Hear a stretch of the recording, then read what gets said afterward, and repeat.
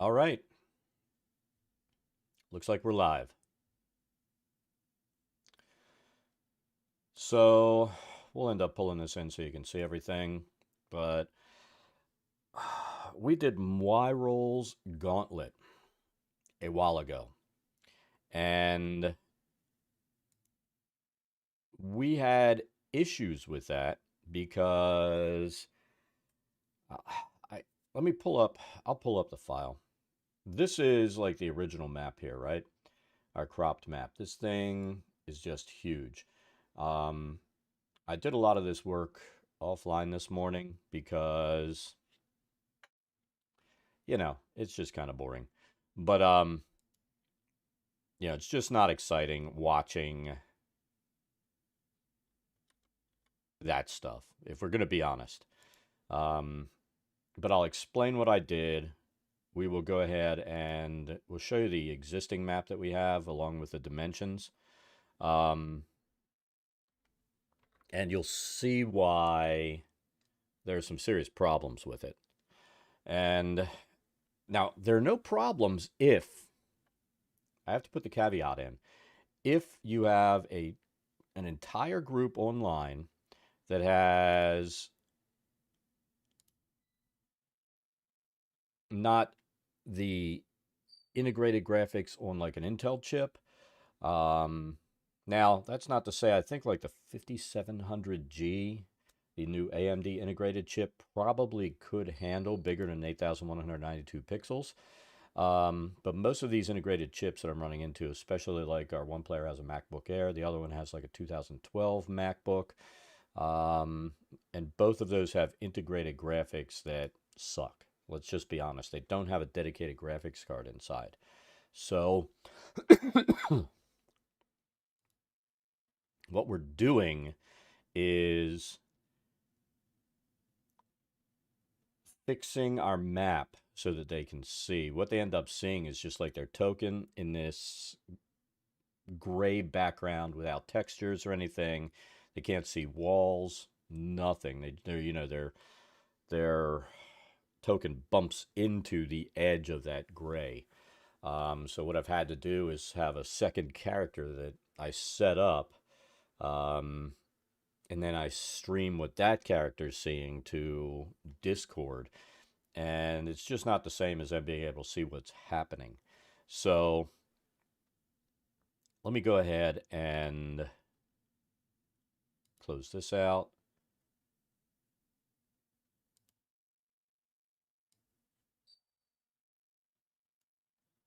All right. So I need to pull something up real quick.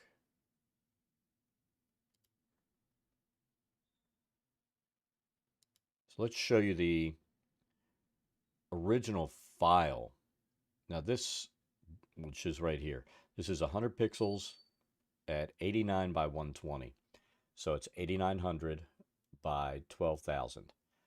Both of those dimensions are too big. I'm possibly on this map, I don't know, 1, 2, 3, 4, 5, 6, 7, 8. See, we can only take 8 off. That would get us to what, 8100. It would just squeak in on that side, but there's nothing we could do on this map. Even if we took this off, it'd be what, 11,100 roughly, and we don't want to strip too much off the bottom. So what I ended up doing,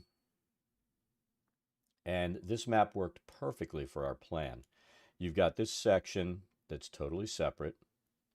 You have this top section, and if you look, it doesn't connect to this other section at all. So we ended up chopping out the top section, that section, and the bottom section. And what we're going to end up doing is inside of Dungeondraft, we're going to build this map using the layers approach. And we'll still be exporting the map as 3 different maps, but it allows us to align everything so that when we export it and stack it inside of Dungeondraft or Foundry, they'll sit on top of each other perfectly. And I'm going to pull up our original map. I'm curious, what did I do on this?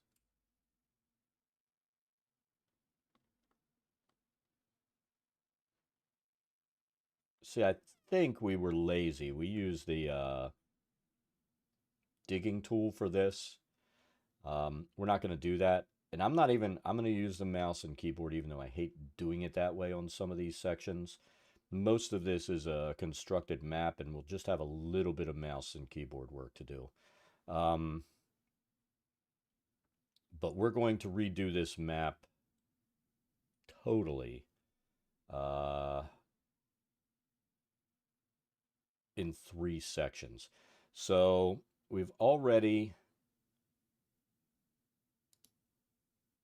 gone in and created our gridded out files, and we can show you that too. And because we took it down so we'd be able to expand it out, we have this, which you can see it's still huge side to side, and or height wise and width wise. You know, it's kissing that 8,000. So we're going to cut a little bit of this river off because it doesn't matter. We're cutting off the expanded dungeons here. Then this one actually works perfectly. It's 69 by 72, but we're going to just center that out on the midsection. And then this is tiny, but we're going to drop that right on the top. Now we're going to end up, I know I did this at 200 pixels. It's the only way we could get it to stretch and work. But we're going to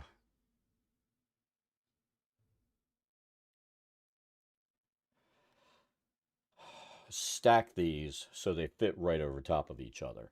And my thinking is we'll have the bottom, mid, and top layer. This top layer, actually the steps on the top go down to the mid layer, and the steps on the bottom go all the way down to the bottom layer. But we're going to use something called a levels module that will allow us to stack these on top of each other, and the entire map will not be wider than 8,192 pixels. And I have a feeling it's going to take, you know, it'll take the same amount of time to map essentially, but probably be a little bit of a pain in the ass. So let's go ahead and get started. Like I said, we did all this prep work beforehand. And if you've watched any of our older videos, you've seen what that prep work is. We sit there and we do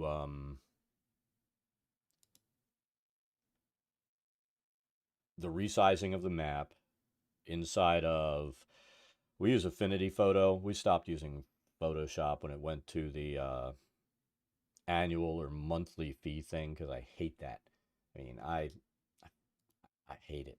And so we use this to chop it down, and then there's another program. What the hell's it called?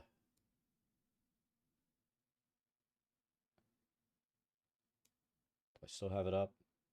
This right here, Map Align. We use this to reset our grid, resize it, and then everything is set perfectly. So let's close this all out. We don't care about that. Don't care about that or that. So what we're doing, we set up 3 levels, and you do that in here. So you've got level settings. We have top, mid, and ground.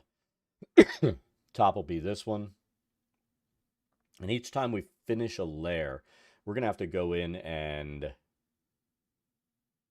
change the trace image and realign it so that it fits. And what we'll end up doing is like between the ground and that top layer, that's what we're worried about them being directly over top of each other. But I'm not, I mean, it really wouldn't make a difference. I'm just doing it because, you know, mentally I have to do that. But we're going to start with the ground level, and then you can even go in and compare levels when you're done and see how those stack against each other.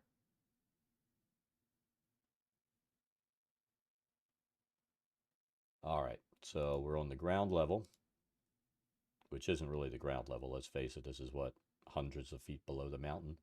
But we're going to go ahead and pull our proper trace image for the ground layer. I might change. I don't know. I don't know why I worry about that background. Nobody's ever going to see it. So let's not even worry about that shit. We're going to pull in the proper trace image. I got to look around this camera. That thing is so wide. And it's weird. This one's at like 1.28. The other one's at 1.28 on the scale. And our normal scale of 2.56 only works on the mid level. I don't know why. But almost always, these things scale out the same. This was one of those exceptions. So, you know, the rule did not apply. So we'll kill this one. We're going to start on the bottom layer. And for some reason, it really, really, really wants to keep throwing me on that last level. I think the software is like, you should be done. We're done with that. We don't ever want to talk about this map again. So there it is at 1.28. We zoom in. It's all squared up. It's perfect. The others, because they're not exactly this width and height, we're going to have to fiddle with. But that's fine. So we'll leave that at 0.27 for our...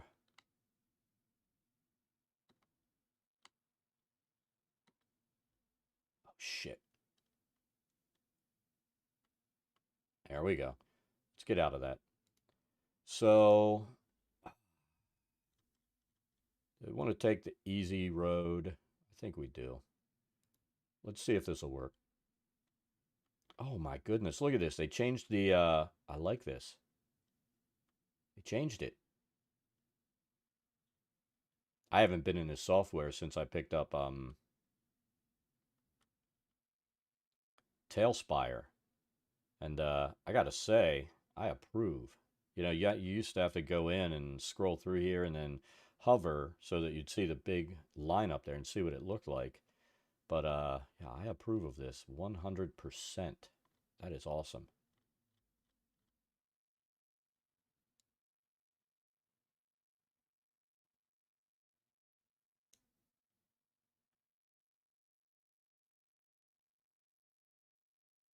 Why is it saying waterfall? That's weird.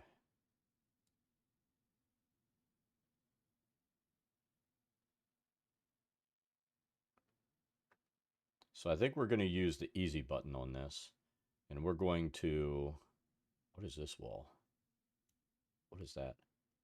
Oh, the graveyard wall. You know what? That might not look bad with this. Let's do a room or two and see what it looks like with that floor.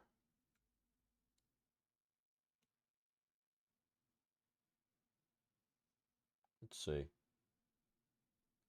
Let's see if it gets the mark of approval. I mean, let's face it, it does fit in with the floor. This is a drow level basically, so yeah, let's go with dark. We'll go with dark, baby. Dark.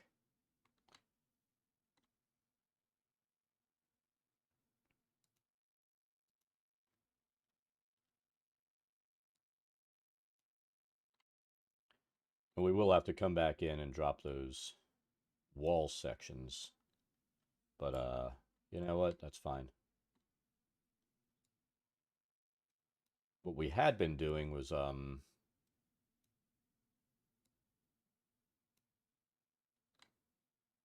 laying down textures and then putting the walls down. So if we can do this quickly, it'll make this redo of the map less painful. But you know, I've been trying to figure out some way to make this work. I mean, I've talked about the pixel limitations before. Um,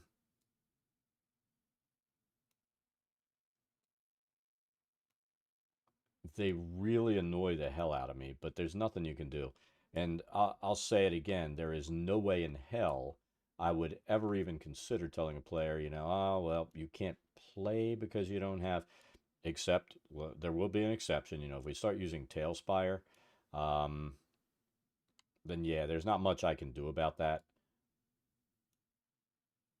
That doesn't work on the max, but I wouldn't even consider using that on my Wednesday game. So that's not an option we're gonna have to worry about. I mean, I've been putting up screenshots of some of the maps that we're creating in there, and the players are pretty excited about the idea of it, but you know, there's not much we can do about the fact that the players don't necessarily have computers that can run that.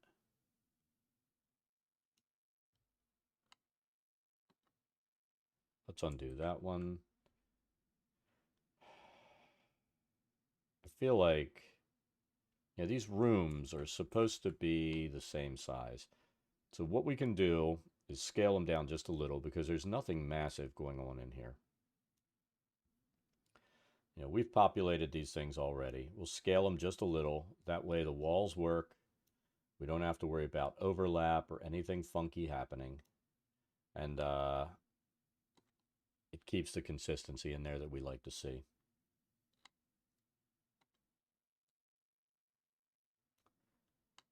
Now, I used to let that kind of stuff really bother me. If I wasn't true to the map, but you can't let that stuff bother you. You just can't. This is where the fireplace will go.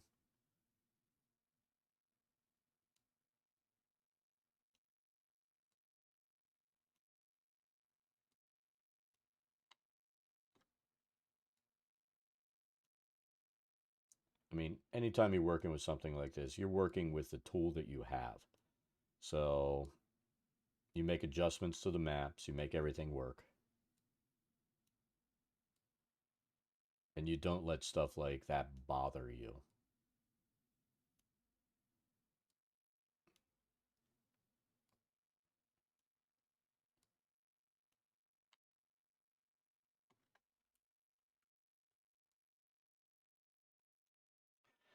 I'd usually zoom in for worry about details, but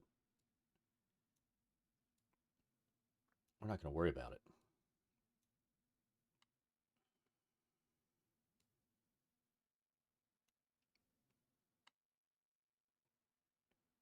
I don't think we're going to use that there.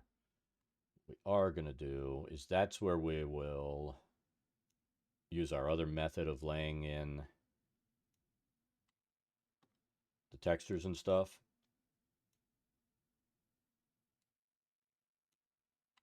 And we'll do that for this little zone here.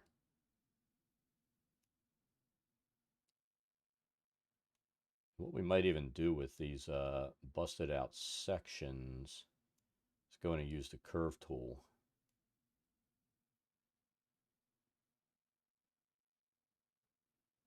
To work that. I've got to remember the keystroke for that. Like I said, I have not used this in a while.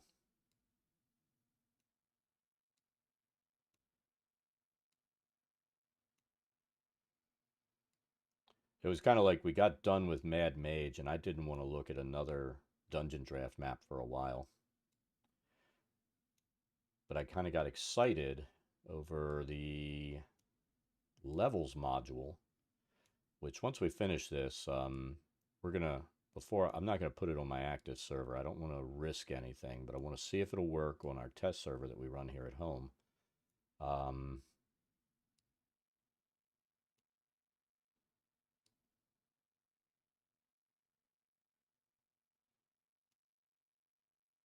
Let's see, we do that, and then these rooms should work out well.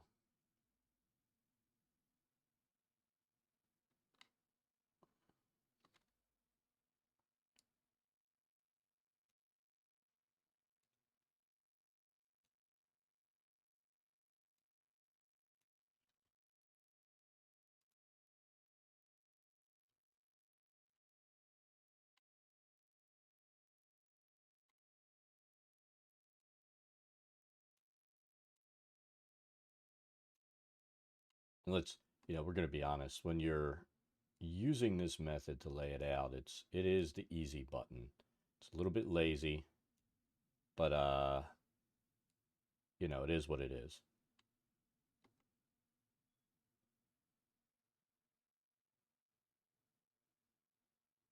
Now, I do need to check one thing before we get too far along. So let's zoom in here. Tell you what, let's get all the constructed zones together because we can always, we haven't done more than 50 pieces. So I want to see if this is going to fuck my walls. This is one of the reasons that you know, sometimes this can get a little bit, the program can get a little bitchy, let's be honest.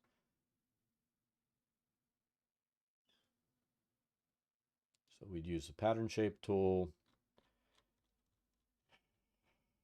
Where is it? I always use the cave floor.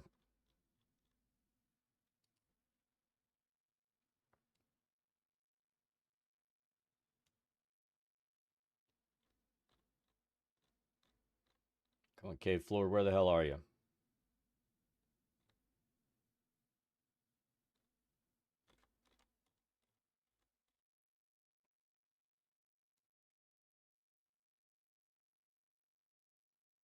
Did we not load in? There it is, right? There it is. All right, so for this, we'll turn snap off. And we're just going to do, let's just do a little section.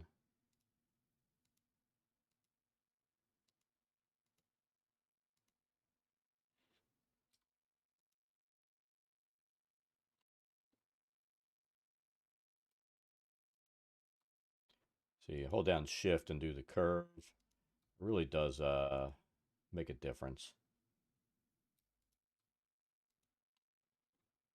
I used to worry about coming in here and doing it with the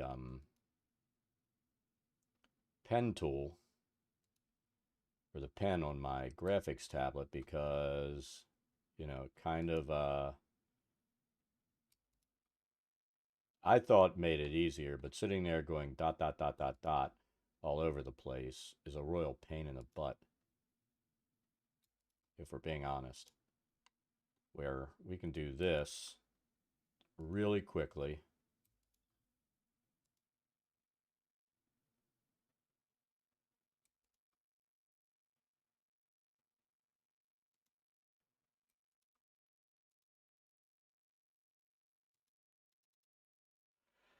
Now, this is where I'm worried.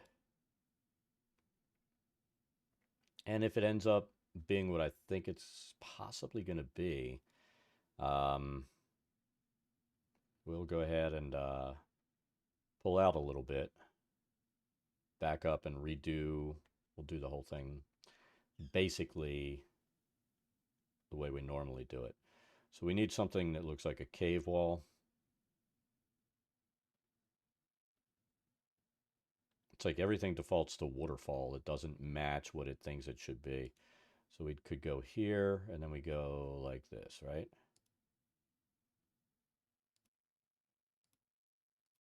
Let's just do this. I'm not going to worry about the shape.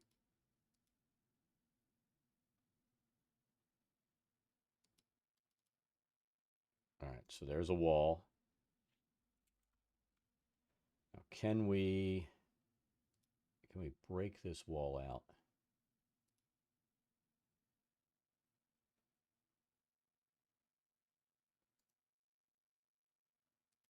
Edit points. See, I don't think we can break the wall out. That's the problem right there. All right.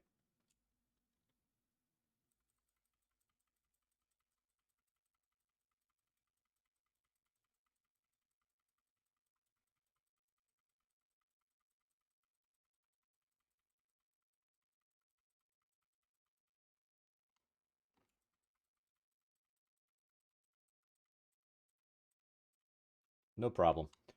All right, so we're going to do this the way we did it before.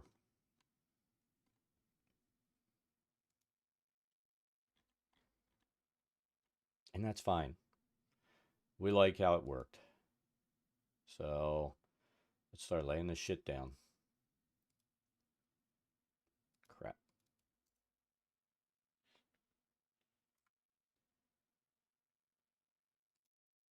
There we go.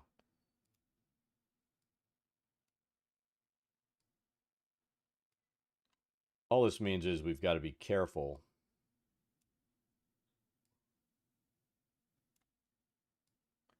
when we come in here with the move tool. So once we're done placing these things, oh, and this is another trick that I use, and I forgot when I'm building this out like this. You saw right there, it covers over the, like where the doors, walls, everything would be, like this stuff in here. So if you take and put this texture, so it's below water, that solves your problem. And watch, you know, it looks different there, but you know, once you back the trace image off, it just looks like the floor. So the below water just sets it below that level that your trace image is sitting at, so you can see through.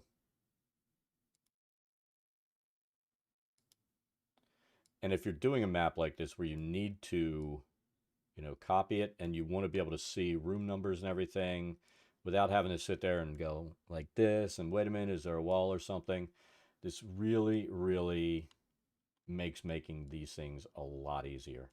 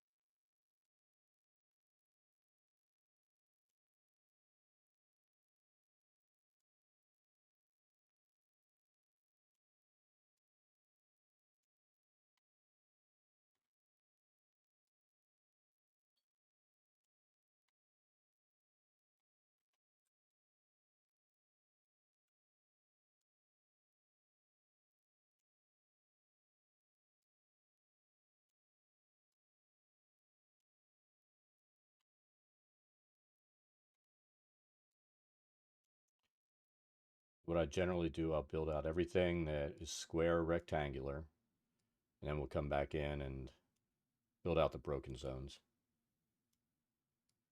And by doing it this way, if we really wanted to, and we forgot what we said before to make these rooms so they're all the same size, didn't we? So we're going to cut these like that.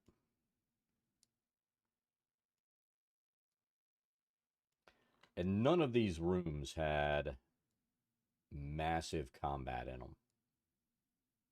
There was like one guy or a couple of dead things, and it's fine.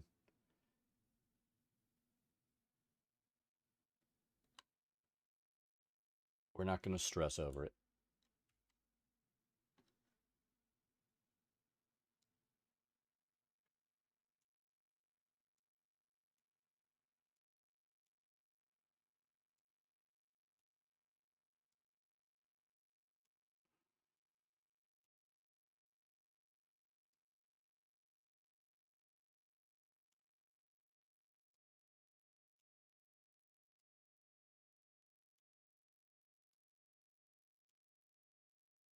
And it really doesn't matter if you overlap those parts or not. And see, this also gives us the freedom because this is like a caved in area. We can put a different wall down and it won't look bad.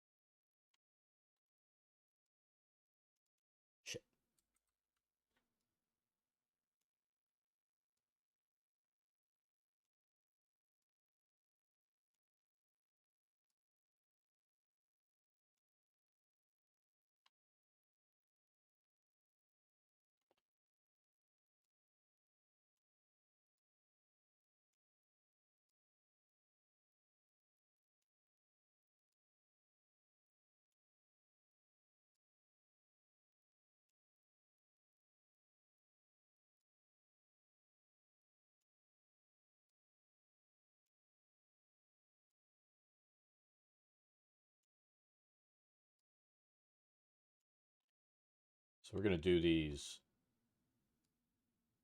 Now we know what we're doing. We're going to do all the constructed zones. We'll lay down the floors over there.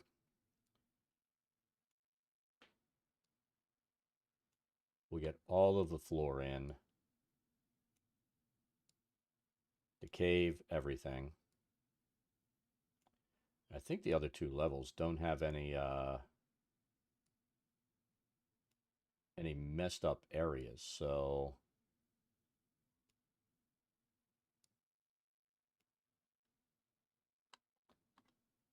and that room actually being square like that, it's a little bit bigger than I made it before, I think. And I think that's like a room full of giant spiders. So the creatures will fit in there better than before.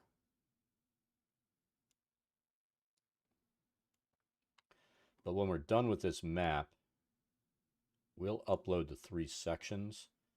And that'll give you the option to use it this way. If you watch the stream when we've actually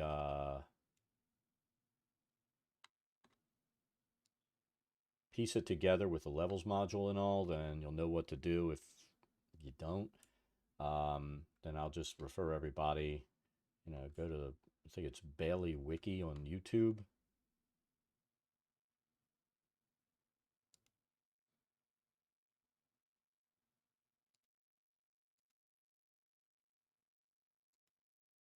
And he gives a really good tutorial on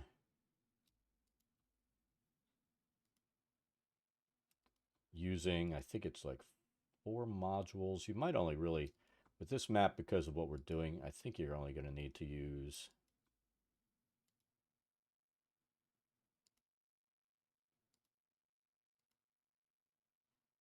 2 or 3 of them. Definitely levels and definitely multi-level tokens. The others, I'm not sure. We're going to experiment. We'll experiment and stream, even though I'm not a real fan of doing that. I feel like you're better served with you figuring out what can go wrong and then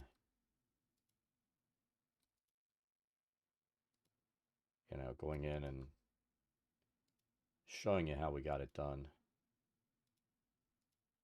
I don't know why I'm so worried about this being rounded.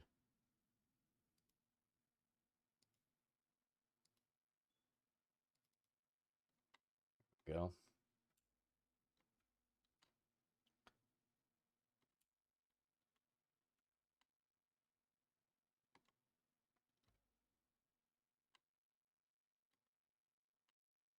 We missed that one piece of room down there. We'll fix that.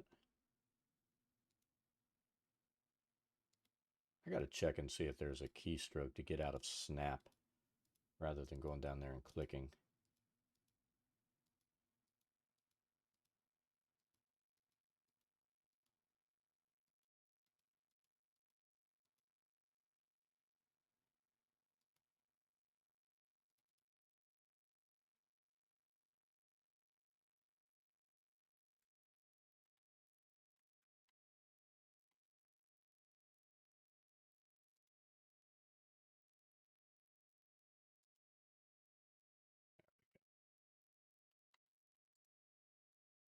That fixed it.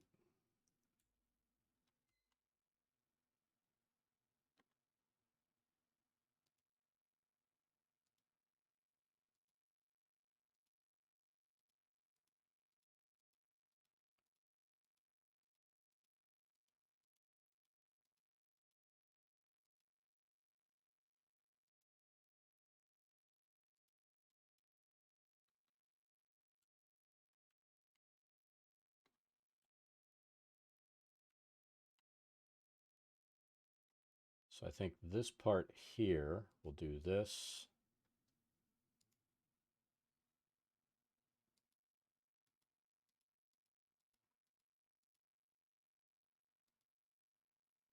We're going to come over here.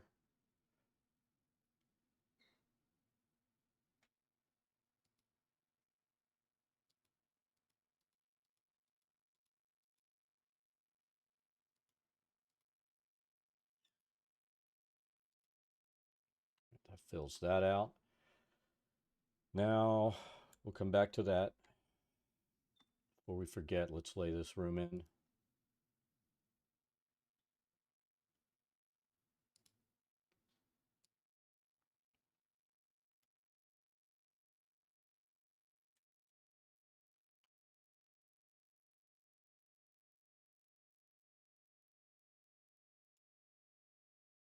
I think I kind of like it like that.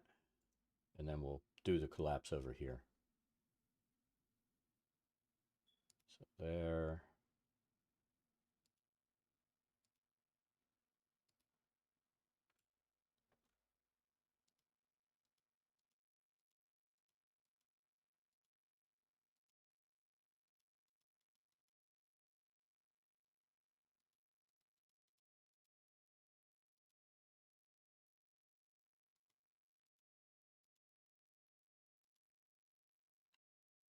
So this will do as a collapsed wall, and then we'll do the tunnel section through here.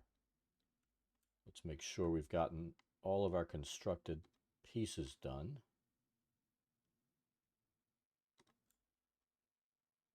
Which it looks like we have. Now we can lay in the cave floor.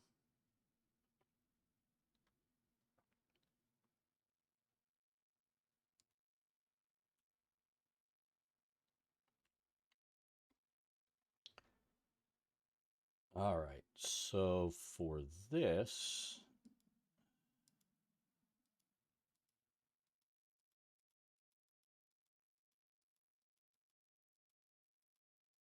I'm going to do this in sections that overlap. Fuck. Didn't mean to double click.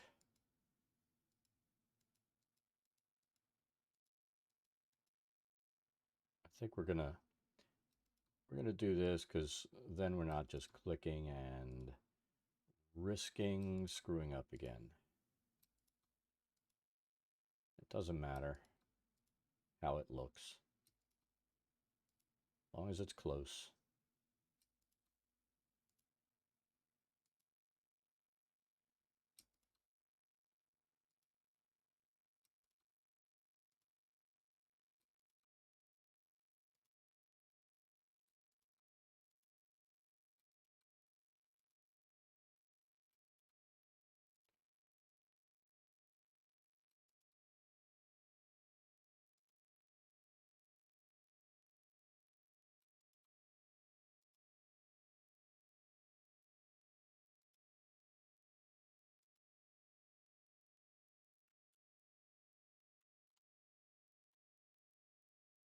Just making sure that's the line of the marble there.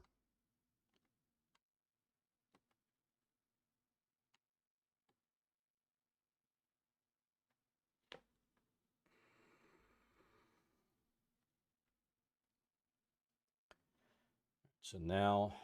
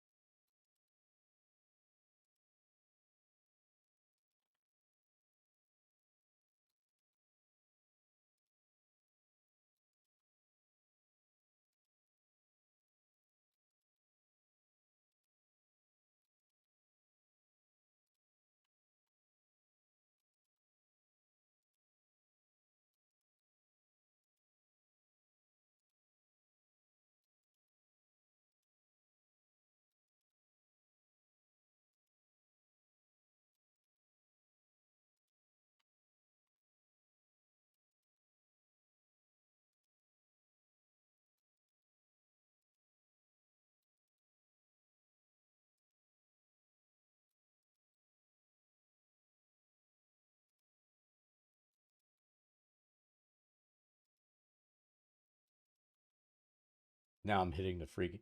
Before I would keep forgetting to hit that shift button. Now I'm like hitting it no matter what, even on things that need to be a straight line. So it's kind of funny.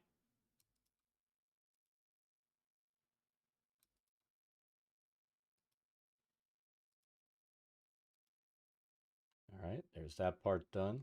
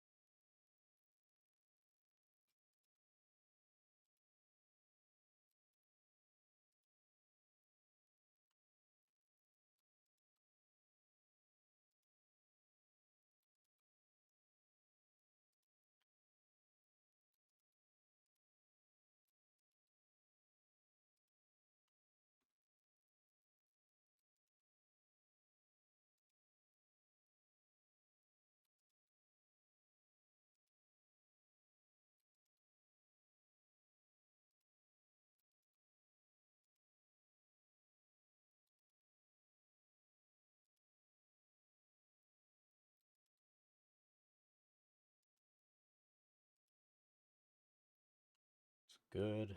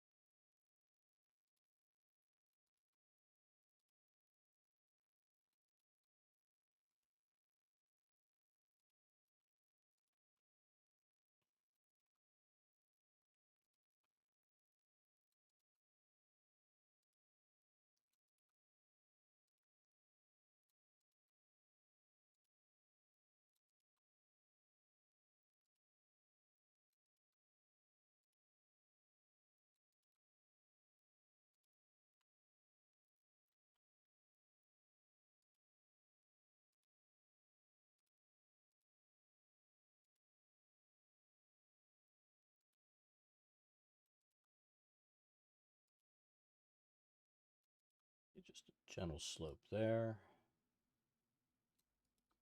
Curve, I should say.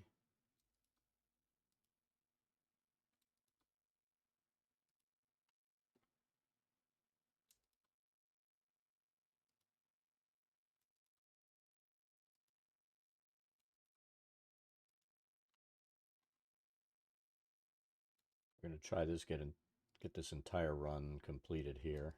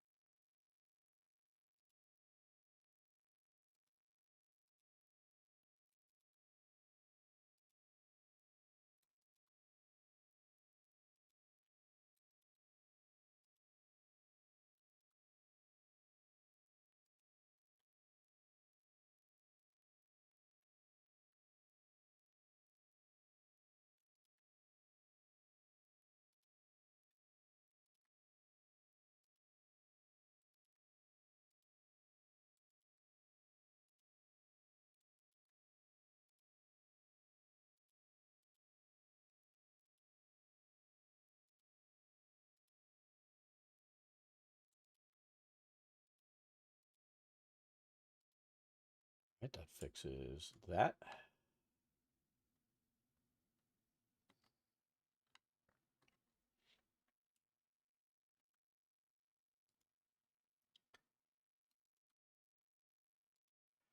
Just think we got to do all these curves and shit again to lay the walls down. But that's why we kind of opted to do it this way, so we can have, you know, what this map requires us to have.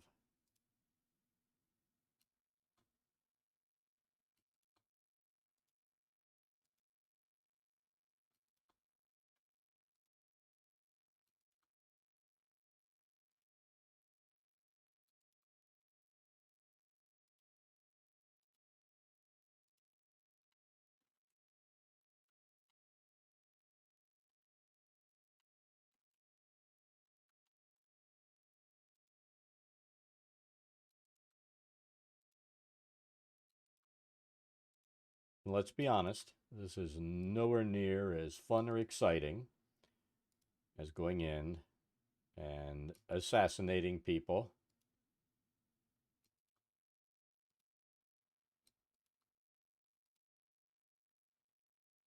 in Assassin's Creed.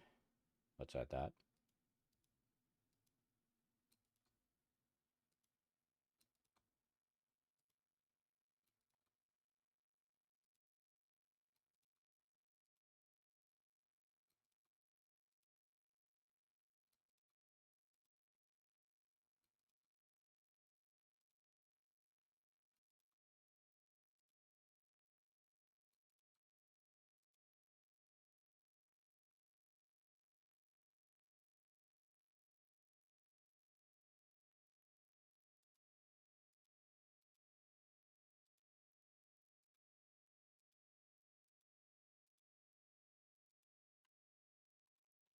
But we got to get it done.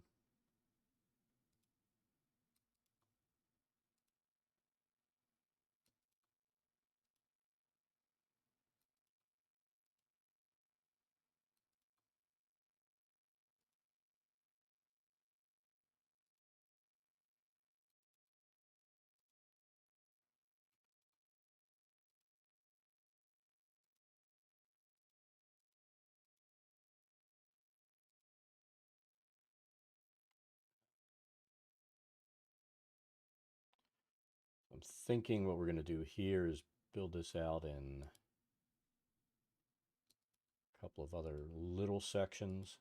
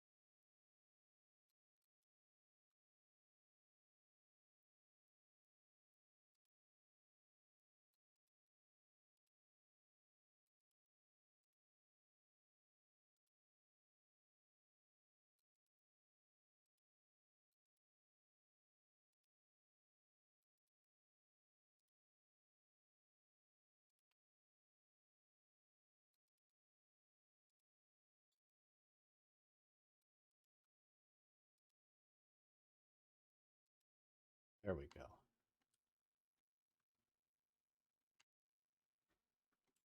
Zoom out. I think that's all of the broken sections here, right?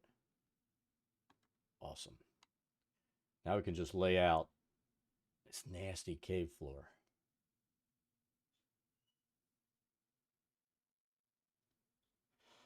All right.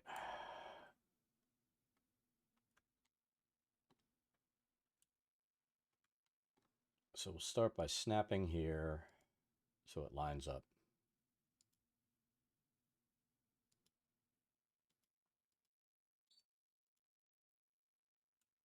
I think,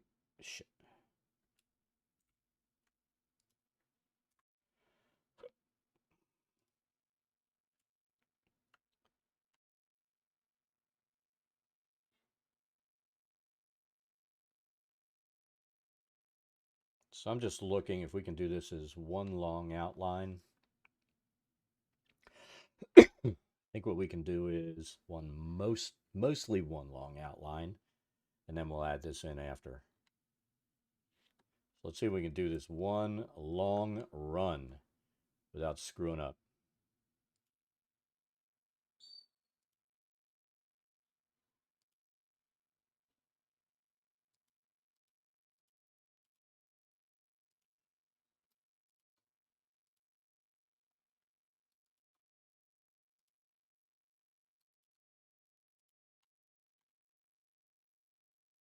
I don't think I'm going to worry about making it as jagged as they did.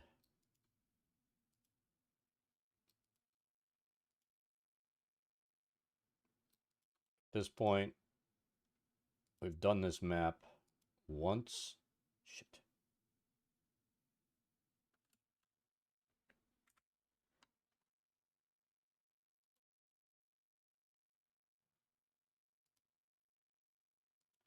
We're not going to be super anal about the remake.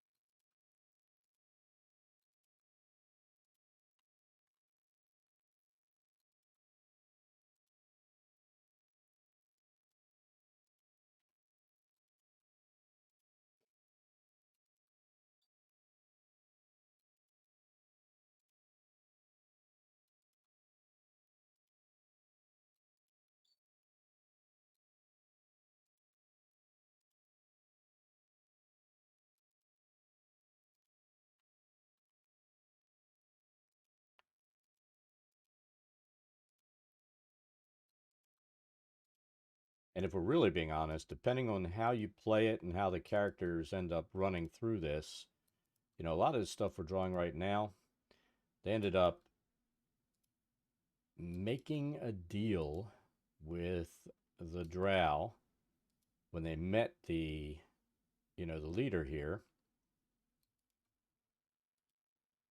which is probably good for them because they would have died horribly if they tried to fight.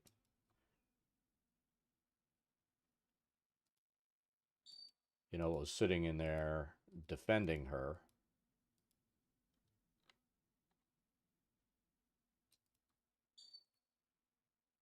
I mean, her one guard is a level 25 creature against these level 11s. The other guard is level 20, you know, and then there's just shit tons of stuff in there. And they would have died horribly. It's one of those things, it's a DM decision. When you have stuff like that, and the description says that, you know, she's a diplomat at heart, even though she hates everybody, you know, because, you know, she's a drow.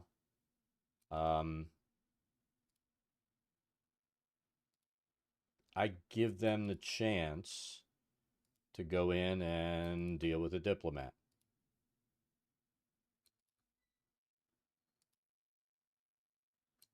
Now, if my group still had the one guy that I kicked, they would have been fighting. He was stupid, dumber than a bag of fucking dirt. And, you know, he'd walk into there, he would have come down, you know, before I could finish the sentence, when they got to the bottom of that stairwell with the drow who, you know, I gave him a chance. I said, you know, stop, who are you? What are you doing here? He would have already been like, I would have seen the fucking dice being thrown with him shooting an arrow. That might have killed him right there with all the shit that was in the room. And so at least now my group on Wednesday has a chance because ding dong, the moron's gone. I mean, I can't stress enough how much I fucking hate murder hobos as players. And that's what this guy was. He was just an idiot. And it ruins the fun for everybody when, you know, especially when you're going through and you run into an NPC that, you know, maybe, just maybe they're actually there to help. But, you know, you run into it and you don't have a choice because Dinglebert Dumblebutt, whatever you want to fucking call him, you know, is automatically going to trigger combat.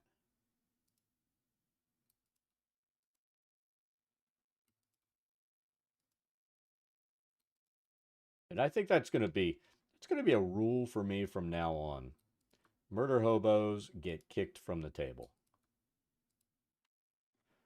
They shall not exist in my games ever. And you know what? If that's your mode of play, then that's fine, but it only works if the entire table is happy with playing that way. And, you know, if it's one person going in doing stupid shit all the time, that essentially fucks up the game for everybody else, you have to figure who to sacrifice. And it's going to be the murder hobo. You know, you give him a chance. You give him a chance to stop being an idiot, but it was too ingrained in him. So that was never going to happen.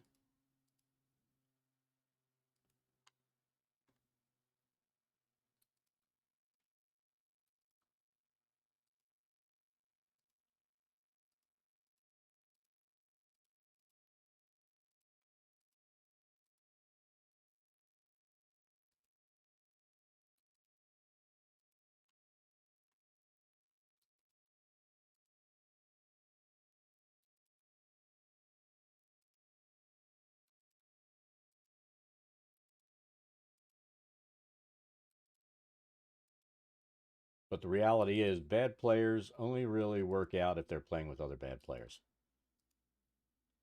And if, you know, being a group of dipshits is what works for them and they're all happy having fun, and as a DM, you're good with it, you know, don't make any NPCs that you plan on using for info. Just fucking have a guidepost campaign where, you know, there's always a signpost saying bad guys this way,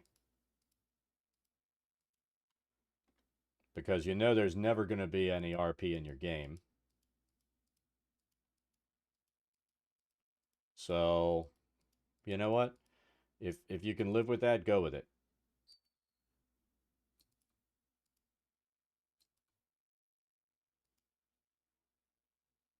It's just not my preferred style of play. And let's be blunt. I've said it before. Sometimes DMs and players, no matter how much they want to make it work, are never going to jibe in their play style. So if that happens, you don't try to force the DM to change the way that they play or run games or their expectations. You just find another group to play with.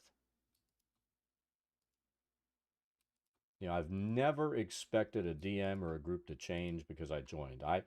I would fucking go in and adapt to the group. Now, if they are murder hobos, I'm probably not going to end up playing with them.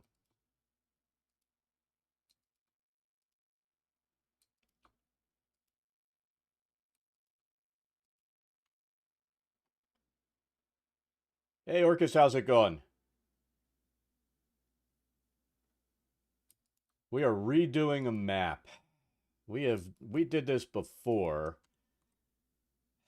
I kind of said fuck it because it was a massive map. And I thought, when I made this map, downscaling still worked on the Forge. But they turned that ability off. So now I'm going in and we're going to build this out. We're going to experiment with the levels module and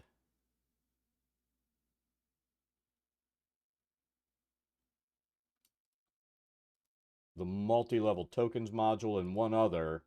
so that we can stack. We tore this map apart into 3 pieces so that it doesn't go above 8,000 pixels on the side. Because my Mac users, you know, they have shitty integrated graphics on their chip, so they're not able to view the map. So doing it this way, I'm able to keep down the sides, redo the map, and also get the fun of experimenting with some modules. I honestly wouldn't be doing this if it weren't for the fact that there's some modules that'll make this thing work easily in Foundry. Or semi-easily. I mean, there's going to be a little more setup involved, but you know, it's like having new toys. Guys gotta have some toys to play with, and that's what we're done.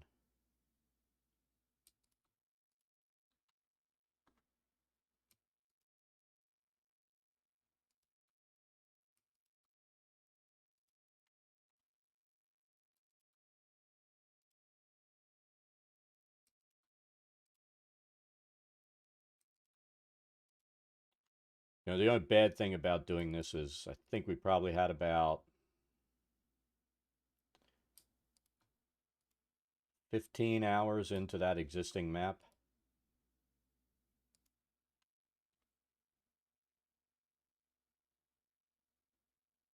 I'm going to do it here so that there's some overlap. And you know what?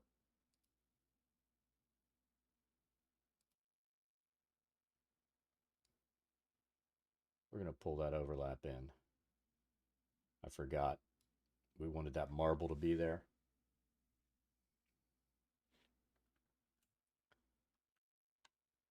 All right, so that gives us that zone.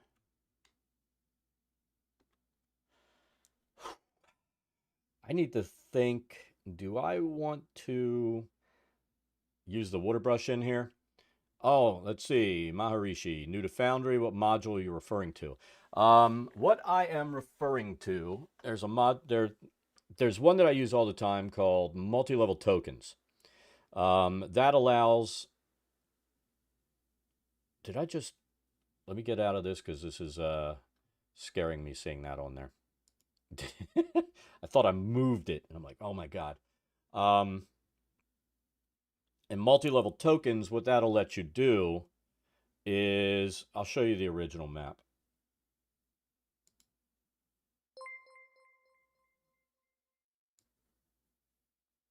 Maharishi, thank you for following, subbing on over there. But let me show you. So this is it's a huge map. It's 12,900 one side, 8,900 on the other. If you're familiar with graphics limitations, anybody that has like an older Mac or even like a new MacBook Air with integrated graphics, they have an 8,192 pixel limit. What that'll mean is like all these textures and stuff we're putting in, if on this original map when he built it, like you're seeing here, the black and white that we redid as a color map with textures, stuff in the rooms, everything set up, it means that those players can't view the textures. They just see gray, they bump into walls, they don't know their walls or anything else. It just sucks. So what we're doing, we broke. This map was really convenient for our plan too. We broke this section out, that's a level. And in Dungeondraft, you can draw on multiple levels. We have it set up there. This one here, if you look, this part that I'm going through here does not connect with this part over here. So we chopped this out and we chopped that out and created 3 sections. So we're going to have a bottom, mid, and top layer. They're going to stack. And you stack them using a module in Foundry called levels, I believe is what it is. And then there's multi-level tokens. As the map is right now, I used multi-level tokens to create basically teleport points where, you know, if they're on this lower level, they hit the steps, they go up. I have them all go in that square. I'm like, everybody get there, because I don't want them going back and forth in and out.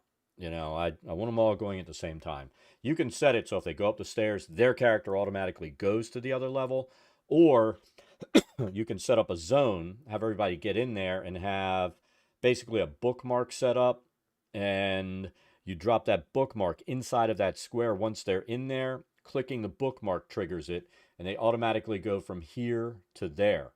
So that's multi-level tokens.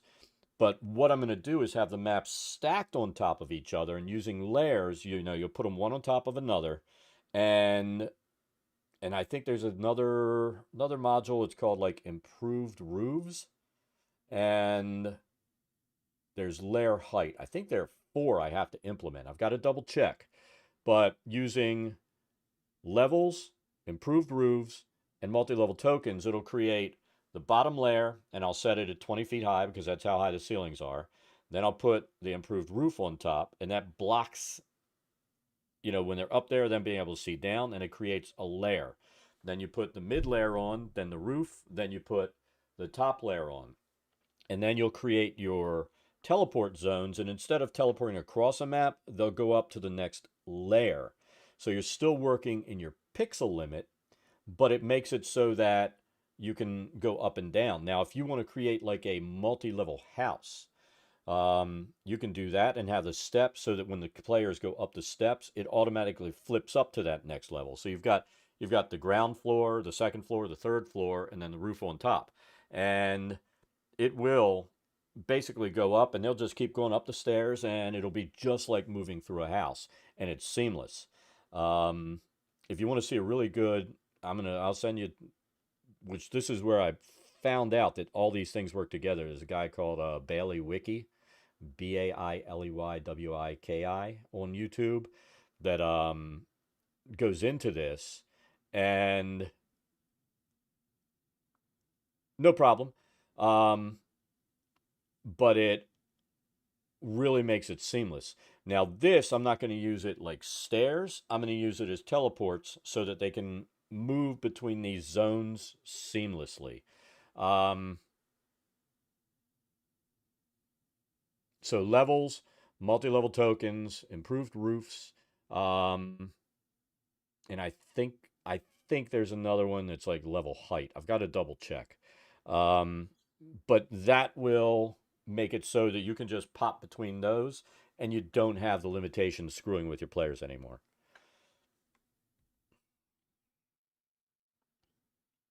I mean, technically, they're just going upstairs, but it acts like a teleport. So, and it was funny that you say that. The one player had missed last week when we got on this map, and they got to use the stairs for the first time, and it did it, and it went pop to the other thing, and she's like, "Oh, cool!" So you never know what's going to get players excited.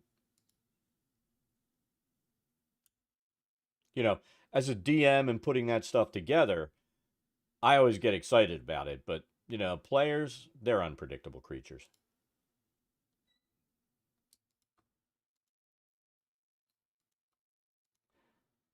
But no matter what, it beats.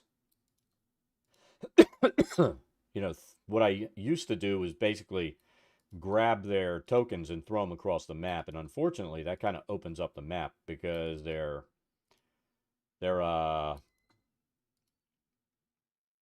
seeing that zone even though they're not seeing it. So once I found multi-level tokens, that took care of that issue for me. And now that they did some improvements in here and some of these modules, you know, there's no reason not to implement it, other than you're gonna have like massive piles of modules in your game. I think I'm running like 20 modules right now. I've seen people running like way, way worse.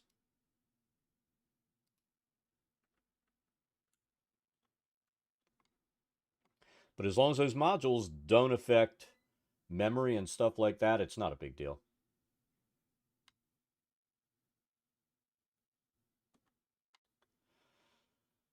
All right, so that's basic layout there.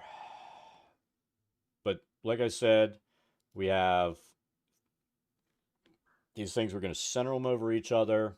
get it all set, and we'll be good to go. So now we get to draw the walls in. You had to dump some of them. Yeah, I mean everything you add in adds to the memory that your players are going to use. So, and while a module sounds cool, you've got to sit there and think, wow, how much bandwidth does everybody have that I'm playing? What about their PC? My Mac users, they're always an issue because, Mac doesn't necessarily play well. Um, and let's face it, these things really haven't been made. They don't make them for Mac. They just don't.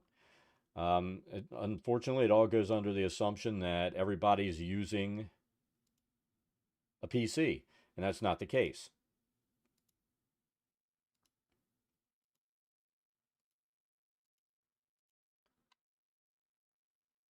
I mean, it's a damn shame that sometimes it almost comes down to you sitting there thinking, well, I might have to limit a game to people with, these requirements on a computer.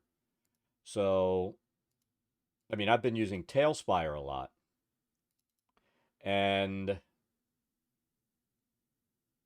I really like Tailspire, but to do maps. I haven't used it for a game yet, but I know that at this point in time, even though you've got Wine and a few other options to be able to run Windows programs, that that's probably not an option for my group. And it's mostly because they use Macs because Macs are easy to use and they don't like having to learn how to use a computer. Um, and I'm not going to take the time to learn how to do it, which would require me to buy a Mac, which will never happen. Um, so I won't be able to, with that group, use Tailspire to run a game, which is kind of a shame because Tailspire is flipping awesome. But you know, you've gotta live and play within the limitations of your group. And the fact that the limitations of my group involve max that can't see the big maps, I'm going to redo my maps. It's not that big of a deal. Like I said at the beginning of the stream, this gives me a chance to play with some new toys.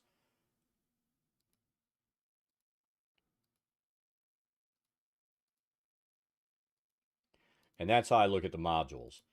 It's letting me play with new toys.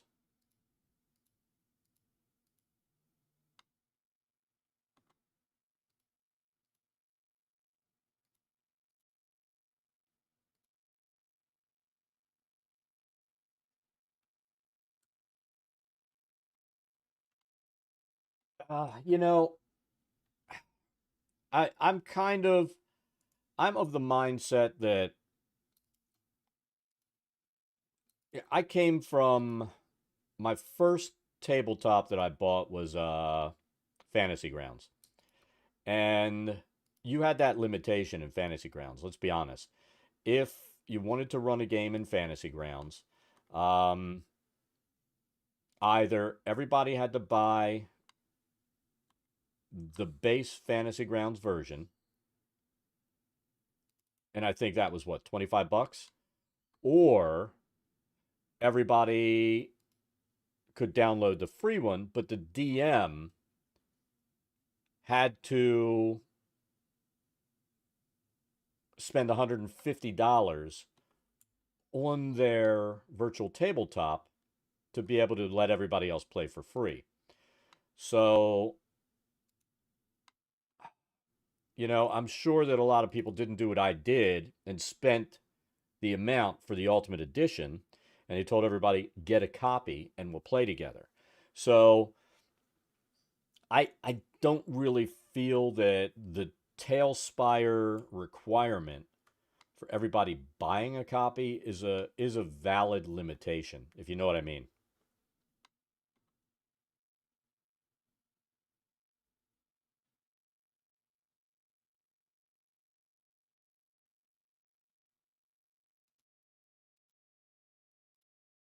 Well, regardless of whether you were playing using the expensive one or everybody bought a copy, you were still, no matter what, you were never using the, and I'm going back to original Fantasy Grounds. You were never using their servers. Now, when they came out with the Unity, you have the option to use their servers, which, I had no interest in doing. I still ran it locally. Um, but I think a lot of people had issues with setting up their NAT and everything at home so that they were able to force it through their modem. They couldn't do security settings. And you know, Fantasy Grounds was a little more tech heavy on the initial setup. And if somebody's not really good with setting up their network requirements, then they would never get connected. So, that was the downside to that. But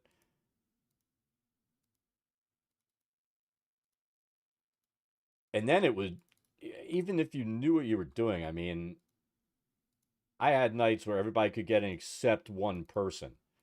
Um, and it would just be really crazy.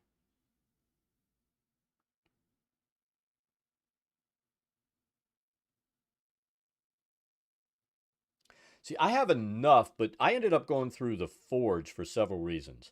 If I play a public game with, people that are not like my normal group that I know in person in real life, I'm more comfortable using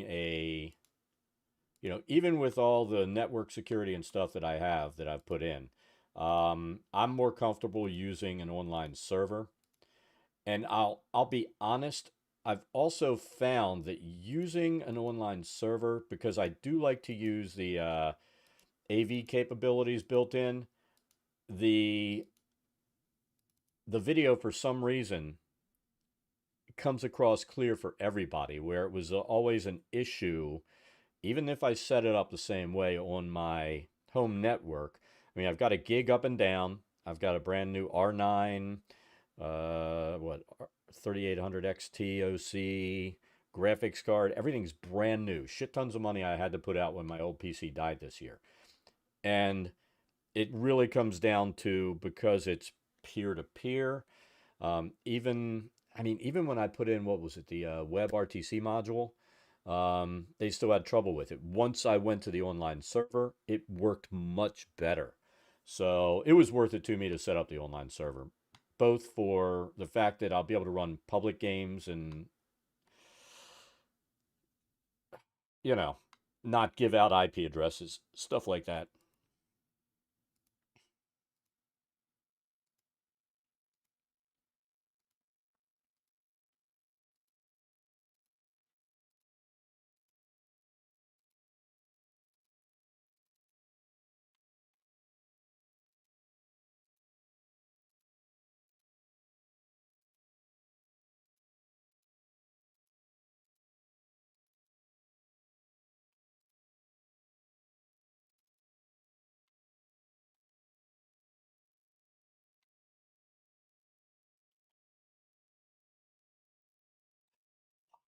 Did I miss that one? Oh, I thought we did that. What happened there? I think Tailspire, they've said they may end up going the route where you'll be able to host it locally, um, which would be nice, but I'm not that worried about it.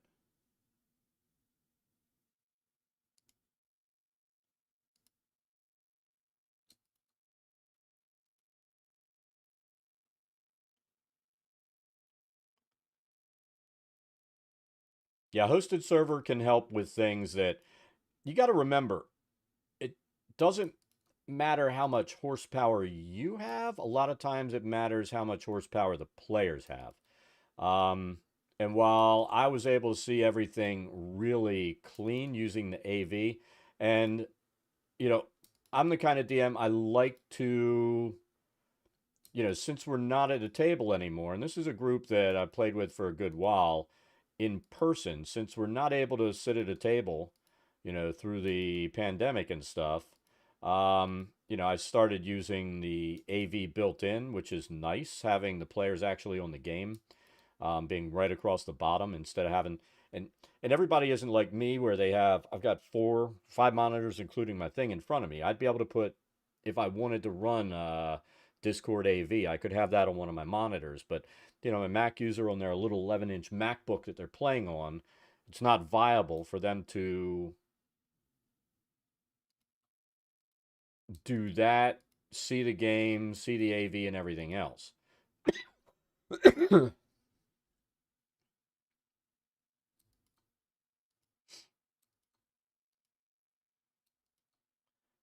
But I mean, at this point, I've been messing with Foundry since not since it was running when they were running it just through their Patreon, but once it came to like open beta, um, I bought a copy and I never turned back.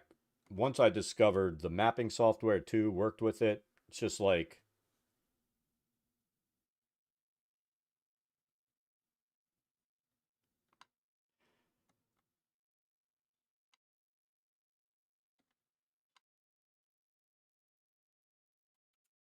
yeah, I haven't done it for a while, but I mean, I was system admin and stuff and had security certifications, all that crap.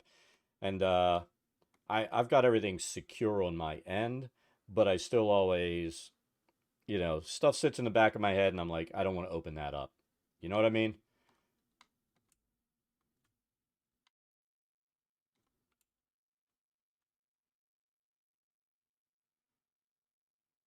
It's one of those things, just like it's not worth it when I can spend I think I spent $75 on it because I had a coupon. I spent 75 for a year's worth of hosting and it works fine. It would be lovely if they ever get their image optimization back up so that big maps won't matter. But I don't have to worry about updates or anything. Everything's done for me. I'm getting a little lazy.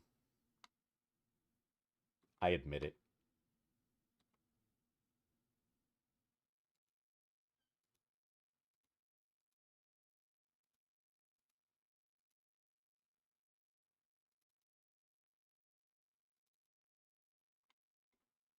We'll pick our cave wall down here. Same thing here.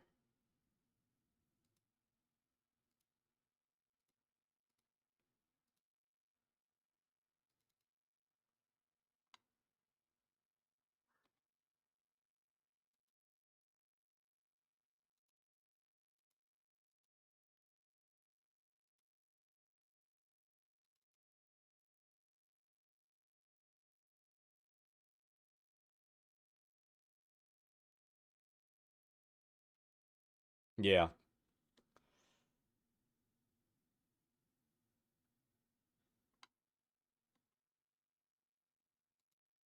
I mean, I'm so paranoid about security. My kids get mad because I don't give passwords or anything in the house. They don't know the network password. They don't know shit. I'll set it up on their computer, and that's the end of it.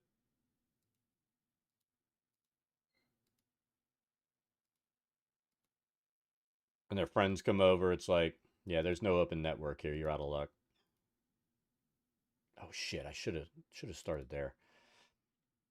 Yeah, Dungeondraft is awesome because it integrates these walls and stuff that I'm drawing integrate perfectly into Foundry. It's a $20 program and you can't beat it with a stick.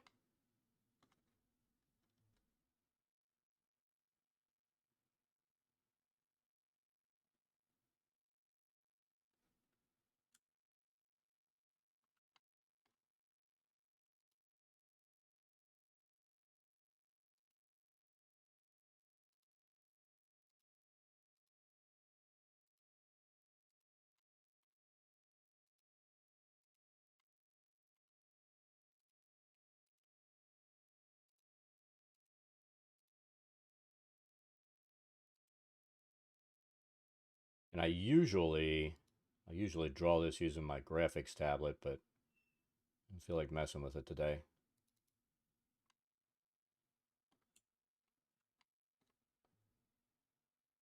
And it's the second time doing this map. If it wasn't for the fact that I get to play with the new modules that I want to throw on there, I'd be annoyed that I'm redoing the map. I admit that.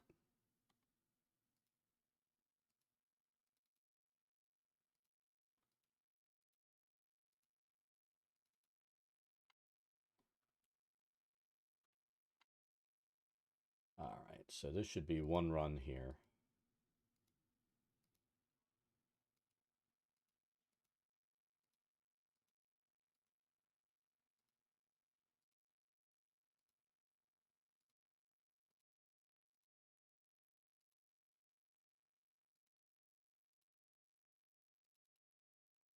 So I had done an old map in multiple sections before, but that was before we had these level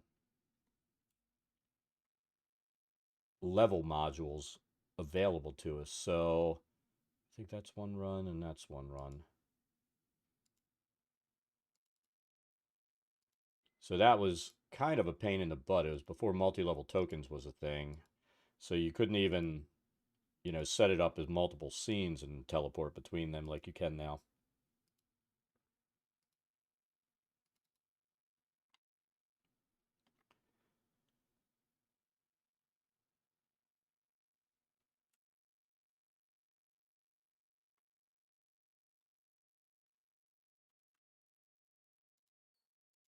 Yeah, everybody, I've had people talk about tiles, and honestly, I much prefer this, drawing the map myself and then importing it.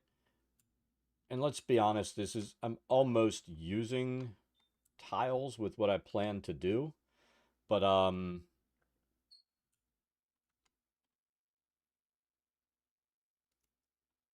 it's just going to be cleaner.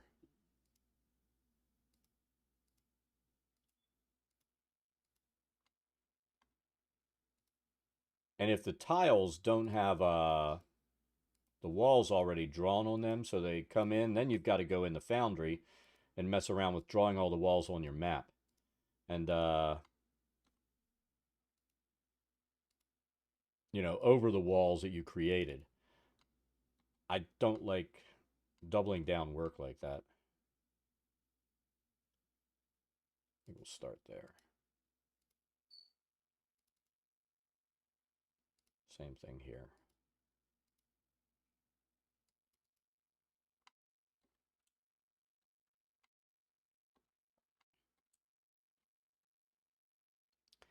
See if we're missing any walls, and then we'll start doing the cave walls. Yeah, we are missing walls.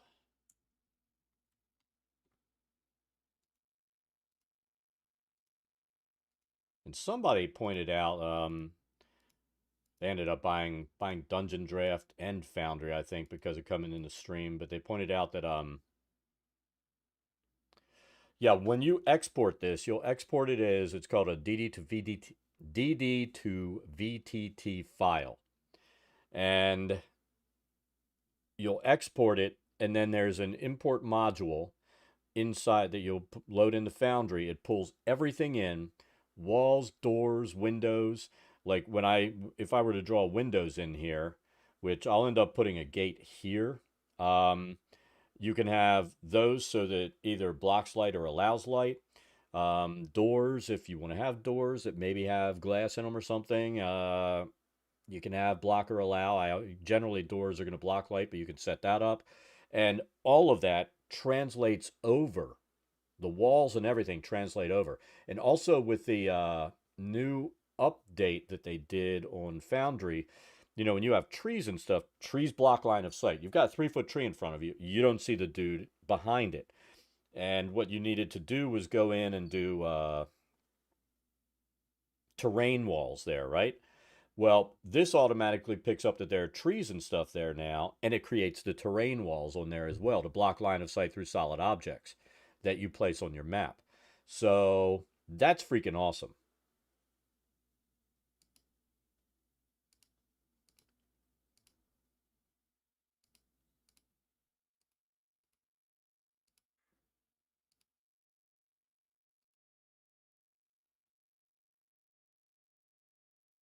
It is. It is cool as shit. That is the only way to describe it.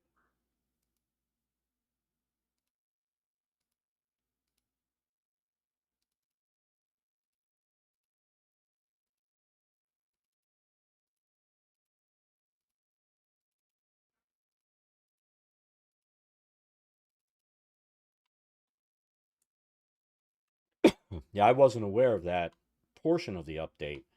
And when they pointed that out, I'm like, "Oh my god. That just made my life so much easier."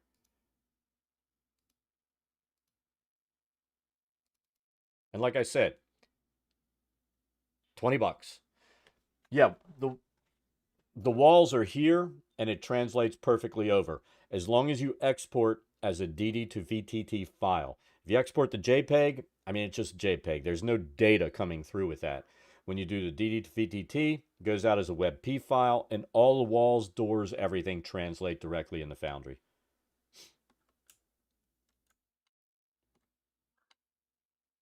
I tell you what,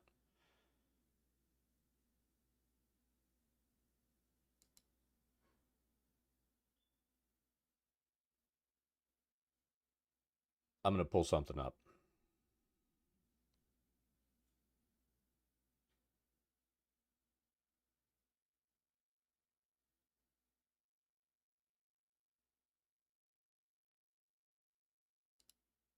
Come on. I'm waiting for Foundry to open. There it is.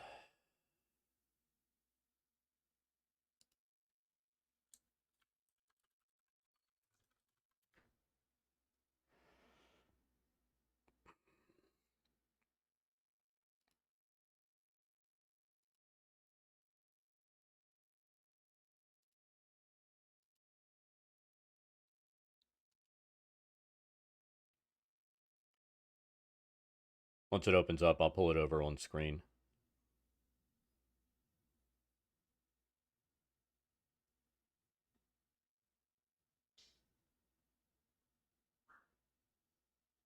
There we go.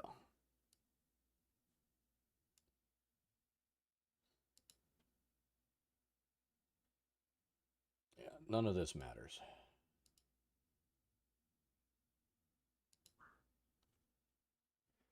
You can tell I haven't come into my local server in a while. All right, so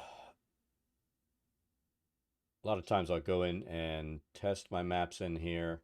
So this is what I did before, like Sargoth level, and this was using just the basic things, but I wasn't happy with this. I ended up redoing the map. But this is what I was talking about. I ended up doing the map in 4 sections, and then I had to just reload the characters into a new map each time. Um, so here's a tavern map that I brought in. I did this just to do like practice encounters with like a new group so that before we play they can learn combat and stuff. So if you look, this was built in Foundry. Let's go to, tell you what, transition to daylight.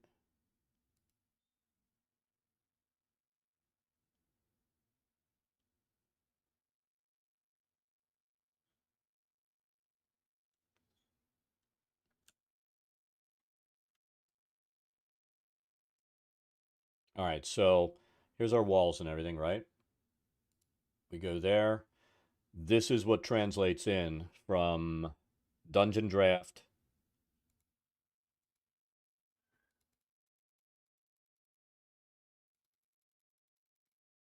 From Dungeondraft to Foundry. Here's our walls, doors. Um, Here's a window, and I'm pretty sure that's set up so that you can see outside. But tell you what, let's do this. So there's our line of sight. The door's open, door's closed, no more line of sight. Go in here where the windows are. They can see out the windows. The line of sight comes in there since I allowed light to come through. Um,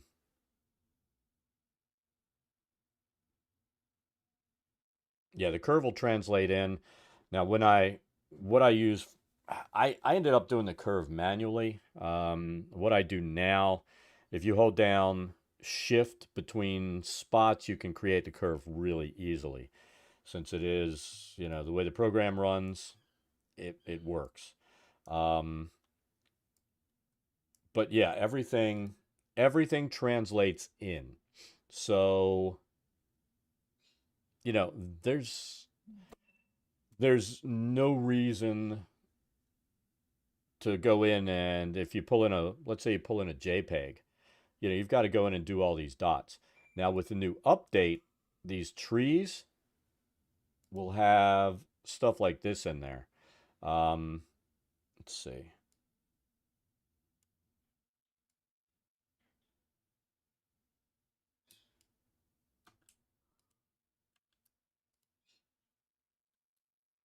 You'll be able to have your why is it not working?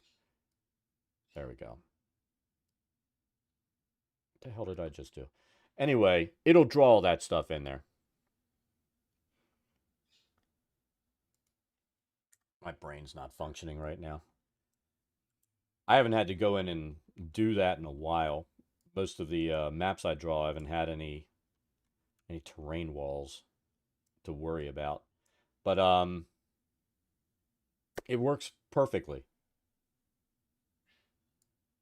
And I mean, you're familiar with everything else in this. But let's see, Slither Swamp. Yeah, that was the original Slither Swamp. I think I redid Slither Swamp because I hated this map. I think I did.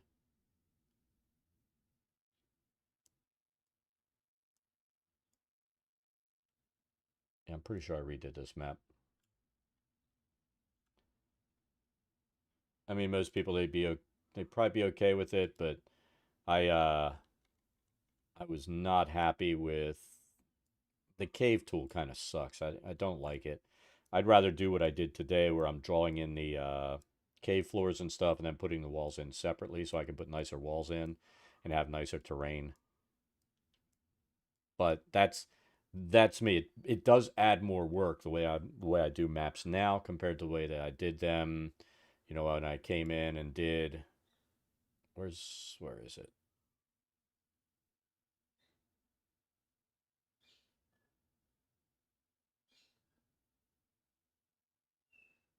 I might not have pulled it into here, or I deleted it. I'm not sure.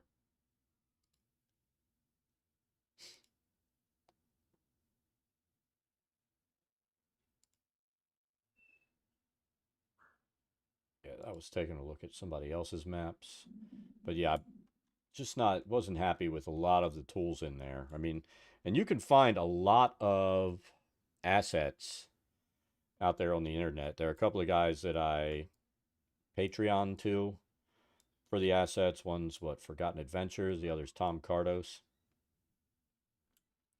because the assets look a lot nicer. So it's worth it.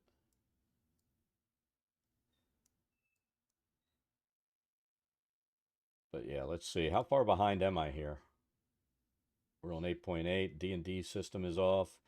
Yeah, we need to go in and update this before I play with the new stuff this week. But, once we take the trace off, I mean, there's our map. And, you know, can't be unhappy with that. It's definitely nicer than the built-in assets that are in there. So definitely recommend. I mean, here's what I would do, and this is what I always tell everybody. If you get it, it's only $20, so mess around with the built-in assets, play with it, see how you like it. I think there's a site called cartographytools.com or something like that that has some smaller packs that you can use that are free, but it doesn't have like all the assets that you get if you go in and actually do the Patreon off these people. So you can see which art style you like your maps to be and make your decision that way, which is what I've done.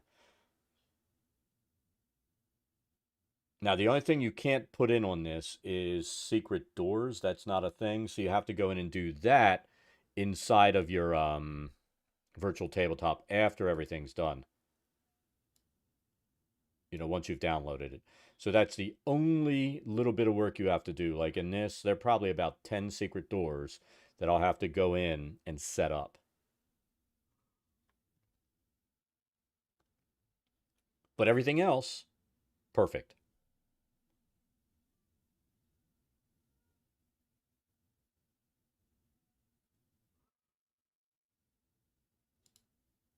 All right, so let's pick a cave wall. I'm going to make sure one more time that we have all of our walls in that are not cave walls.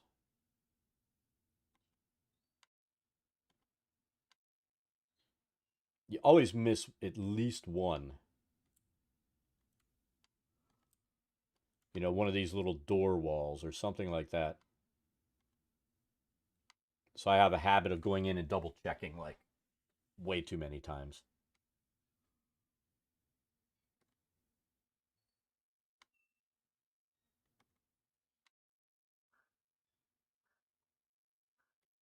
But you can tell this is the art difference between, the stock assets it comes with. These are the walls. They'll be the color you see over here in the drop down versus, the ones that I've downloaded from various Patreon packs. So, and then if you go in, to items, objects, like this is the art style of the objects. Not horrible. I've made some maps that aren't terrible with it, but I much prefer, like if I'm looking for rubble or something like that. Um, rocks like this versus rocks like that. It just looks nicer.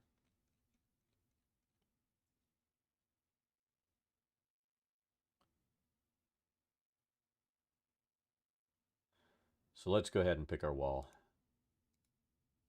I have a tendency to use, I could use that. I use that sometimes, but it's so damn thick. We really need a good cave wall. I might have to see if anybody's made one.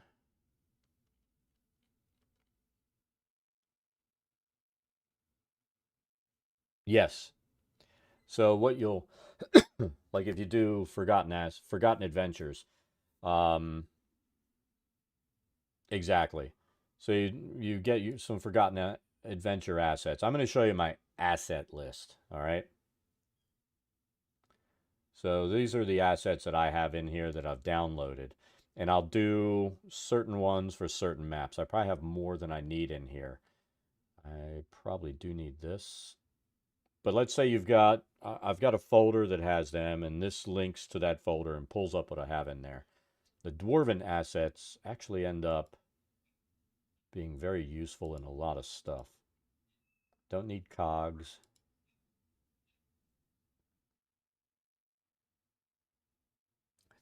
I think I might need something in there. So you would go in, accept, do that. You'll save the map, and then I always do save as. I do a double save just because, I'm always paranoid about my saves. And this program, when it first came out, I've had it since it first came out. When it first came out, I ended up saving every 2 to 3 minutes because it would crash. Now it doesn't crash anymore, but I got in the habit of doing a lot of saves. I'll still do it once in a while, and I generally will do it after an update. But, where you get paranoid that it's going to lose your work. And I also set the save points to every 2 minutes, no matter what.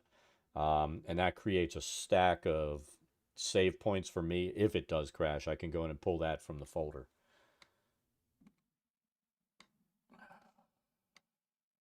Oh, we still need to pick a cave wall.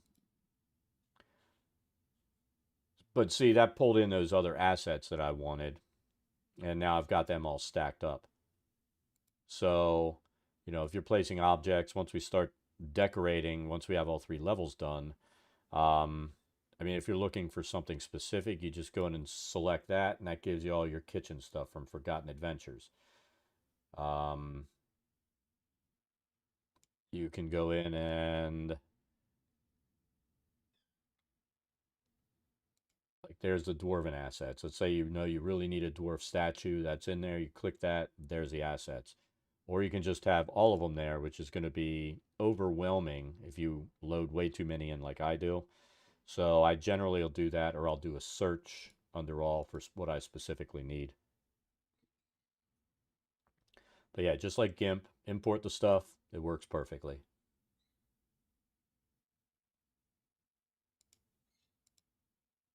Dungeondraft is flipping awesome. And now you can take, let's say you've got assets that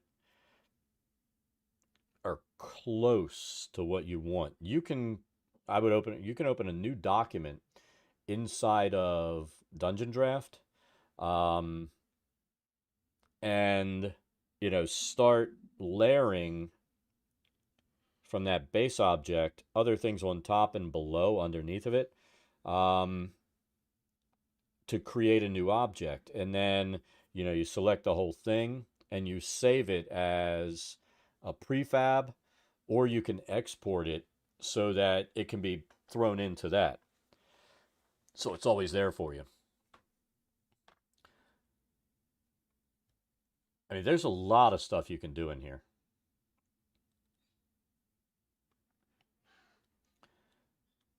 The only thing I can't do is decide what wall I want to use. I don't think I want the rock wall, but I need something to differentiate the cave-in wall and the tunneled out wall. So yeah, I'm dual streaming right now, Twitch and YouTube. I'm gonna be strictly on YouTube after October 1st.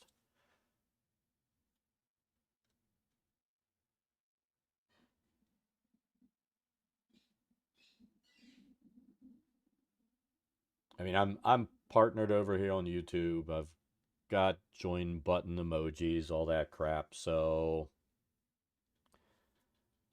I'm moving to YouTube permanently. On Twitch, you kind of get tired of, if you want to keep your streams alive, having to pull them over to YouTube and all this kind of stuff. This way, it's all there. And I've got my page set up so that it's orderly. So I like the fact that I can have my streams, VODs, and everything in one place. I don't know that. You know what? I'm going to end up using this same damn wall I always use. It's like an old habit.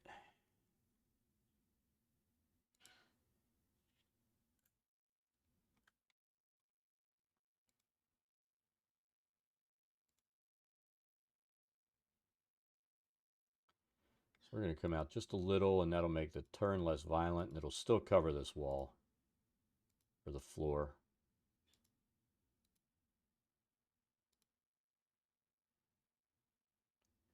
That's the benefit of using this thick ass wall. You're going to see this thing is thick.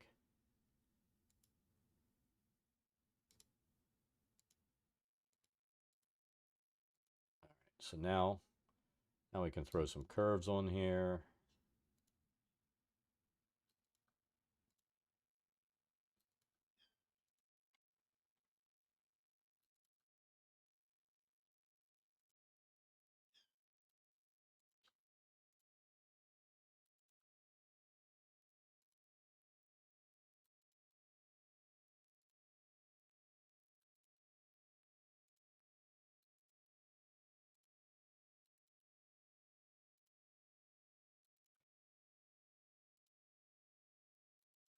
Now, if you're doing a constructed room, um, you can use the building tool, and it'll do the walls and floors all at the same time. Now, I'm not able to use that on this map because I can't bust holes in the wall after they're solid using that building tool. So what I'm opting to do is place the different walls on here the way that I want. It adds a little more time, but it's letting me do what I need to do to make the dungeon look the way I want it to look.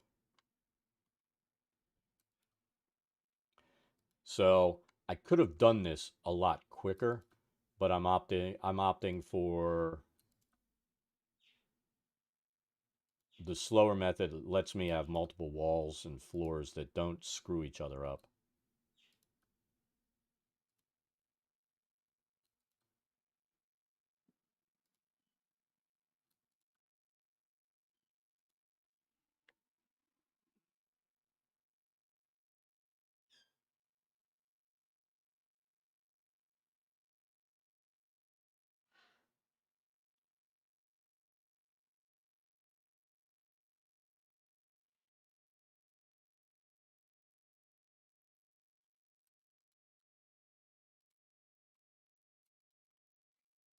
I mean, I used to do a lot more VODs over here on YouTube. And I plan to try to start doing at least one a week now again. Um, on D&D content and topics and stuff like this. See that? Oh, that wall is so ugly and it's so thick. I can't do that. I can't. See what I mean? That is just way too thick.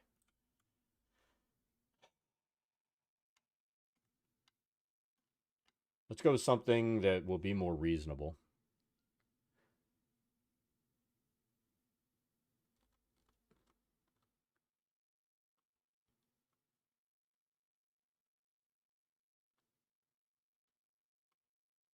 I feel like, see, that matches up the other wall. We're going to use this.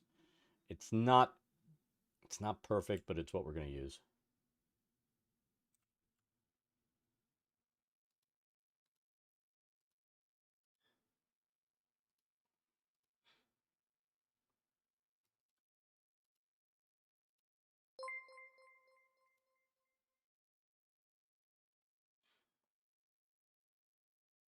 Ah, Harishi, thank you for following over there.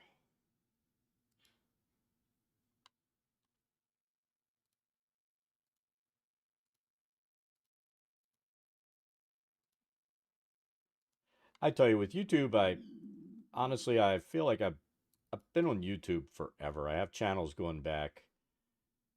Oh man, I don't even know when I put my first channel up there, but I think I've been on Twitch since what, 2014.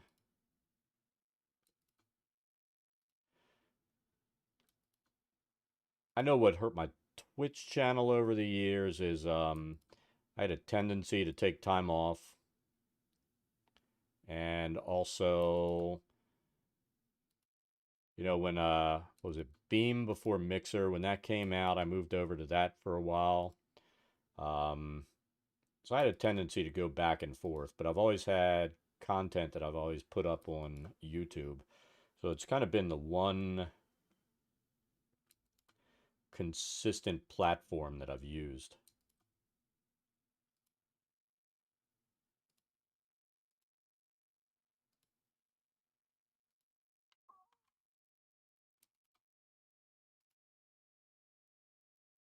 And at this point in time, in my mind, it just makes sense to finally just make the move.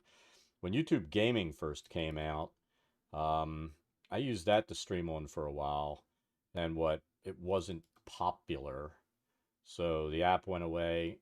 Honestly, the YouTube Gaming channel was actually really nice. Your discoverability was good.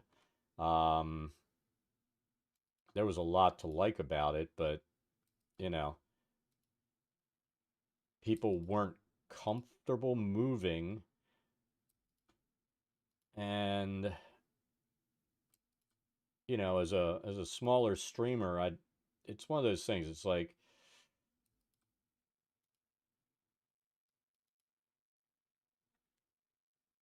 I don't think those walls connected. You know, it's one of those things where, you know, if you're small, it's not going to hurt you. I can't. Shit.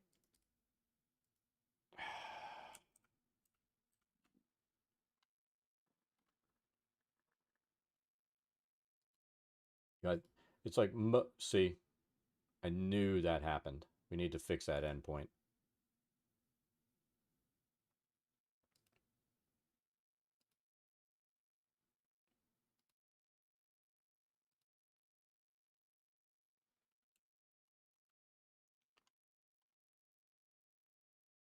Where's that endpoint? There it is.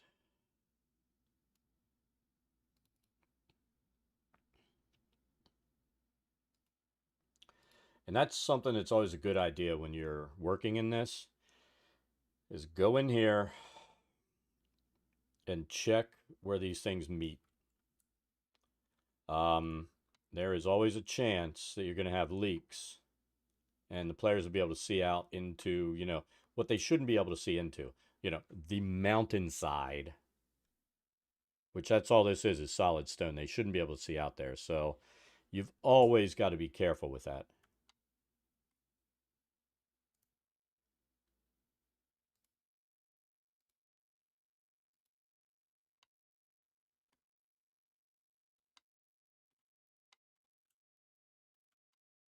And I just made the mistake there where,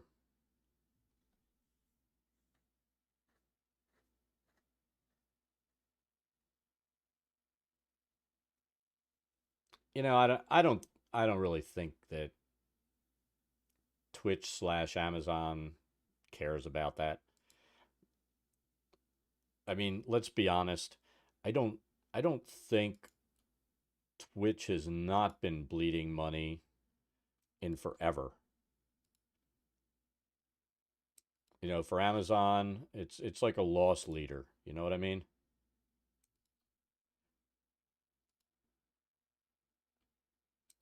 I mean, the Prime subs and stuff like that. The only reason that they do that is it encourages people to buy fucking Prime who wouldn't do it otherwise.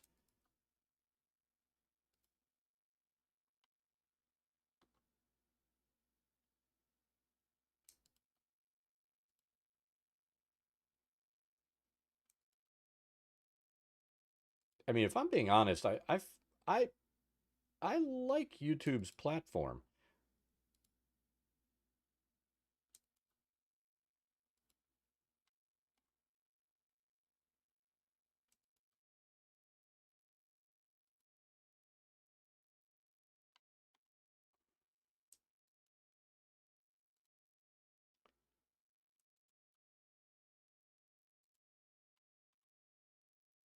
I mean, that's my opinion on Twitch. It's kind of a loss leader for them. You know, it's just something else to filter in additional people buying Prime, and you know, they get some money coming in to justify having it after they purchased it, but you know, they're not making money. Twitch, I can't see Jeff Bezos sitting on something losing money forever.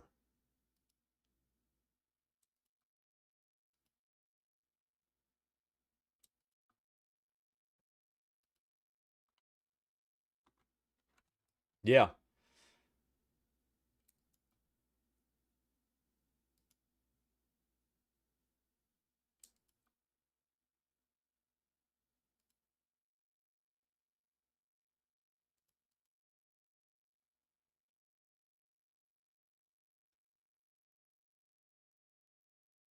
See, now that time we made sure we pulled that in, but we're still going to check it.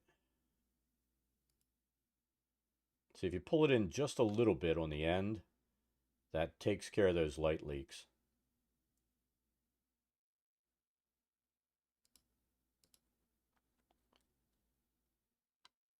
And you have to remember, the characters will be able to get through here because these are 10-foot squares.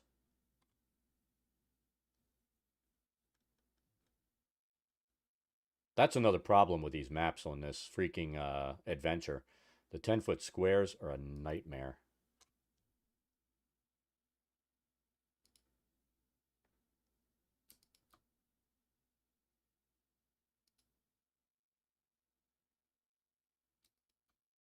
At one point, I was going in and converting the 10s to 5s so they would be like actual squares. And yeah, those maps were not usable because of the size that you ended up having. That that 12,900 pixels would have been 25,800. That's ridiculous.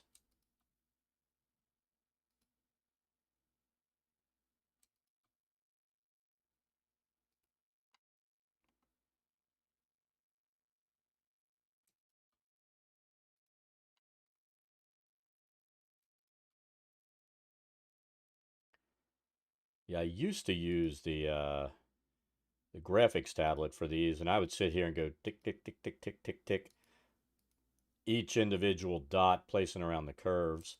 And once I figured this out, pretty much have stopped using the graphics tablet for mapping.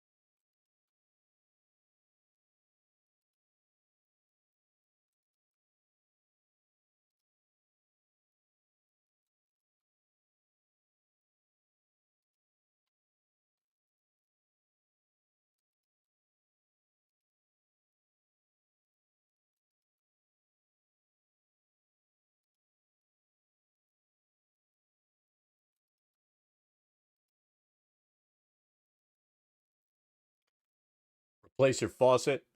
Yeah, I've got to do that on mine. I actually need to get somebody get in to route out the sink because when I turn the disposal on, instead of it going down, it's coming in that secondary sink drain. I would get underneath. I've got a snake and all to do that, but man, my freaking back has been killing me lately.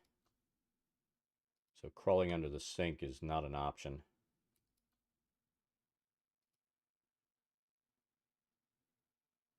Glad you enjoyed it. Thanks for both the follows. Hopefully we'll see you next time. Tomorrow we'll either be working on maps. I might get on and do some gaming. And then finish up this map. I'm thinking come in and finish these maps up Monday, Tuesday, and if it overlaps into Wednesday, then that's workable. But this shouldn't take me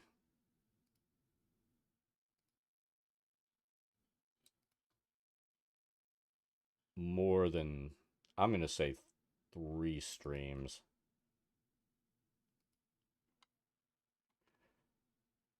Glad to hear it. Glad could help show you some new stuff in here.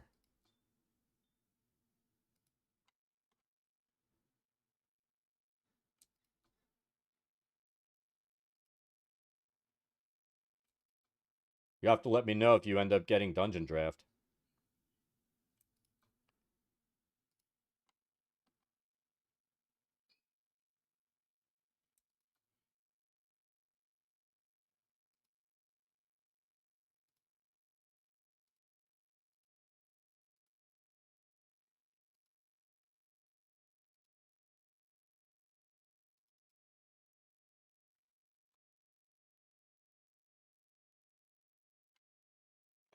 Any more?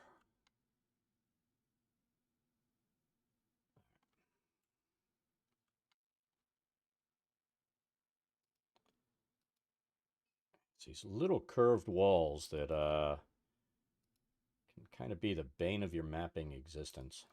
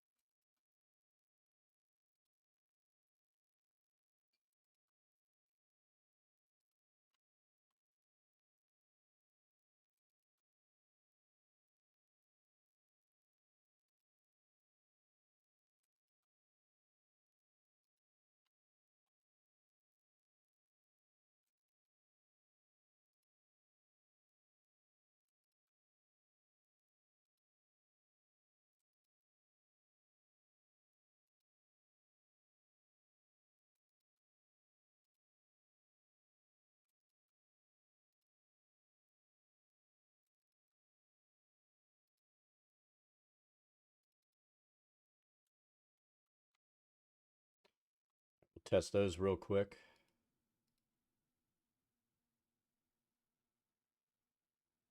Perfect.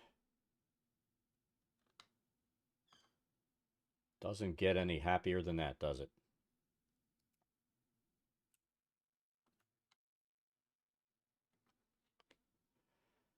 Alrighty.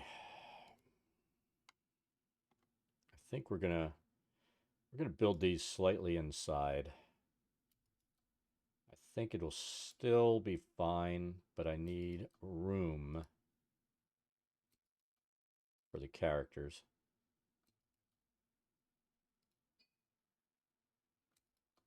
If I'm being honest, I'm pretty sure that my group won't even be going into this zone. They ended up making that deal last night. But I'm still going to draw it out so I can upload the map.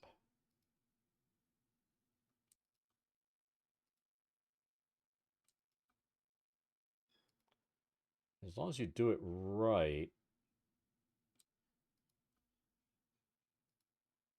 Yep. So it's still covering the floor. These are going to be tight as hell.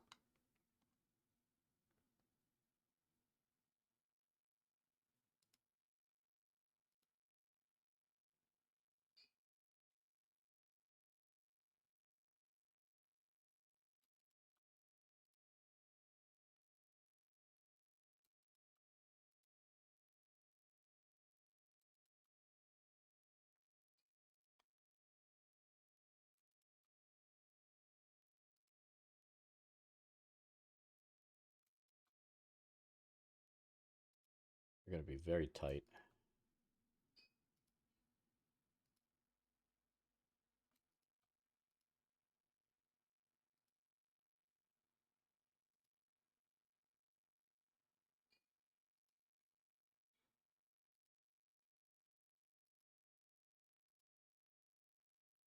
Still covered it. So yeah, we can go in. We can lose a little bit of space there.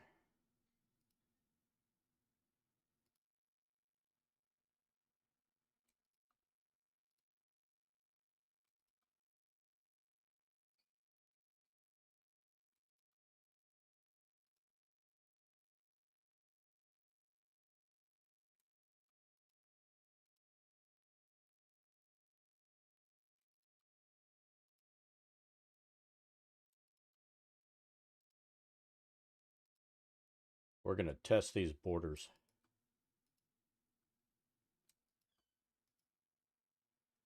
How far in can we be and still cover?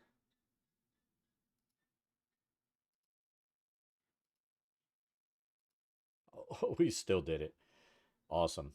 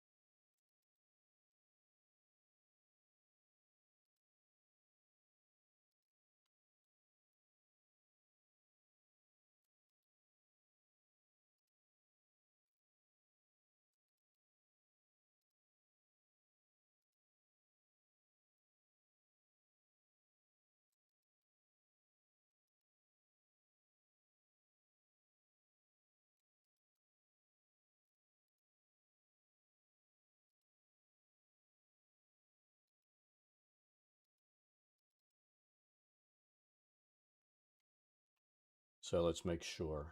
Look at that. We're not seeing any of this background underneath, so I think we created enough space for the characters to be able to move through there, because we're going to have the squares cut like this. And that's about a 5-foot square in between there. Except for maybe this. Looking good.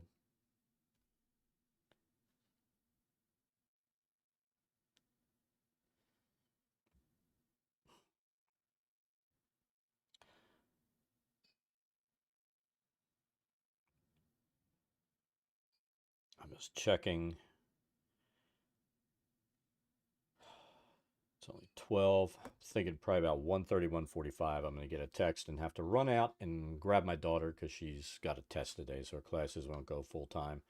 So I'm just going to leave when I do the highlight reel up, and I'll be back in like 10 minutes.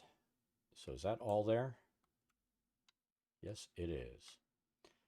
So now we've got this long, hairy freaking line to do.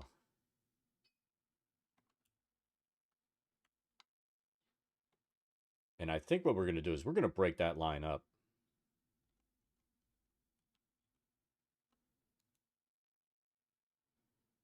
So we're going to go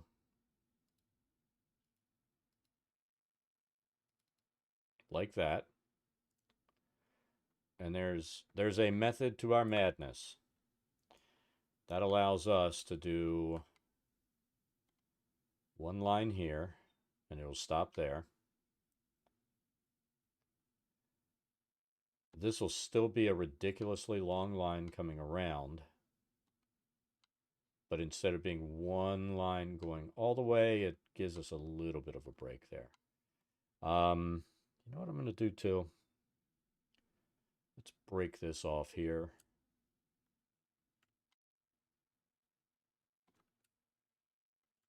We're going to do starts and stops here.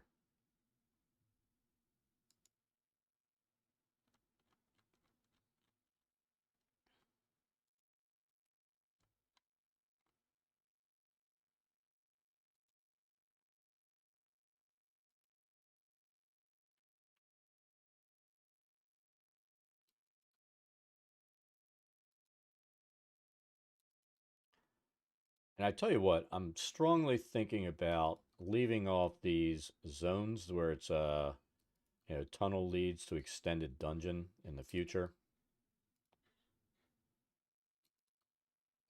on any maps that I redo. If I find any others that go over the pixel limit, I may go in and redo them using the multiple levels technique. You know, if we find that it works well.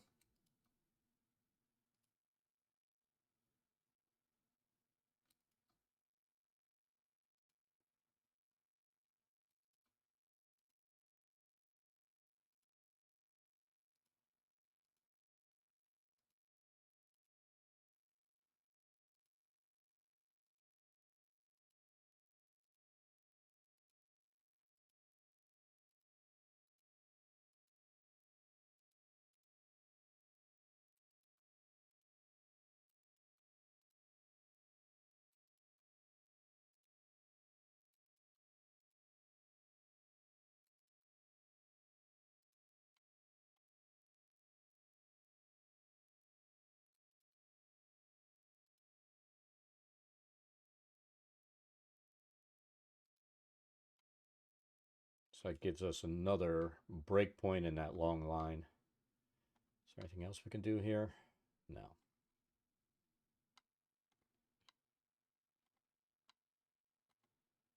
I really like having little breaks there.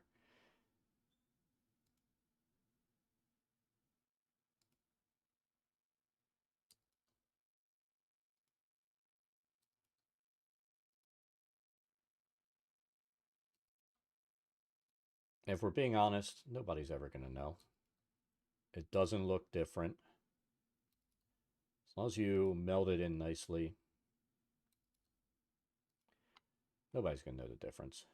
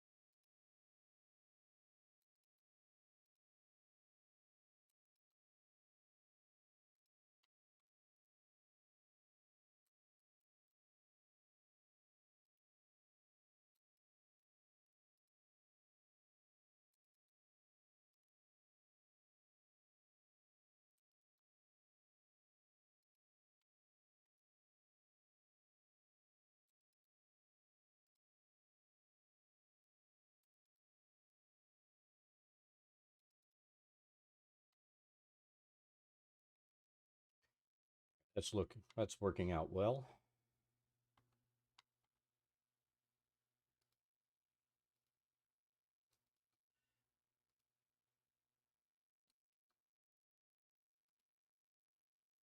Tell you what, I don't know about other DMs, but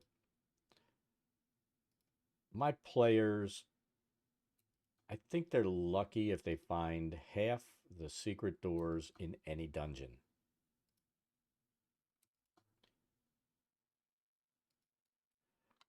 Part of the reason is I stopped a long time ago, when they're going down the hallway and stuff, saying, does anybody want to do a perception check? I mean, this is all shit that they should be doing without being cued. And if they're not going to do the checks, they're not going to find the stuff. So, I mean, you kind of have to remember it's not our job to constantly be saying, do you want to do a perception check? Do you want to do this? Do you want to do that? They want to just go up and throw a door open and not check for a trap. That's their problem. And I know that's kind of dicky, but come on. We they should learn after a while. Yes, there are these things called traps. I should always check a door. If I don't want a needle in my finger that kills me, you know, you finish off a room. There's no reason not to check for secret doors after you kill the things in there. There's no reason not to do like detect magic to see if there's something in there. You can do that as a ritual and not spend a spell slot. So there, there are no reasons other than, you know, being lazy. So the only question I ask my players at this point, they clear a room, something happens, I say, is there anything else you would like to do? And they've learned that's not a cue. I'm simply asking them, and you don't want to do it only in rooms where they're going to find stuff. I'll ask them in rooms where there is no stuff. I ask them at the end of every room, anything else you want to do before you leave here? If the answer is no, we move on. It's all good. If they don't get that magic item that's hidden somewhere because they didn't search, hey, it's not on you as the DM to constantly babysit the characters.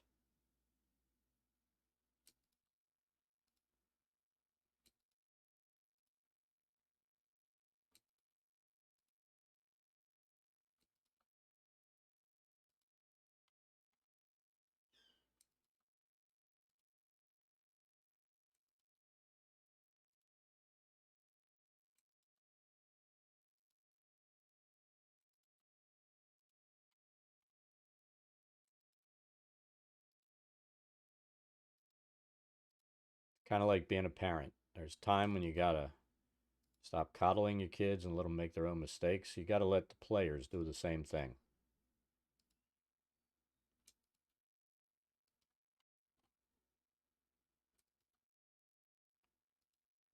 I'm sure their parents would be like, oh no, I can't stop doing that. What's going to happen when you fucking die? There's going to be nobody there to make them do what they need to do. They need to learn to be responsible.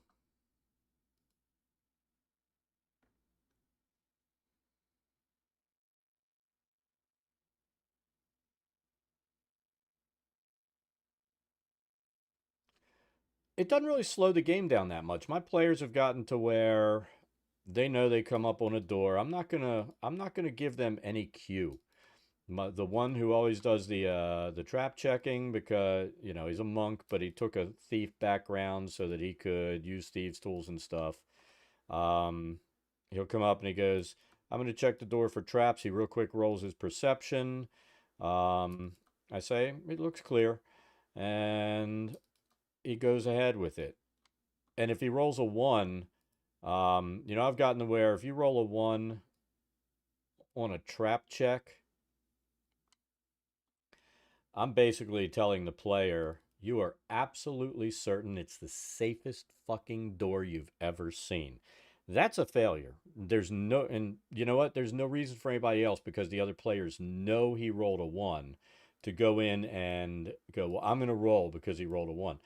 play character doesn't know he rolled a one. They think that you did what you normally do and everything looks fine. So I don't let them. I don't let anybody else because they see a one do it. I'm like, you are absolutely certain, and that's just the way it is. It's the roll of the dice,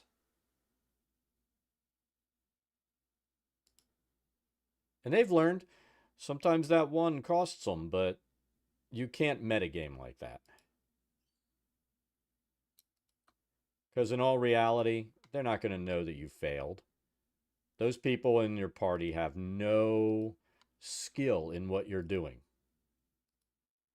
And I mean, that's another thing. I've said it before. Um, if somebody doesn't have proficiency in lockpicks, I don't let them roll. I bought a set of lockpicks. I'm like, you don't have proficiency. Do you have a background that gives you proficiency? No, but I bought them. It's like, well, you got something in your pocket, weighing your pockets down. That's it. You don't know how to use them. And I had one guy argue with me. I've told this story before. He argued with me. I'm like, okay, I'm curious. Have you ever picked a lock before? No. I pulled a set of lock picks that I carry with me because I do know how to pick a lock. And I pulled a lock out along with it. I said, I tell you what, you open that lock right now, your character can open that lock. It opens.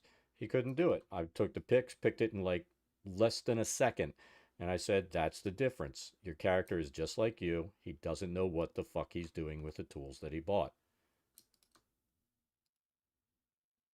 And that ended that conversation, for the rest of eternity. Nobody ever argues with it.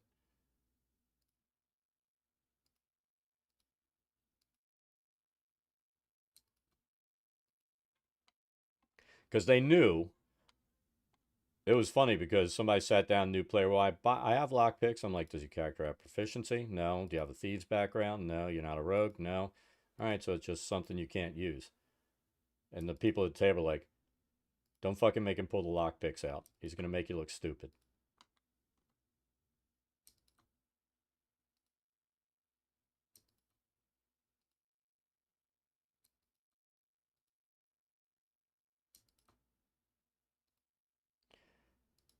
And I started doing that a long time ago because of the bullshit of, you've got a character with no proficiency, no skill, and you have a rogue sitting at the table. And before the rogue can even say, all right, I'll pick the lock because it's locked, some motherfucker goes, well, I have lock picks, I'll pick it. And it's like, you've always got some asshole who wants to be the person that does everything at the table. And the people who are actually there, they built a character for that purpose to be able to use those skills, doesn't get to do it because somebody's got to be the center of attention. And I always knock them on their ass in game. Um, I just don't let them do it. Yep. And it's annoying as fuck. I don't allow it. There are no superstars at the table. Everybody has a job to do. And if you're stealing that person's job, you're a douche. Players get upset. They're like, that's my job. Or you just see them get this look because they don't have, you know, they're they're shy, they don't like confrontation, they're not willing to stand up for themselves and say that's my character's job, back the fuck off.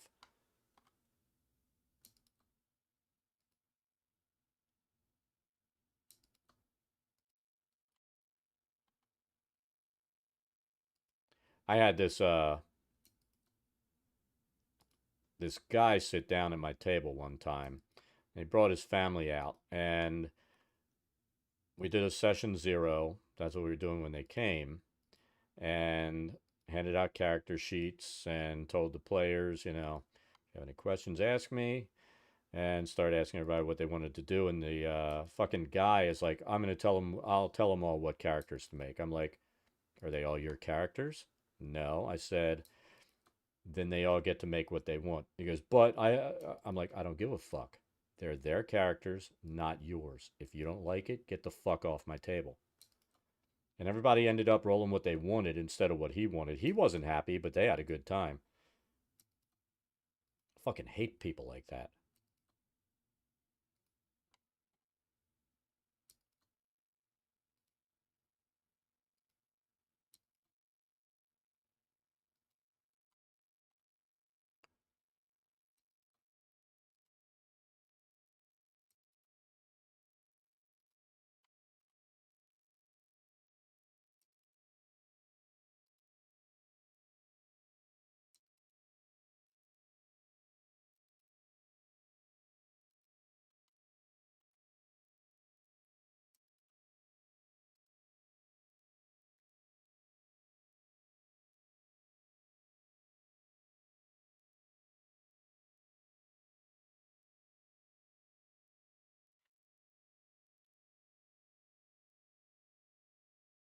And how did that get resolved? My resolution would have been get the fuck off my table. There you go. That's the only answer.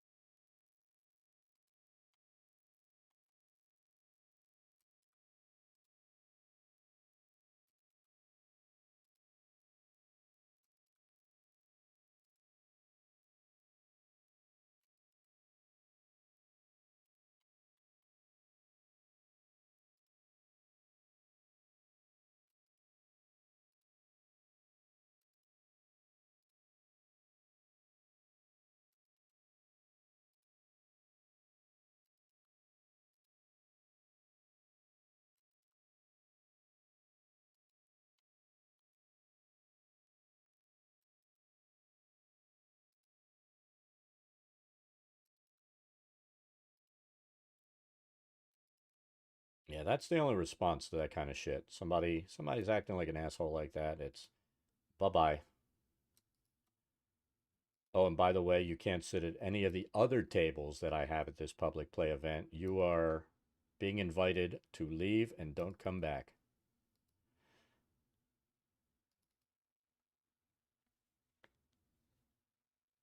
Sometimes you have to do it. That's the thing. Sometimes you just have to tell people it's time for you to leave. Don't come back. Usually it's because somebody's being like a total douche nozzle and harassing women or something. But stupid play like that, trying to ruin everybody's fun. My rule is if one person is fucking up the fun for everybody else at the table, they're the one that has to go.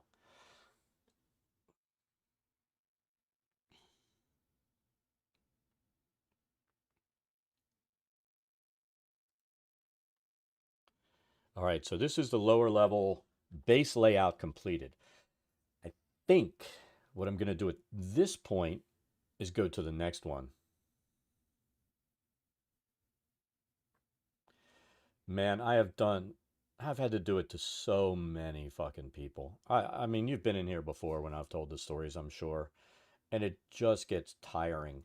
I mean, I got to the point I could not even go to Wednesday D&D where I ran 20 tables, coordinated 20 tables, 170 people, and had like 20, 30 new people coming in every week.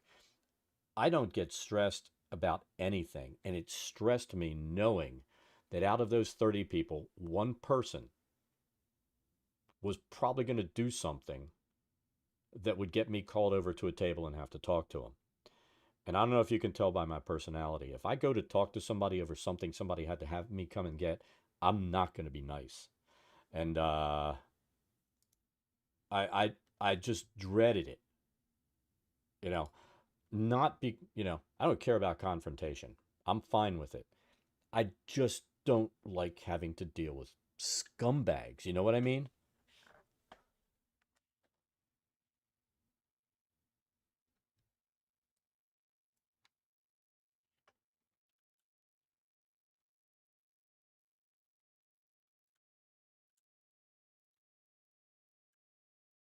Oh, look at that.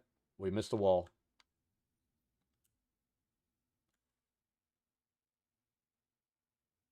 I stopped being shocked a long time ago. After the motherfucker sits there and tells some chick he wished that he was in the human centipede so that he could have his mouth sewn to her ass. And he was sitting at the table next to me and I hear it. I wasn't running the table, fortunately, but I shot up and went over and I physically made him move away from the table, took him outside and told him, don't ever motherfucking come back again.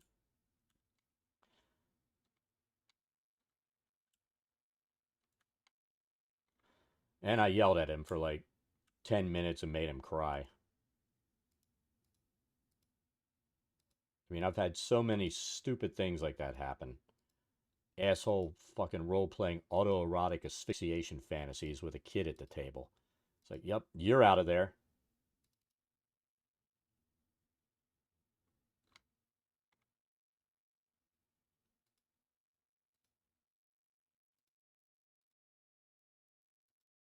The douchebag that wanted to role play raping somebody and thought it was okay if he threw a gold piece on the table. I'll just make some. I use them like a prostitute. I'm like, yep, get the fuck out. Don't ever come back. That was not nice. And I told him if my daughter had been here and you did that, I would have come across the table and fucking killed you.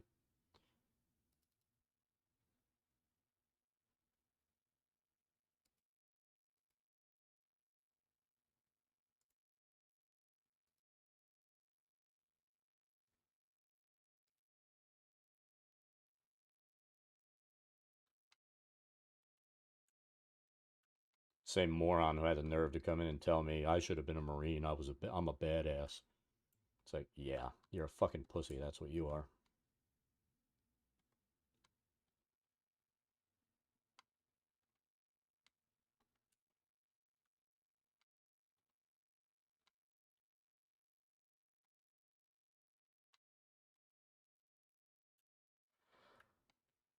People get me worked up. So I saw something on here. I want to see. I really am curious because this water tool, you know how the water tool annoys the shit out of me.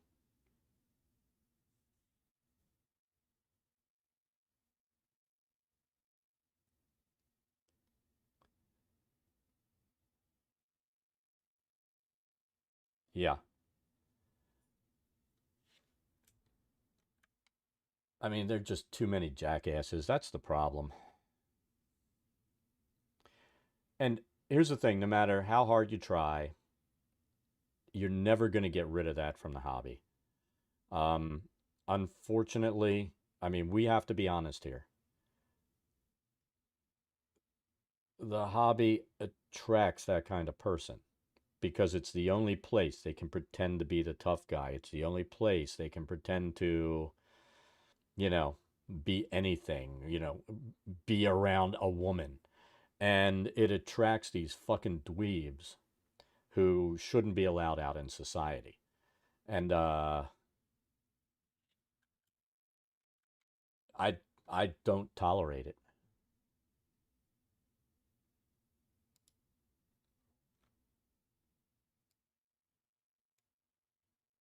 So let's see. Water. I wonder what this water looks like. This is still water. Water. I'm curious. Let's draw a square and see what it looks like. I'm thinking, I don't know. So if we do that, we can't do what we normally do and throw stuff under the water.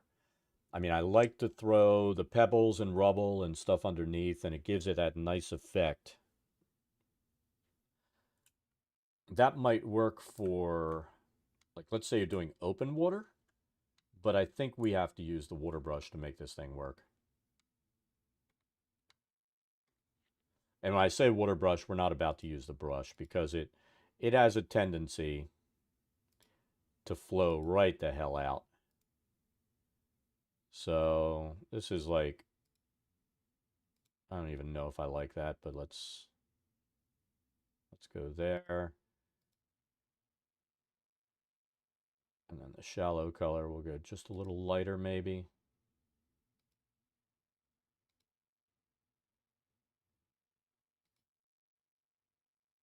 Trying to find that happy spot.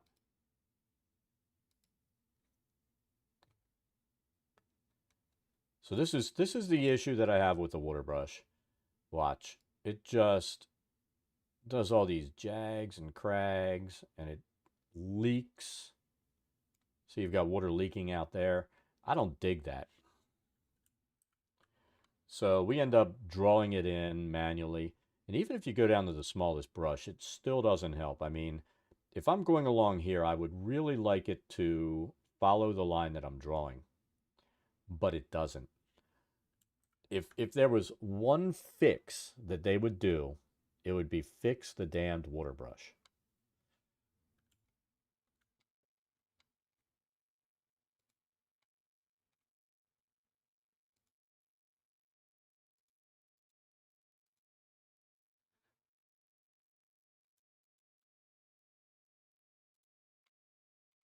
So I don't. Yeah, I mean, I don't think in the hobby there is any fix for it because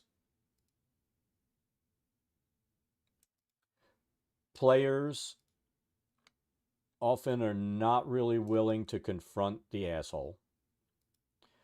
DMs, same thing. They're not really open for confrontation or don't want to hurt anybody's feelings. And they're not thinking about the effect that that behavior is having on the player that it's directed at. So somebody has to you have to have somebody at every fucking table willing to tell these people, cut the shit out or leave and don't ever fucking come back. And this is what drove me crazy. I had 20 DMs. I was one, so 19 other DMs. And Jesus Christ, one of them was another Marine there.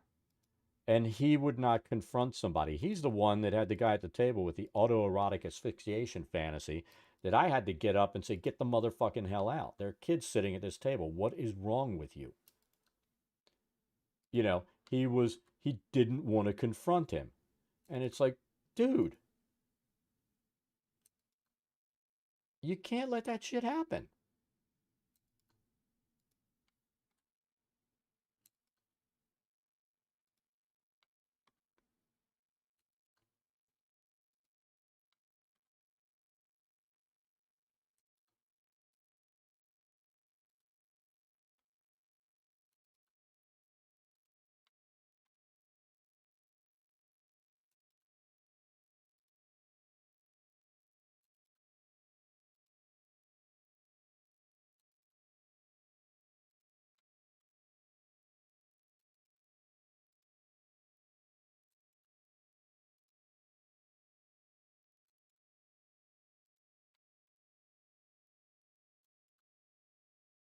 I mean, that shit infuriates me. You can't. I mean, that's obvious. Let's face it. It infuriates me. But somebody's inability to make somebody stop makes me even angrier.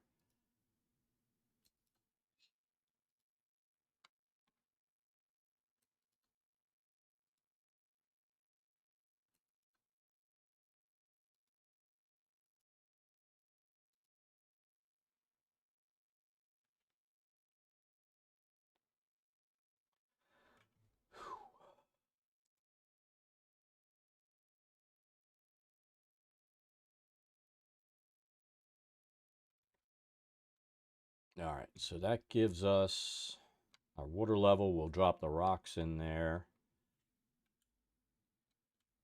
when we actually start decorating. Same thing with this stuff. I consider elevation and levels decoration.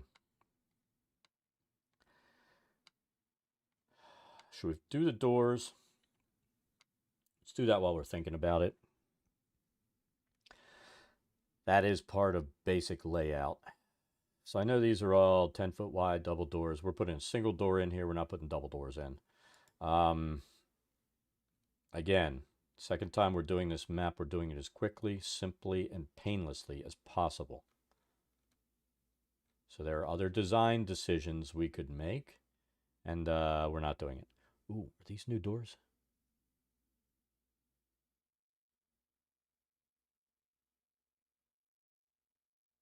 These are different doors. I kind of like them. How big are they? It says large.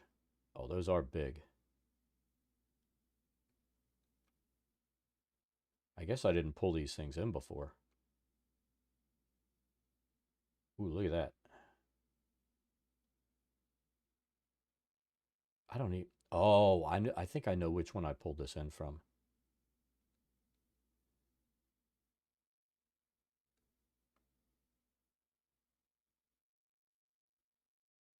Let's put some different doors on this thing.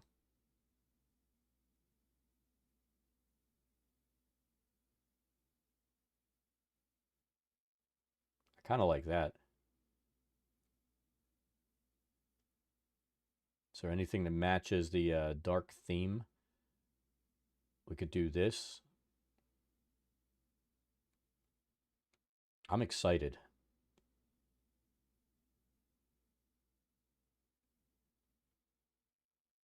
Oh, what are these? Arrow slits. Where the hell did I even pull this in from? These are cool.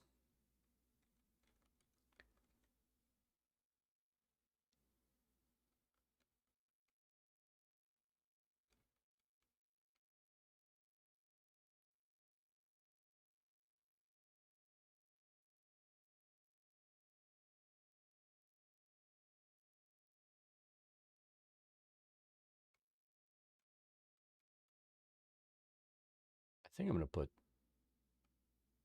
There's some stone doors here that aren't like that. Let's take a look. So that's a secret door. We're not putting a door there. But let's, there we go. I like those doors. Doesn't take much to get me excited sometimes. New doors, they're today's excitement.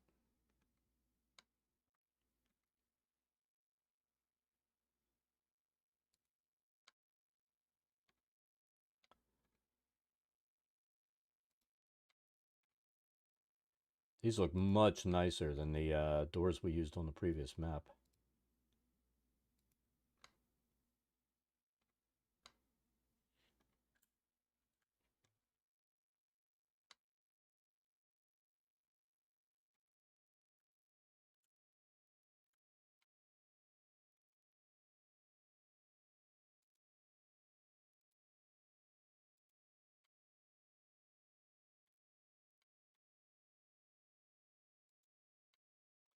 I mean, I think that's the biggest problem. And people don't want to admit that it's a pervasive problem in the hobby that we'll never be able to get rid of. Unless you are willing to immediately, if we're being honest, we need to be willing to just immediately throw people out for that kind of behavior, not give them second chances or anything else. They are no warnings, they're just gone, and they're not allowed to come back. I mean, that's the only way we're ever going to shut that shit down. Make it clear that they're not welcome. I mean, there is no right to play D&D. There is none. And if you're going to come in and harass people, you're losing that privilege to be able to sit at the table with other people.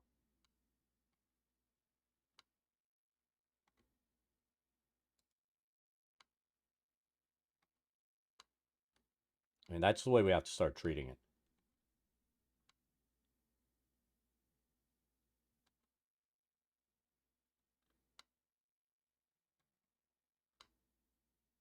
So I think we've got all the doors. The secret doors we have to draw in on our virtual tabletop. Everything else, we need to do a little walled caged area there. We'll figure out how we're going to do that when we start decorating. So we'll call that level done. Now we can go up to the mid tier. All right. So the mid tier does not have to be centered on anything. If we go to the top tier, we could come in and compare levels.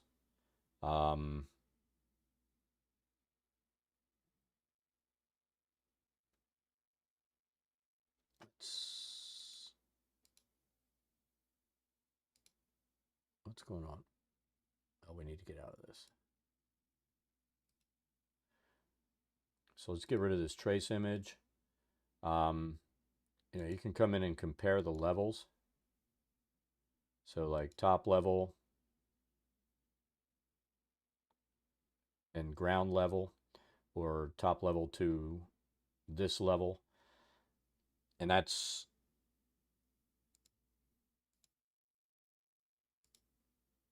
I'm going to go to the top level.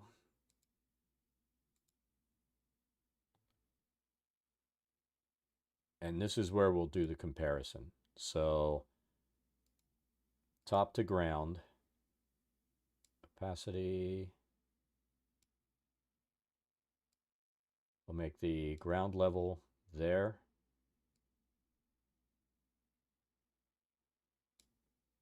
Okay. And then why is the comparison not working?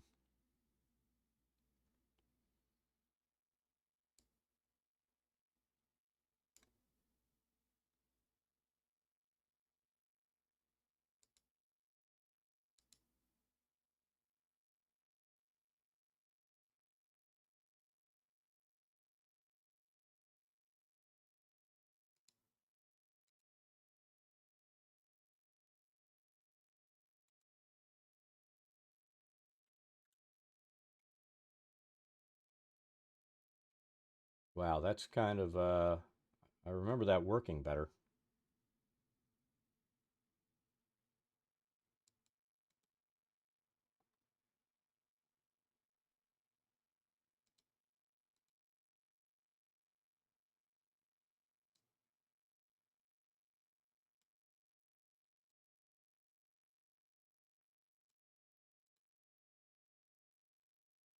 I don't know, maybe there's something flawed with that.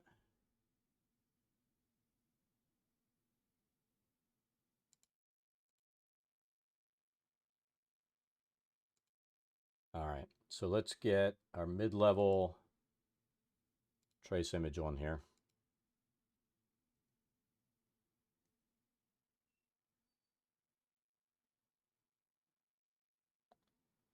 So we're going to use the 200 pixel version.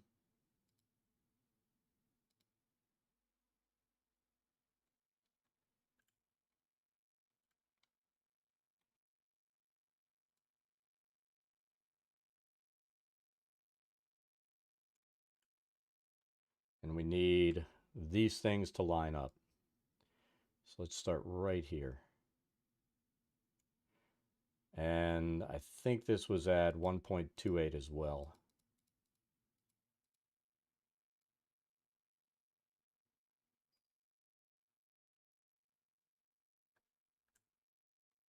It is. And then the top layer goes in at 2.56. It's the first time we've had one that doesn't go in at 2.56 for every layer for the magnification. It's kind of weird. So this level is all constructed. So this level, we can do this. And this is one of the things with breaking this map up.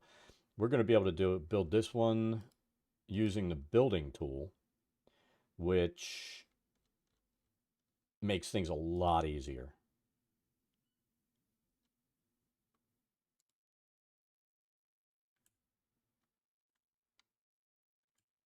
So let's start.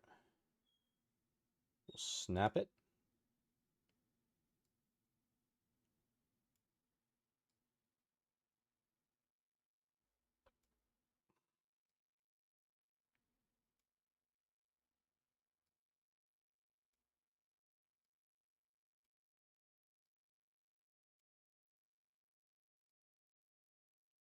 See, if you can get a level that doesn't have like multiple terrain types and multiple wall types required, the building tool is super quick.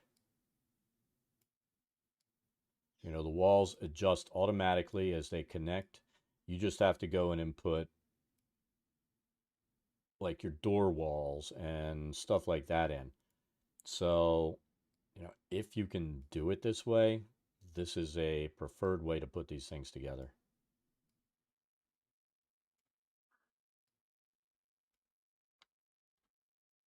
Especially if, you know, all of your floors, they're all the same, you're good to go.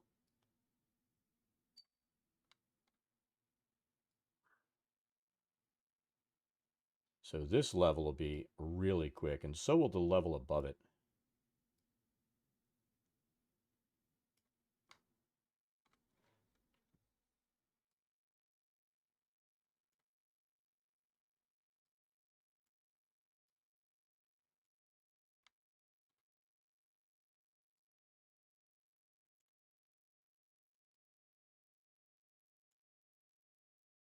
I'm going to be curious when we translate this map over to Foundry if the columns are going to be like the trees where they will um, affect line of sight.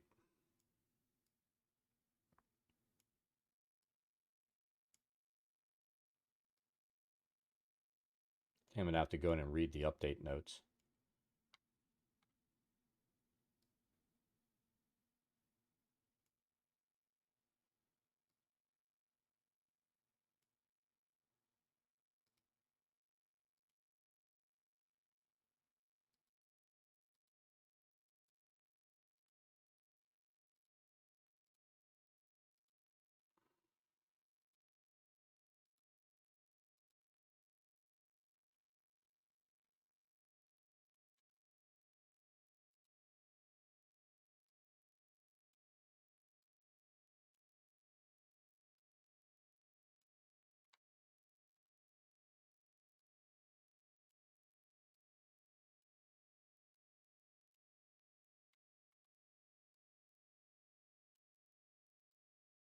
Turns out this is one of the big advantages of redoing this map.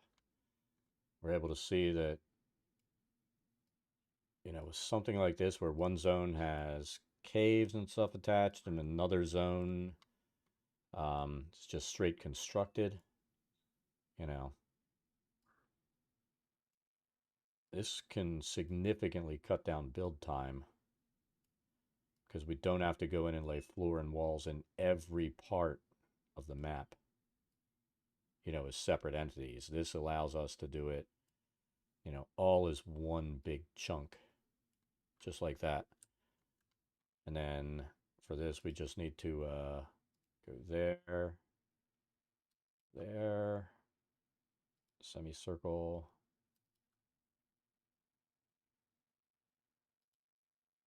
That didn't work.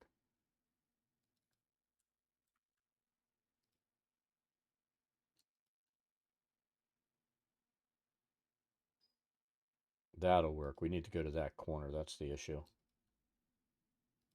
Perfect.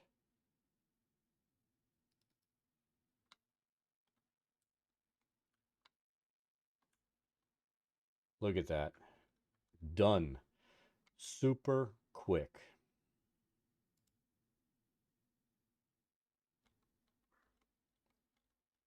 It's one of those things you can complain, but nobody's going to listen to you on that one.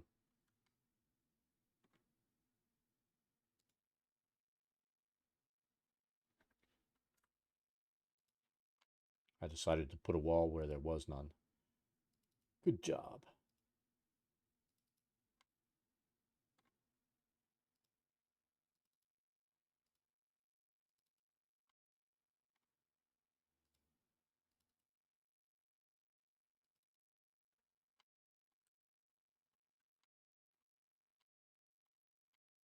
Start up top and work. Oh, we missed that.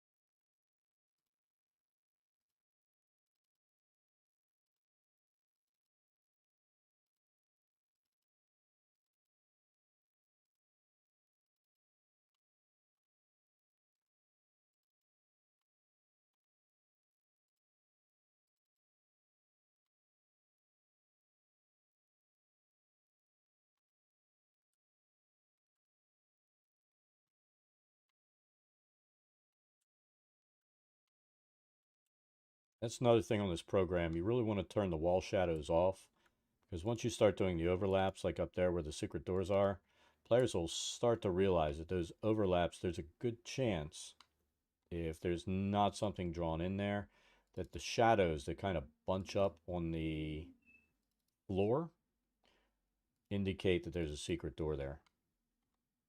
So you want to make sure that you turn the wall shadows off. I don't think they look good anyway, so there's really no point in having them there.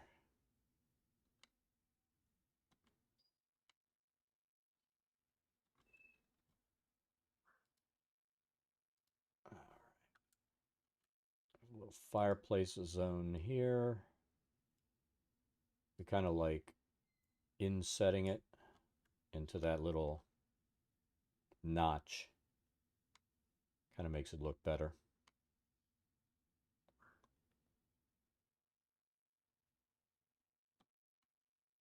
All right, let's place our doors. Hopefully our same door is selected, which it is.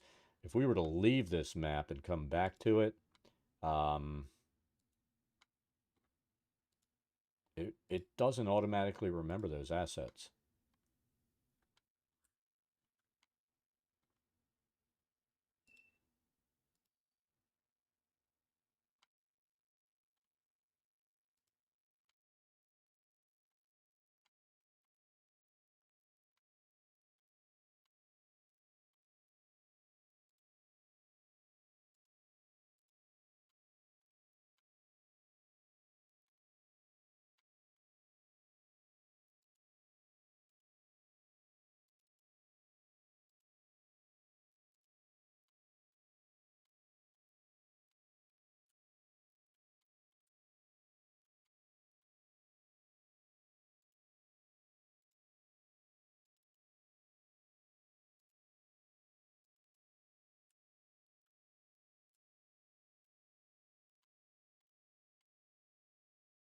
Let's make sure, but I think that's all of the doors.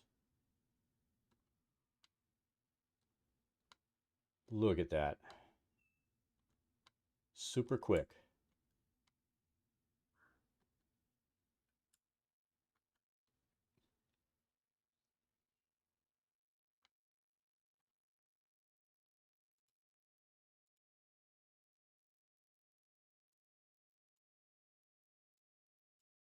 There we go.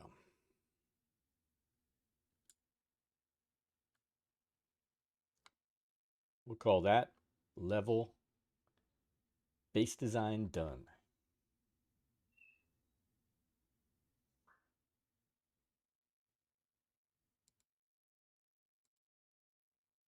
Top level. So this level is going to go so quick, it's going to be stupid. And we'll end up pulling in the same trace image again on these other two levels. But I really want to see if we can make this work out quick and easy.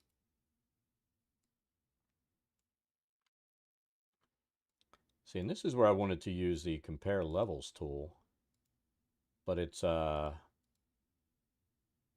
working.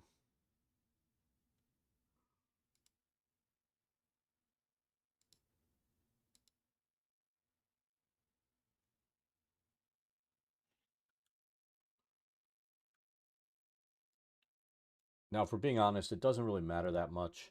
Like I said, we're not using it like steps or anything. We just need this to work. Did I save this without? I think I did. Let me take a look at the file.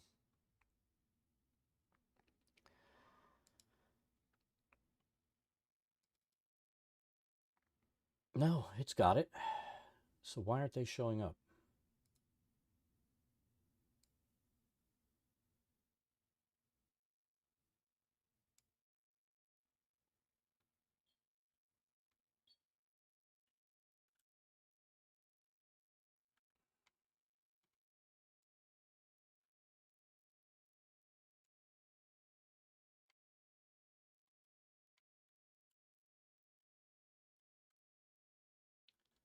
I tell you what, if this works, it's going to be flipping awesome.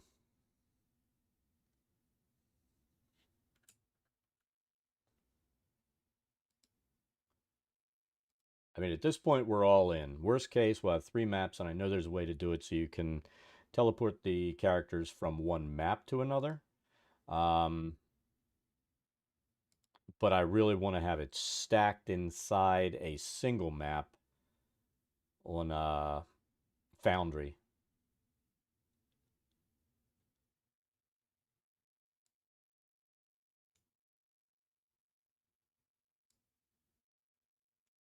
Yeah, the first time we did this map, because it was one big map and we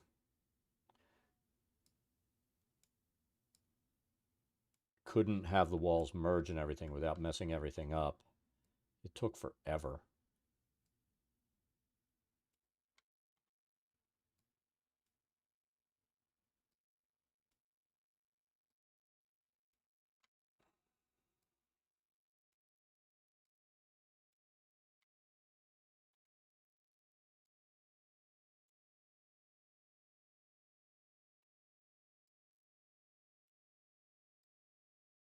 Tell you what, this would have been really handy for oh,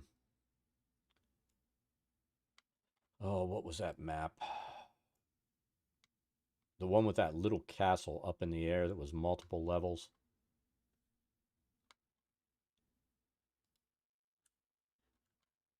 Would have been perfect for that map.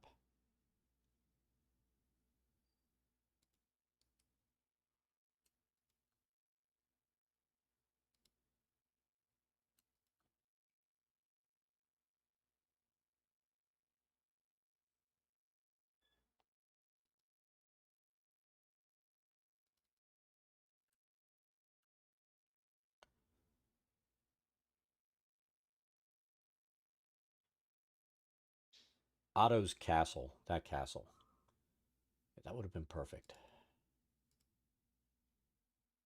I think, you know, it was Otto's castle. I think the map itself was called Madgoth's castle because that was the mage who technically owned it, but the fairy dragon had taken it over.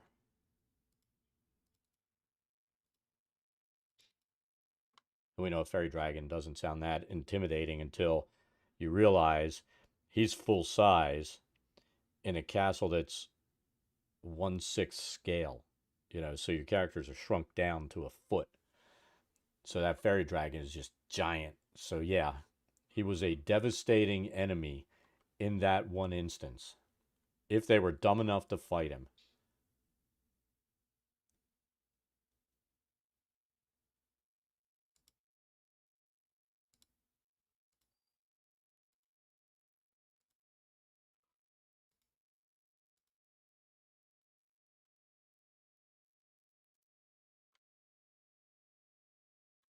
And then we need, I'll tell you what.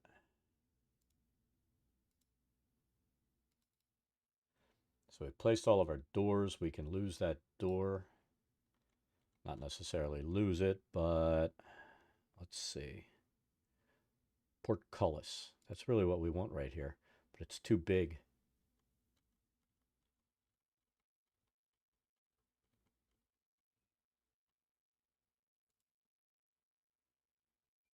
Can we get this in here?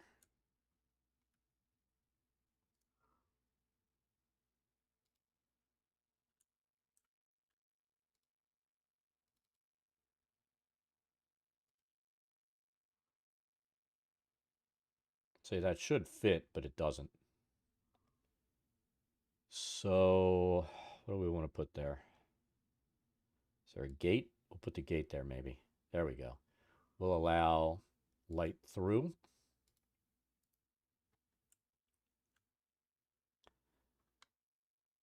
And then I think what I did for this was this. Let's oh,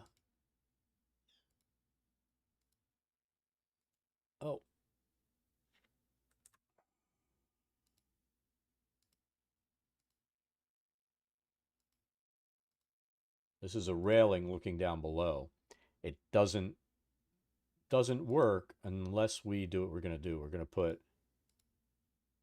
this all the way around. It'll give an indication of being a railing. They won't be able to walk through it, but they'll be able to see side to side.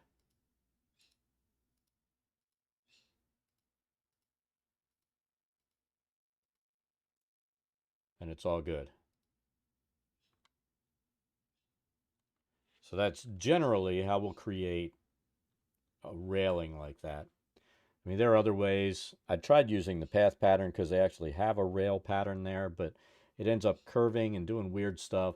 The path pattern doesn't do what it should do. So look at that. Top level, done.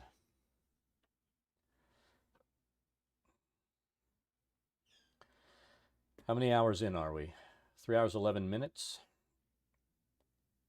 Not bad for the base layout.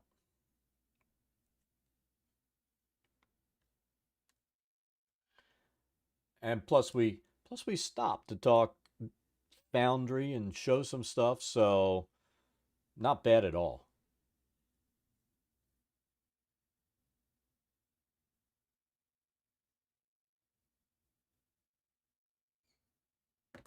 And as anybody knows, I'm always willing to stop and talk Foundry. Always. So we've got our 3 levels.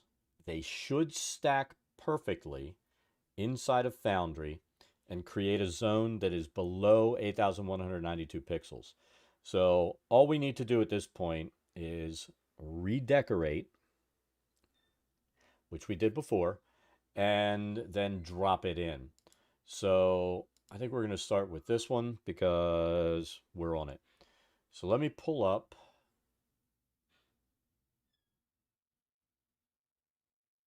Oh, where do I have it? Wiral's Gauntlet. It's right there. We'll pull it over here.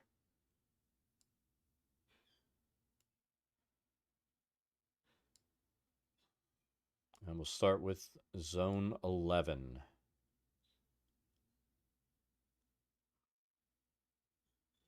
I think the first thing we'll do is place the fireplaces everywhere. And then I think every room is like broken furniture. And there's a cabinet down here. We were just on this level last night. I thought for sure the group was going to die too, because they started off not able to roll.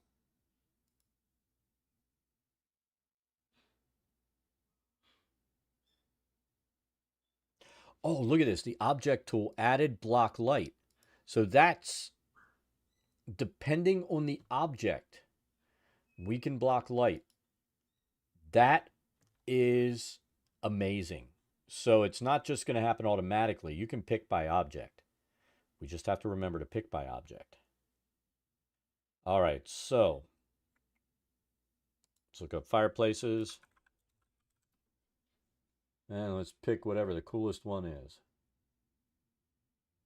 We'll just pick whatever looks nice. Can't be lit.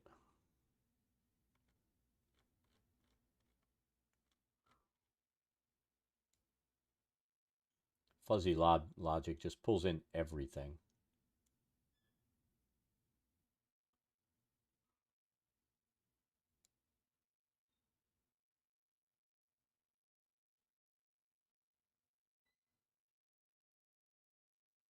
So what's going to fit with this dark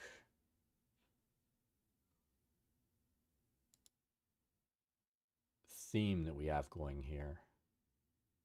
I think that works.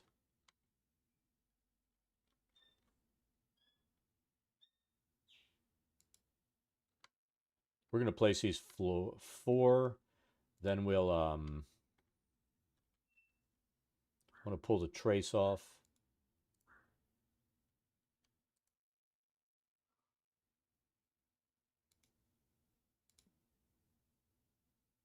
And let's see how they look. That looks good. And then let's just make sure it does what it's supposed to do. So see, it's light's going through. Not going through the doors and stuff, but it's going through there.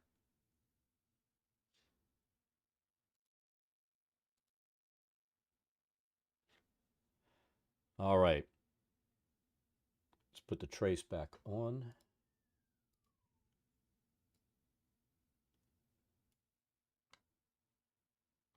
I wonder if any new statues came in. We brought a few new assets in. I'm really curious at this point. Statue. Be cool if there was like a giant spider statue.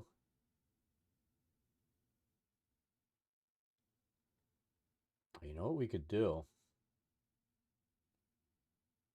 No, you know why we're not going to do it? Because this actually comes to life as a stone golem. So we're going to do what we normally do with something like this and place that there.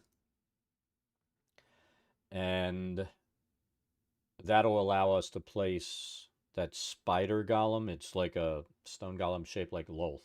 And that needs to be there and hidden. And actually, it's on the ceiling. I put that there just so that I can point out it's there, but it's on the ceiling to the players.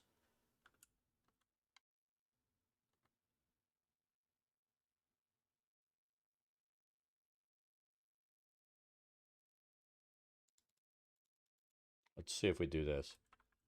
Spider.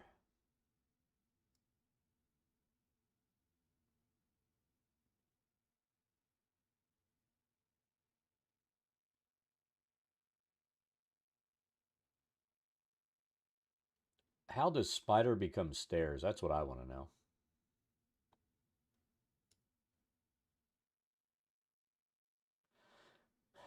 We used that to make one of our prefabs only because we were able to color it black and then put the stuff on top of it.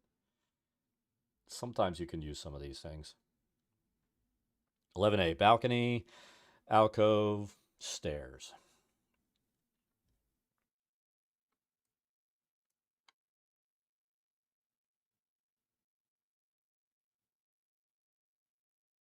I think 11B is down below. No, this is 11B right here.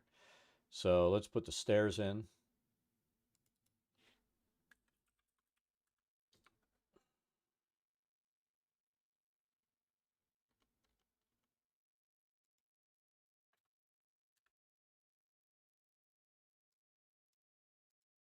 Come on, fuzzy logic. Stop being fuzzy.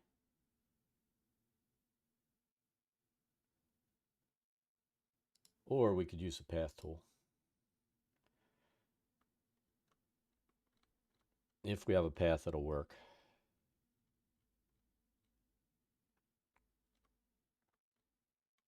Oh, look at that.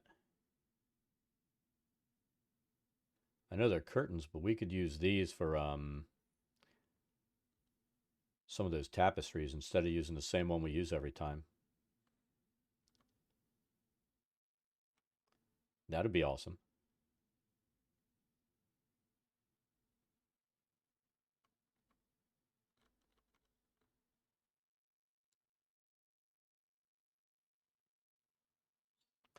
Some of these are duplicated because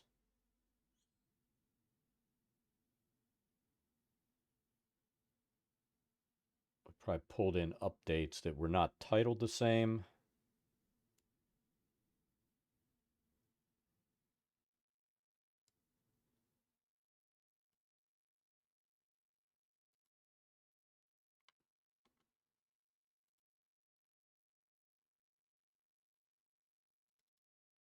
All right, so we'll do this.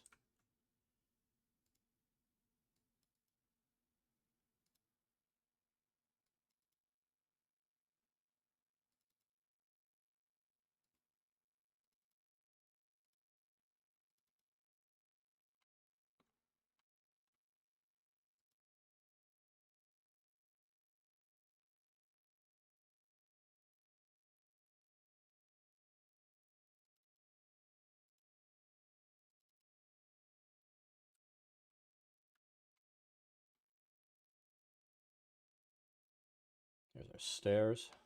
B just has the statue in it. A on the lower level is where we need to put some shambling mounds and a ton of. Oh my God, we have to rebuild that skull floor. That skull floor took forever. That was one of the time sinks or some of the things in these zones in here. All right.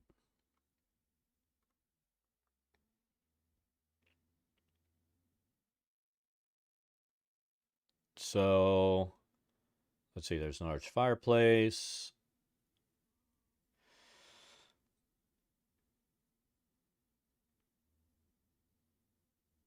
Let's see what wreckage we have here. First, let's do a save.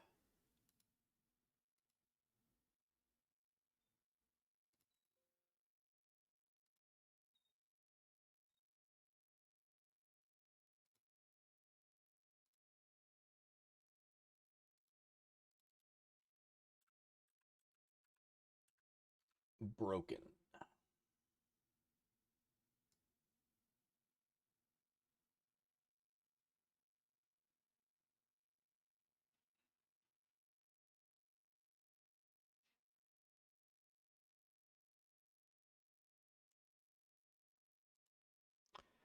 Let's go in here with our packs and take a look.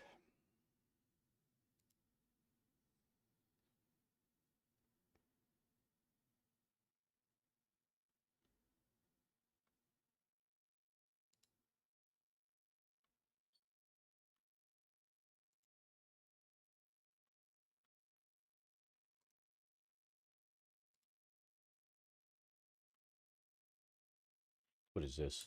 It's like a 15-foot bed. We need to take this down to 0.5. I always forget with some of this stuff that the scale is way the hell off. So we can put the broken bed frame in here.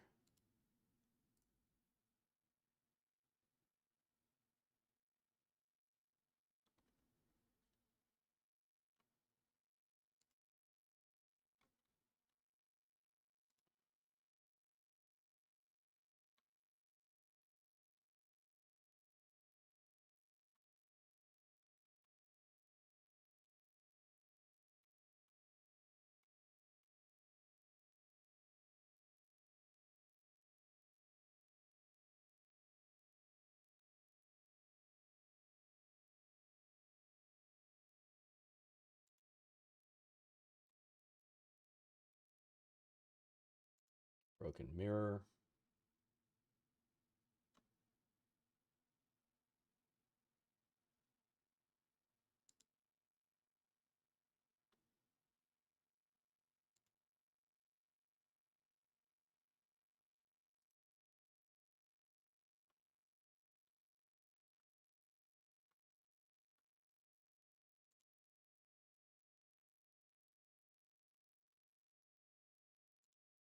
Broken chair. Anything else we can throw in here that's broken?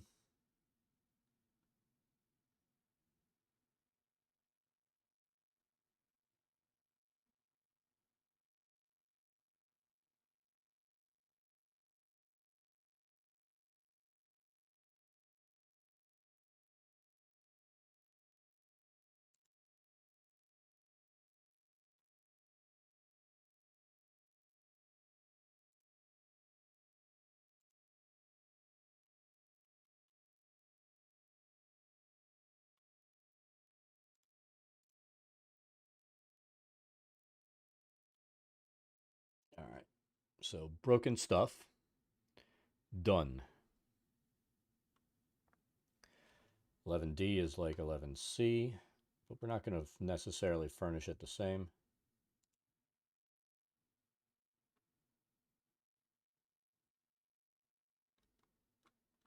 Let's put a broken shelf.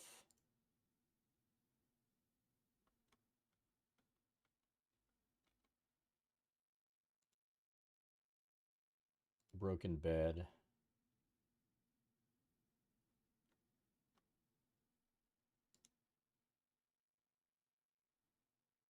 Another broken mirror, just different.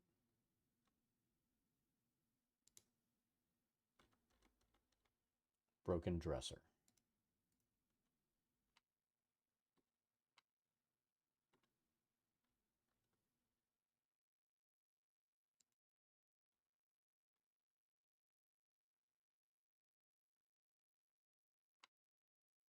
So I think G and H are the same way.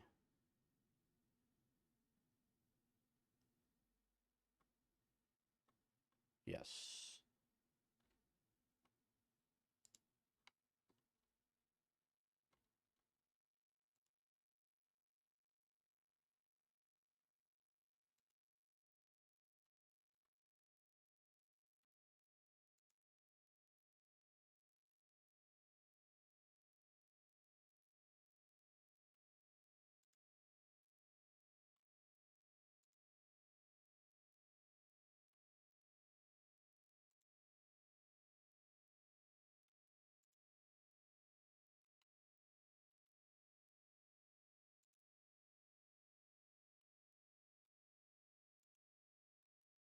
Hey, Corazian, how's it going?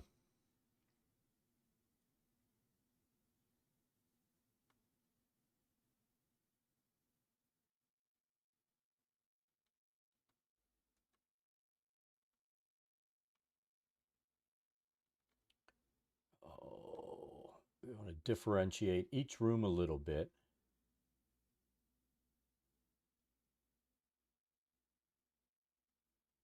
See, we kept our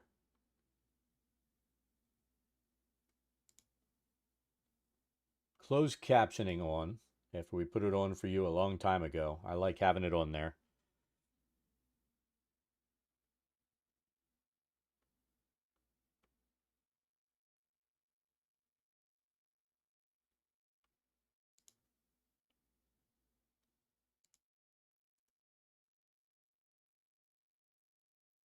All right, so we'll call that room done.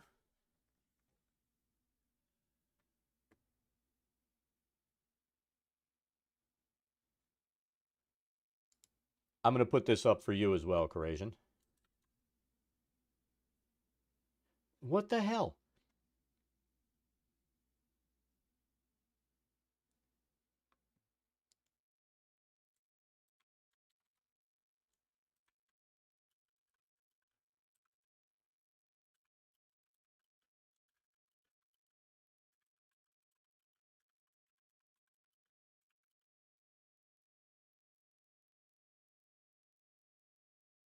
So what is it changing? Let's see. Corazian. It's just coming up. Really?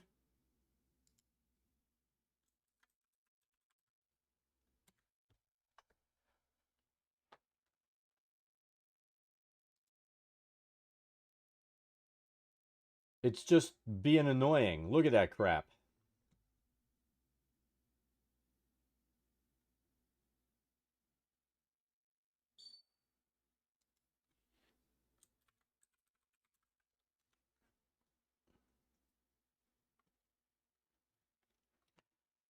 Ah.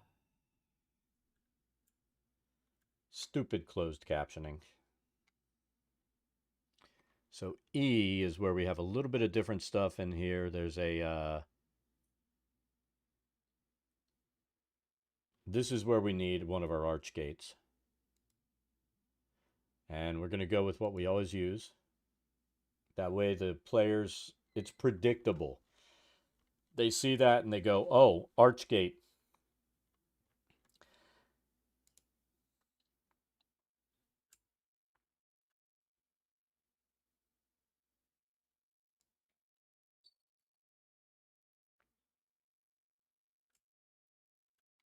Predictability is good. I think this is where we want it, right here.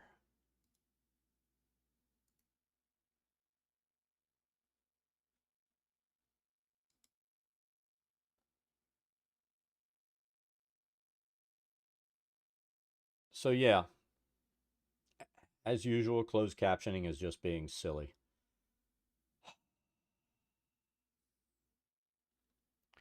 So there is also a tall, slender wardrobe made of purple wood. Oh, that's right. Let's take a look.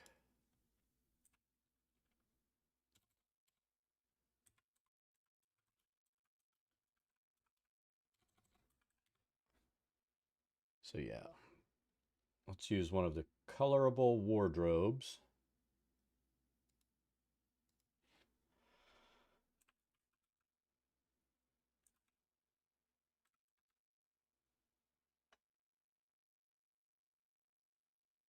We're just going to do this one.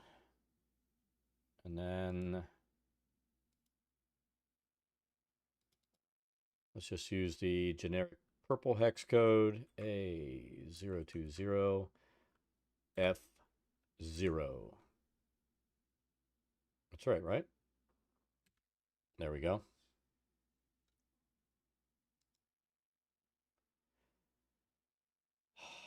Yeah, it's driving me crazy.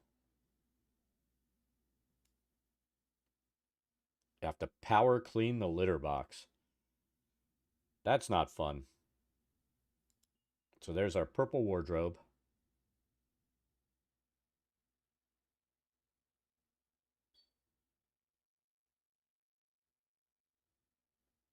Yeah, cats are poopers. They all are, not just yours.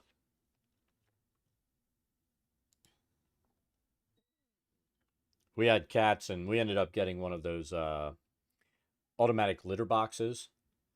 And then the cats thought it was funny to go in, not do anything, and get out, and then stand there and watch it and rake across. And they just play all day long until the battery ran out.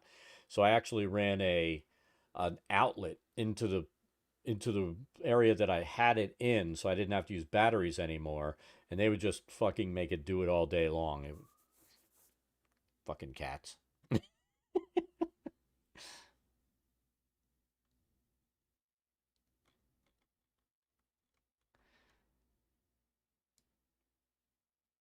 So look at that. Top level, done.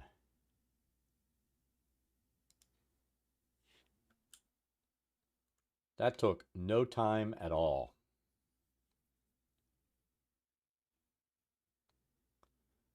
So that level's done. We can go, let's go to the bottom level.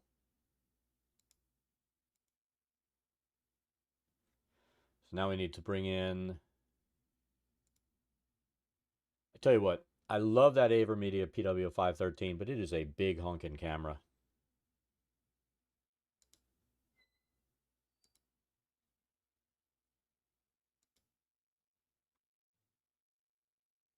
Just a big honking camera.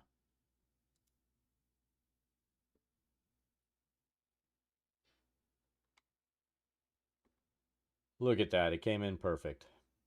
Doesn't get any better than that.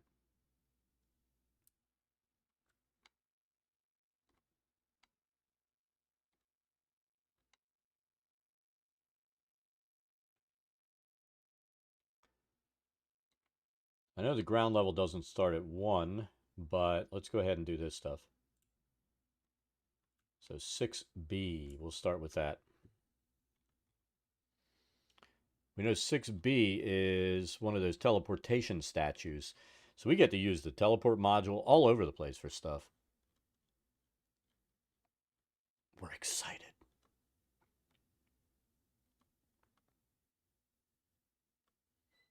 So 6B statue of Drano Kenephin depicts a handsome male drow in a webbed robe. I know we don't have that, with clenched fists and tears streaming down his face.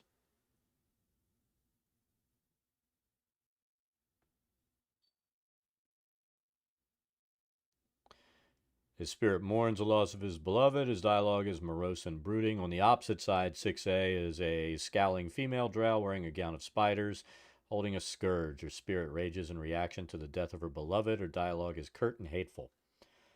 I mean, isn't that normal drow dialogue, curt and hateful?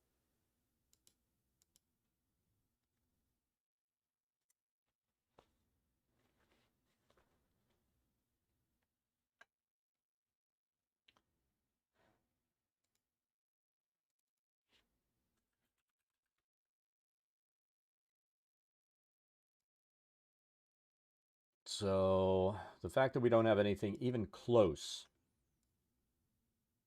to either of those,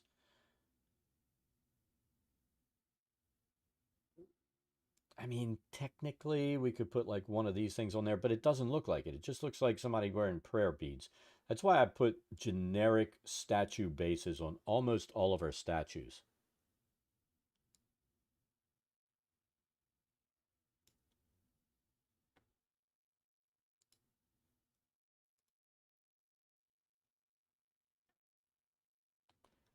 You know, it makes no sense to put something up that, in my mind, to put something up that doesn't look like what it's supposed to represent.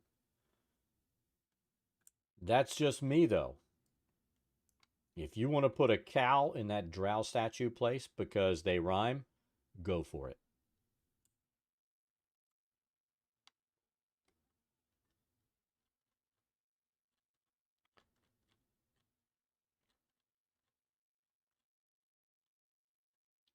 10-foot thick, massive sticky webs conceal 30-foot high ceiling. That's up in the air, so you wouldn't see it. There are 3 face spiders lurking up there. There are 4 mare drow standing around the room, 2 flanking each double door.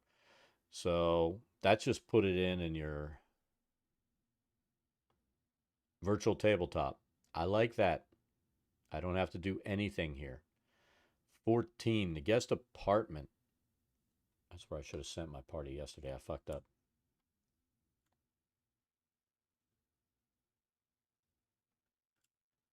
So where were they? See, they were way down here. I would have had to march them up there. I took them someplace else they're not supposed to be. But that's fine. I don't care.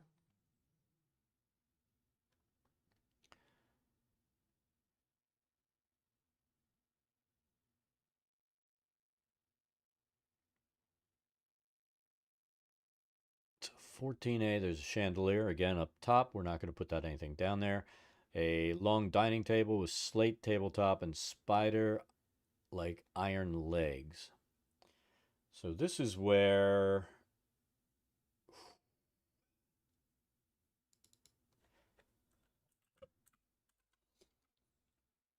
Yep, that ain't going to work.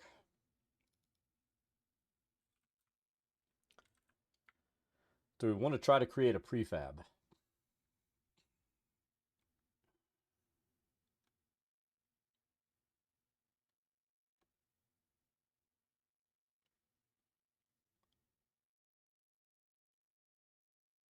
An elongated oval dining table. So we don't have an oval dining table at all, I don't think, other than this. And that doesn't even match the description.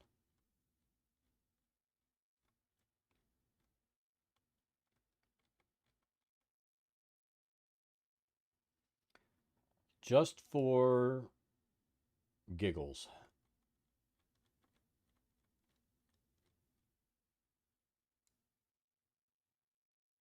Let's go to colorable. Let's see what it brings us. So there are a lot of colorable assets. If we have something in an oval shape, we could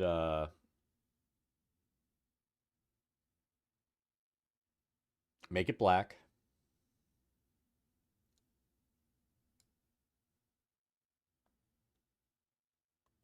And then pull that spider in, put it underneath, and make it look like a creepy freaking table.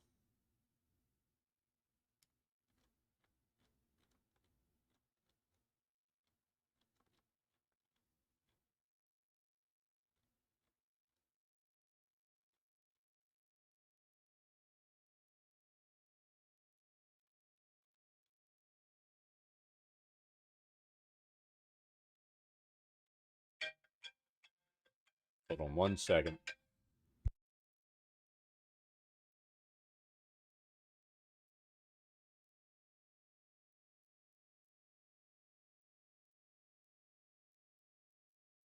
All right, so my daughter's done early.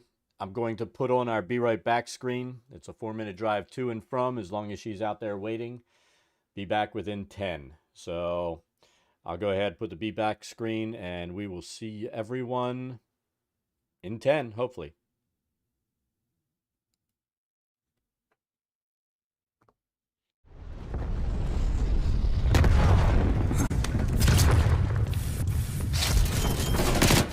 It was worth it.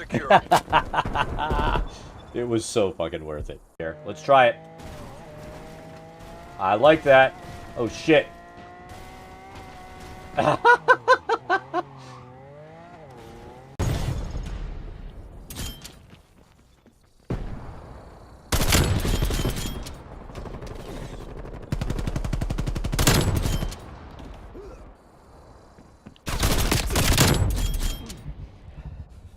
Spy plane available for tasking. Spy plane is there. Die, die, die, die, die!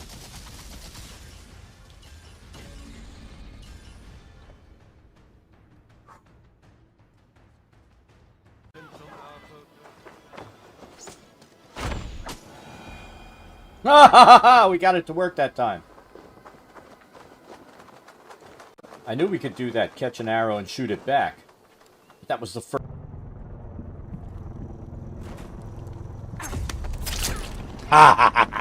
We're full ahead. How'd you fucking feel?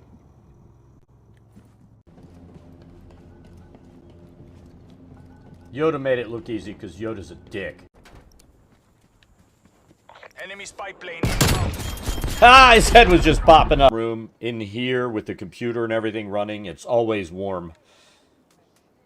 The wife's like, I want to go in the warm room. I'm like, no, you can't come into the warm room.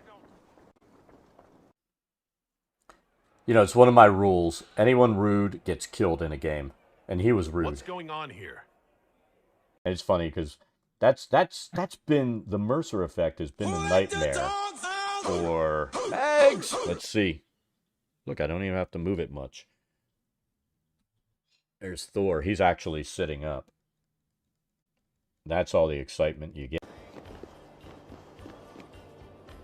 Oh! How did we not get messed up there? How did that even happen? Generally, I'm going to say no. Dad is not good at this game.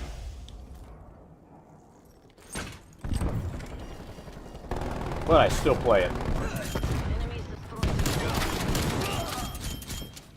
Napalm strike awaiting orders.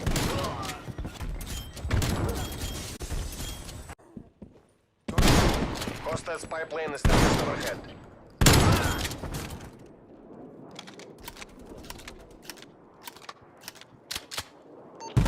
Spy plane commencing surveillance operation.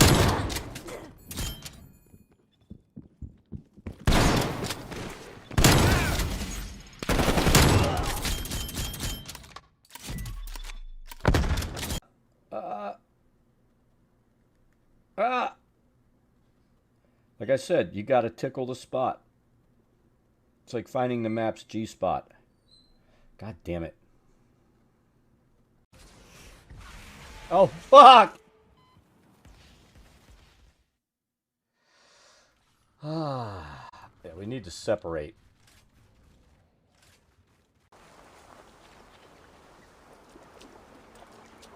I've always thought, channel. Hold on. You're mine. Oh! Oh! Ah. That's it. Die! God's justice away!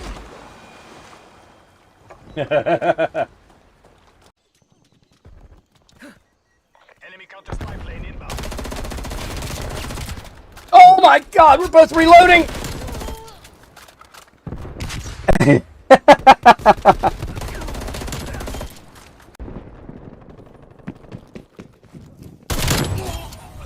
Counter-strike deployment.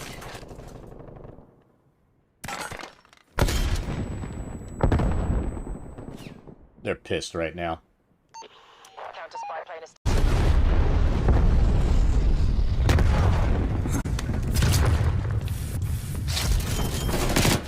Ah, it was worth Hardpoint is it. secure. It was so fucking worth it. Here, let's try it. I like that. Oh shit.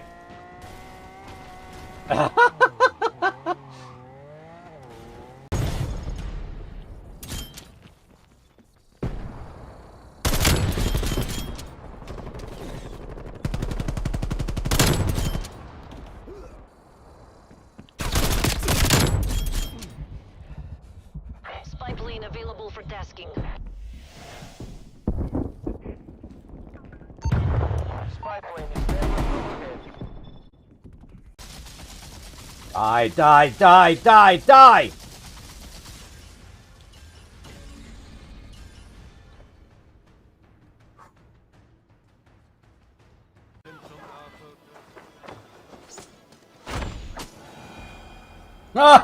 We got it to work that time. I knew we could do that, catch an arrow and shoot it back. But that was the first.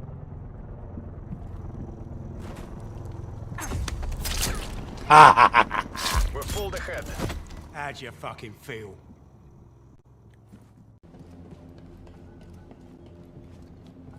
Yoda made it look easy because Yoda's a dick. Enemy spy plane inbound. Ah, his head was just popping up. Room in here with the computer and everything running. It's always warm. The wife's like, I want to go in the warm room. I'm like, no, you can't come into the warm room. You know, it's one of my rules. Anyone rude gets killed in a game. And he was rude. What's going on here?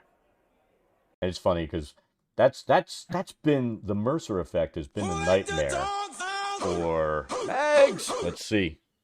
Look, I don't even have to move it much. There's Thor. He's actually sitting up. That's all the excitement you get. Oh! How did we not get messed up there? How did that even happen? Generally, I'm going to say no. Dad is not good at this game.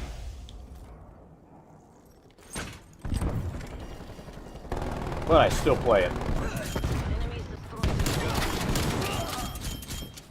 Napalm strike awaiting orders.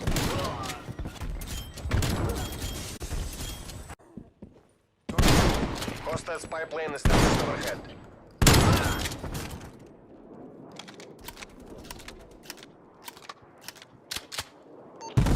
Spy plane commencing surveillance operation.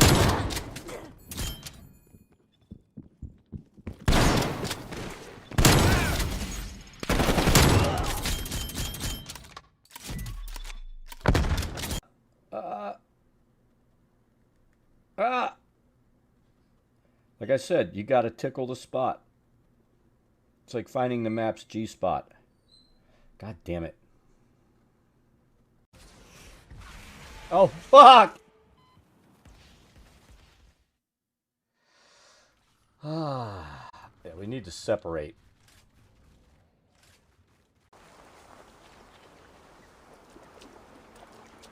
I've always thought Hold on.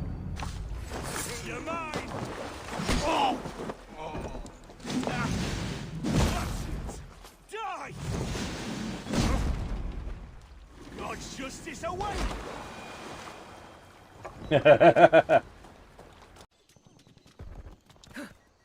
Enemy counter spy plane inbound. Oh my god, we're both reloading!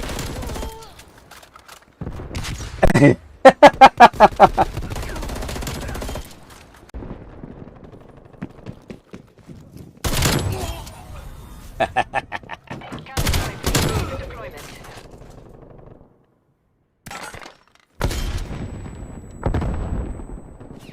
They're pissed right now. Counter spy plane is.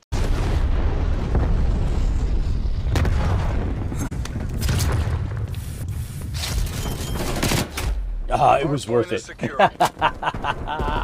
It was so fucking worth it. Here, let's try it. I like that. Oh shit.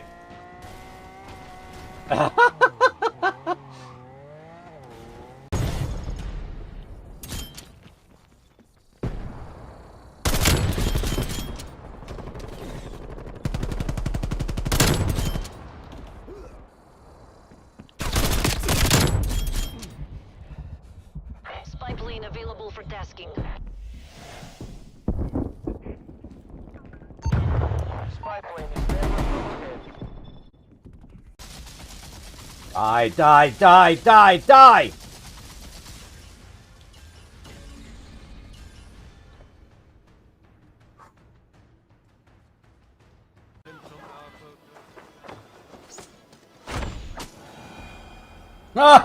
We got it to work that time. I knew we could do that, catch an arrow and shoot it back. But that was the first.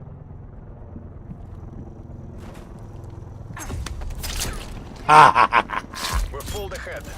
How'd you fucking feel?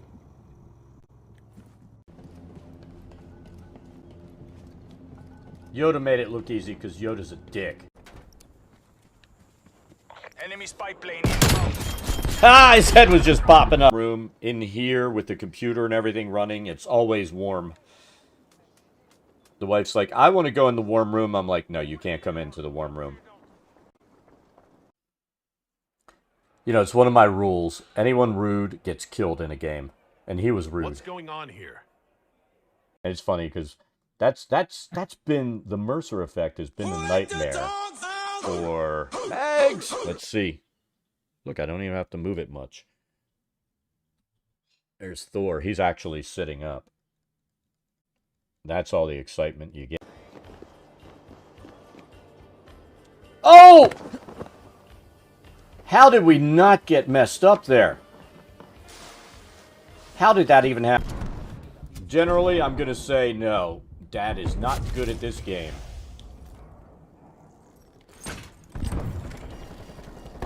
But I still play it. Enemies destroyed. Napalm strike awaiting orders.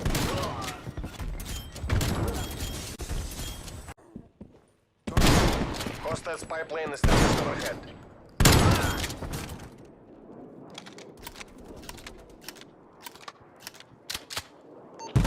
Spy plane commencing surveillance operation.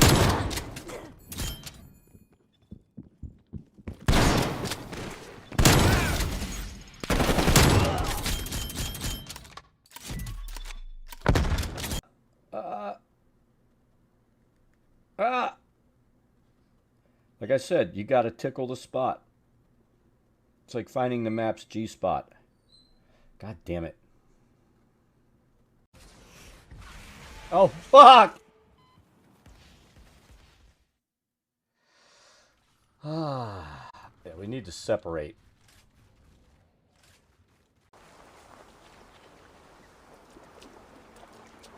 I've always thought. Channel. Hold on. You're mine. Oh! Oh! Ah. That's it. Die! God's justice away!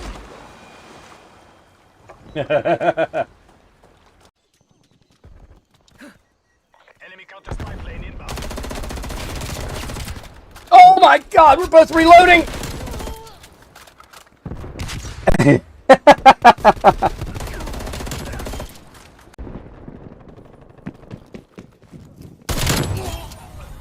Counter-strike deployment.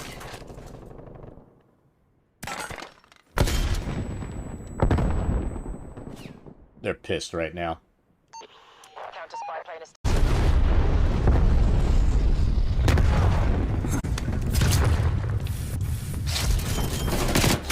Ah, it was worth Hardpoint is it. secure. It was so fucking worth it. Here, let's try it. Alright, we're back. No idea how long that took, but we're back.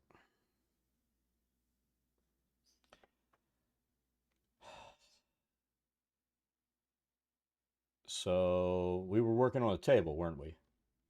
We're trying to figure a table out. Curious what I did with it.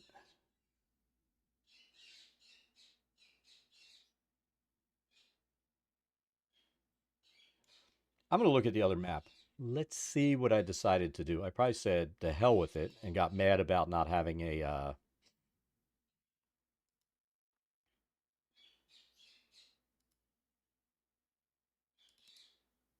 oval table. An oval table, we'll put it that way. So that's this one right here.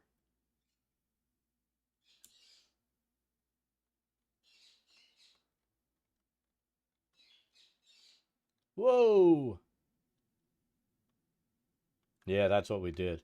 We just made a black table and put 6 chairs around it. That's what we're going to do then.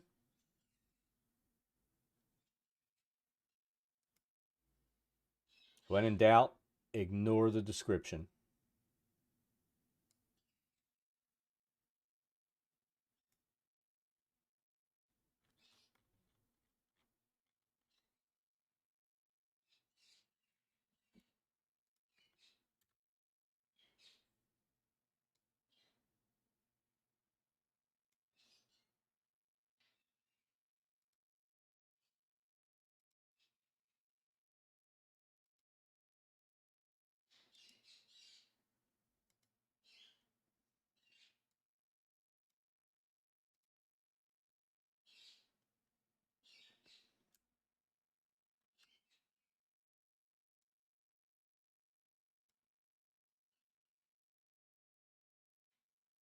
So put that there. Doesn't say how many chairs. So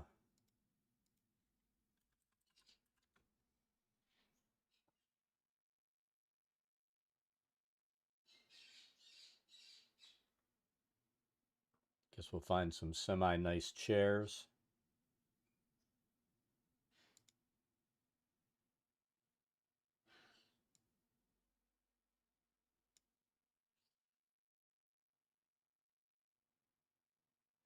Let's take snap off of here. We'll set it to under. Let's zoom in.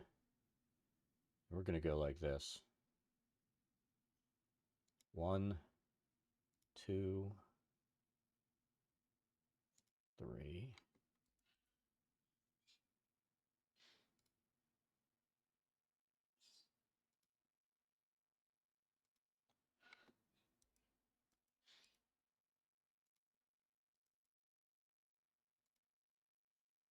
Done.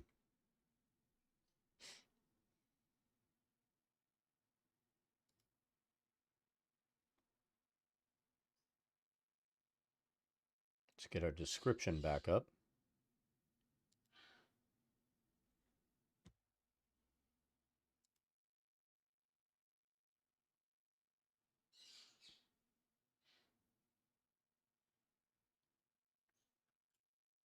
So what else is in here?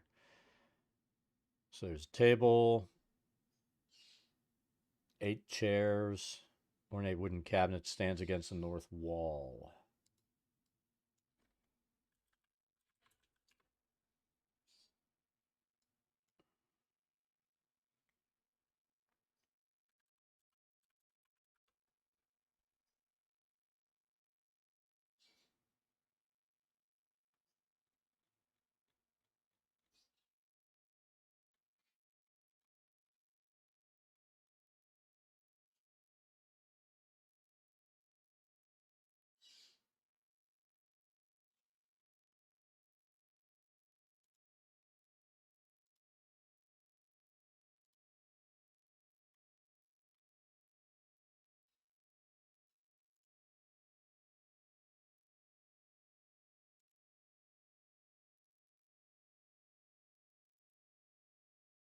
So that takes care of that.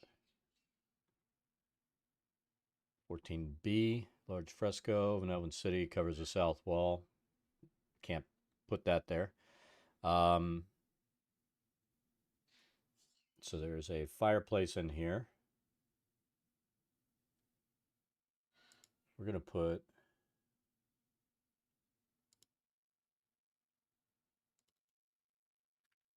same fireplace in.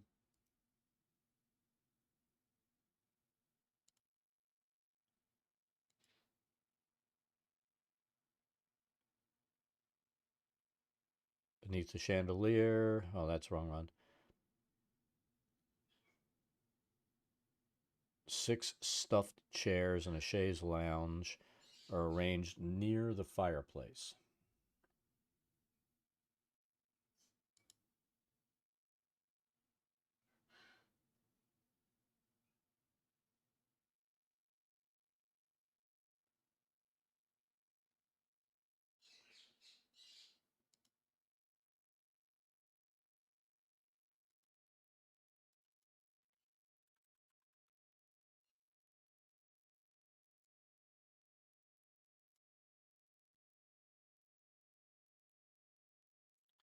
We need to find something that looks semi-comfortable.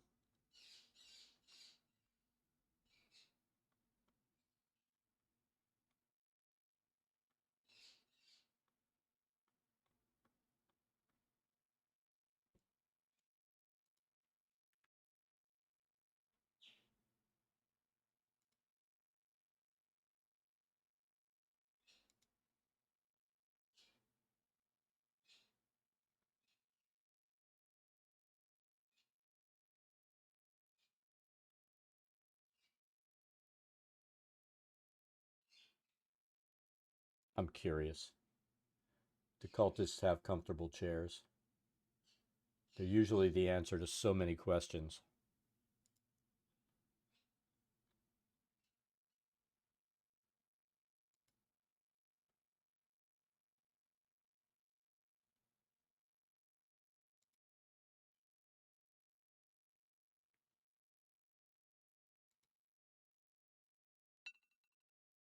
Dog pill.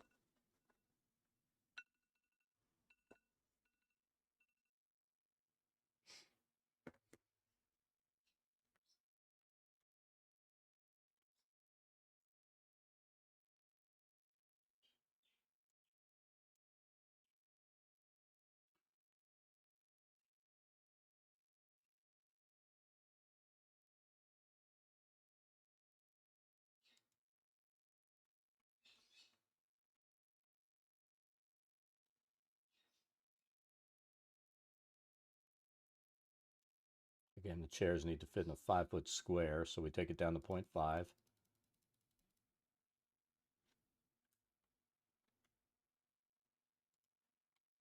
So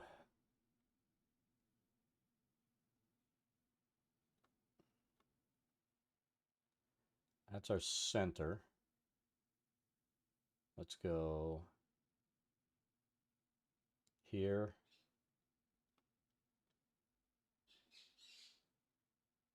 Here. Here. And there.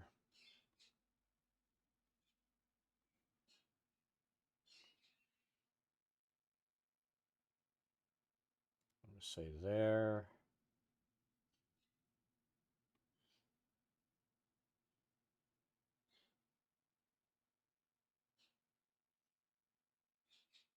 And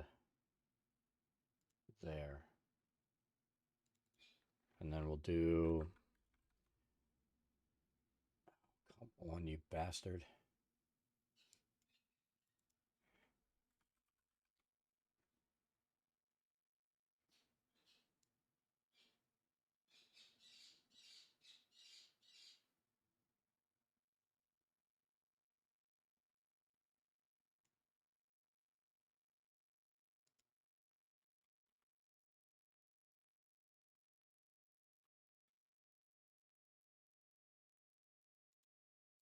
Do that.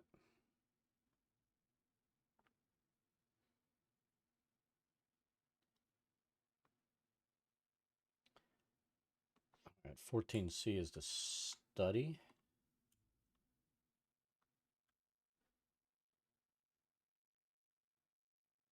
So these are bookshelves.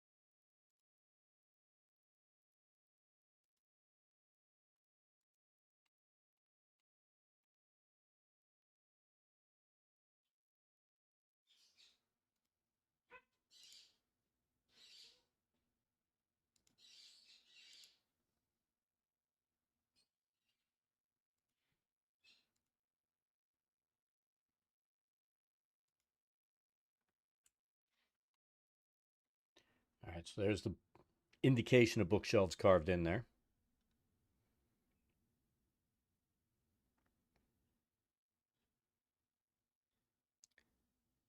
Seriously.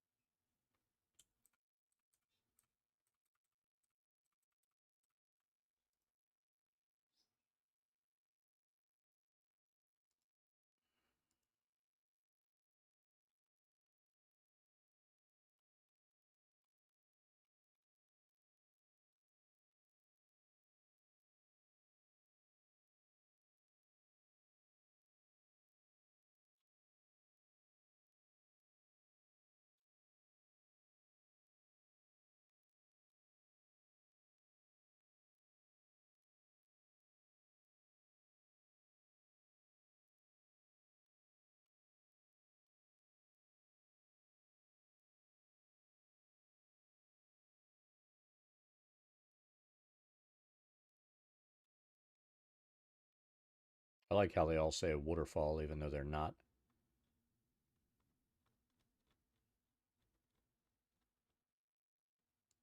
Trying to find a path that we can draw across as a shelf, and then we'll throw a couple of books in there.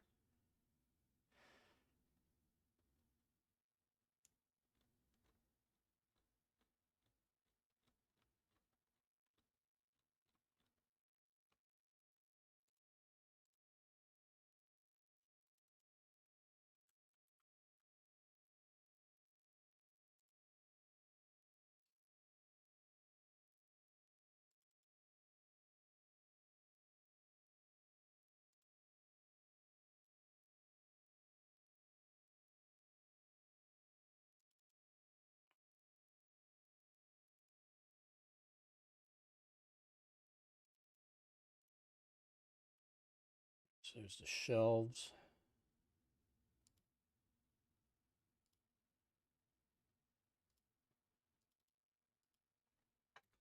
Books.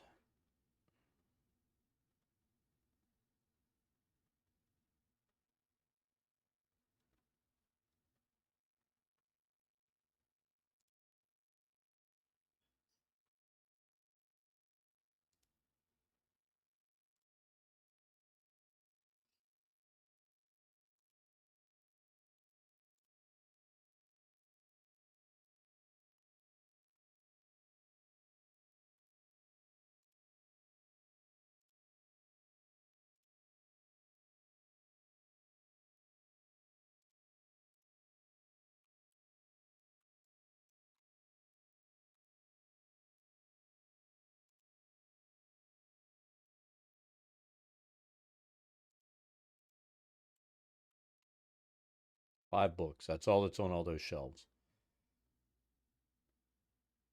So we need a desk.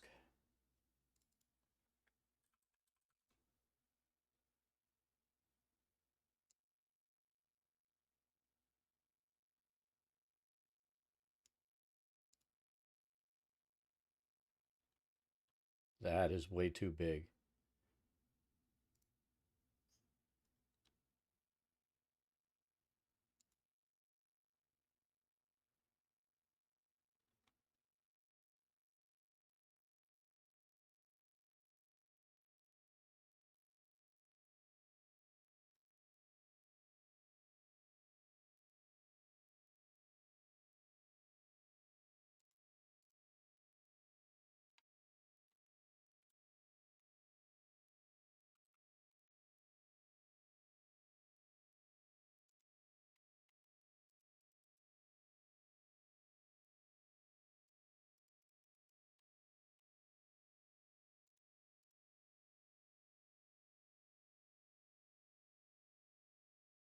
All right, 14D.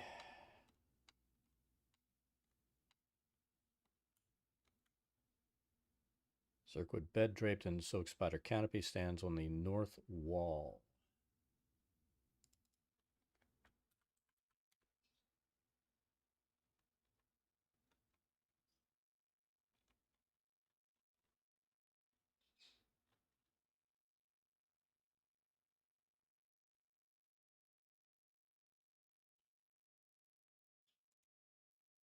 Cultists for the win.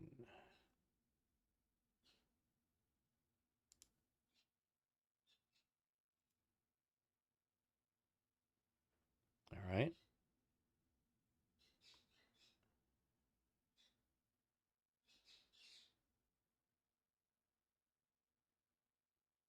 And a mirror gate.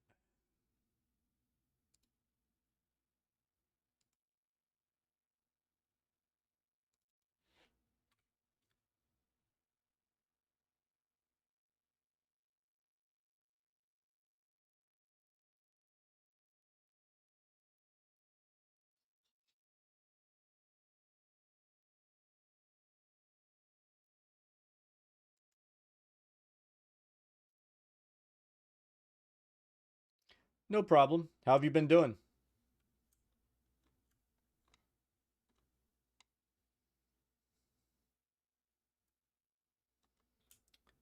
All right, so 15. This is where we have piles of skulls. If I remember right. Screaming skulls. Eastern branch hallways collapsed. We have that. We need to create the rubble down there.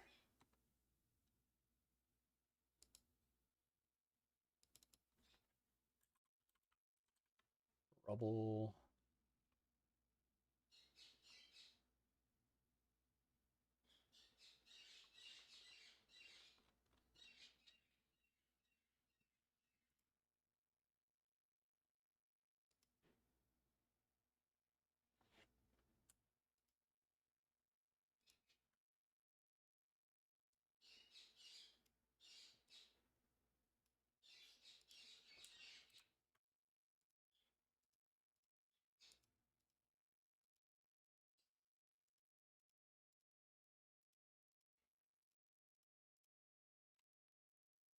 Let's take care of all of our rubble piles.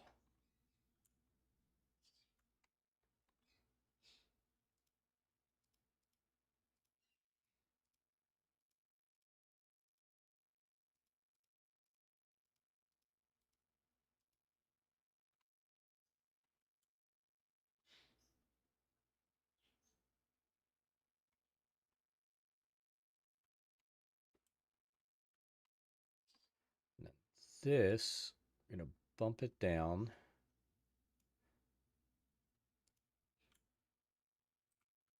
And we're going to put this below water.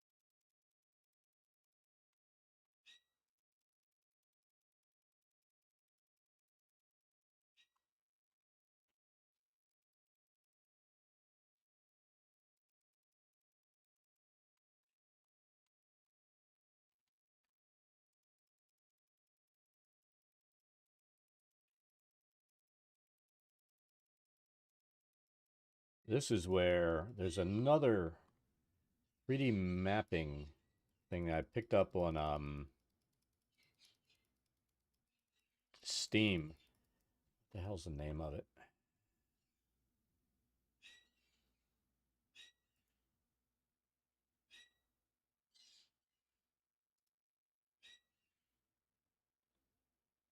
Wild Shape. That's cool because it actually has moving, flowing water and stuff in it. It's just not, like I said, I was talking about it yesterday a little bit. It's not as mature as Tailspire.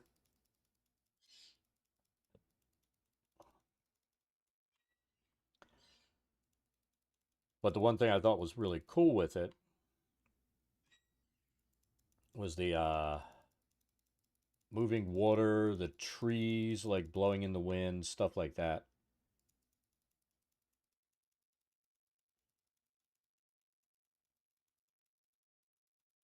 Just, oops.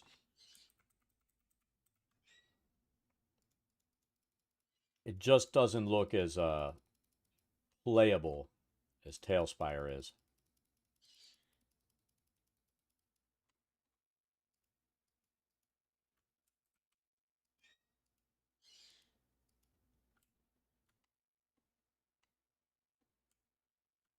All right, that's all of our stone and rubble, I think.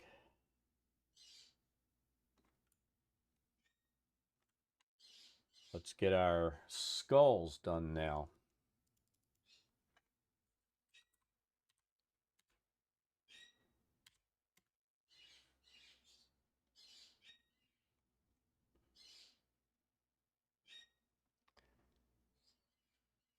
Six large piles of drow skulls.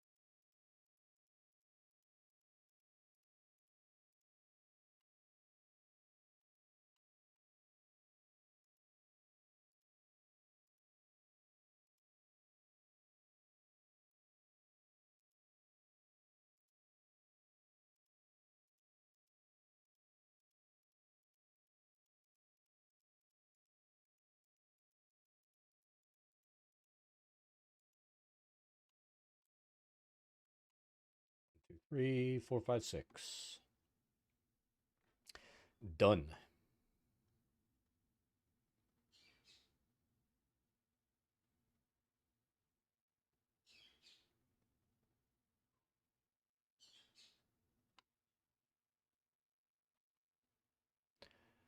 All right, so this room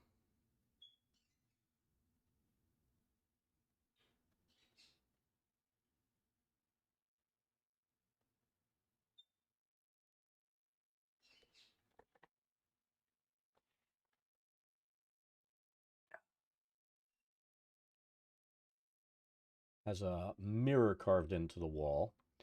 We're gonna fool them. We're gonna use our mirror gate, but it's not a gate.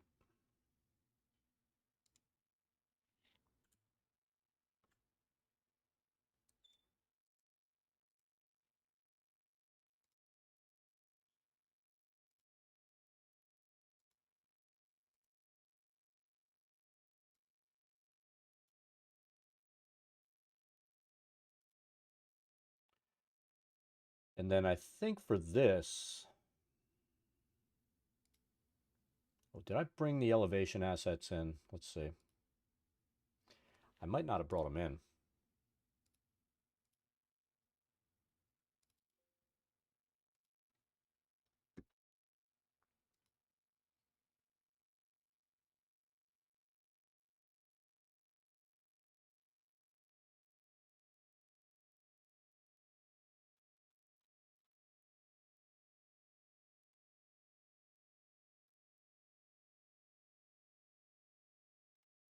I have it.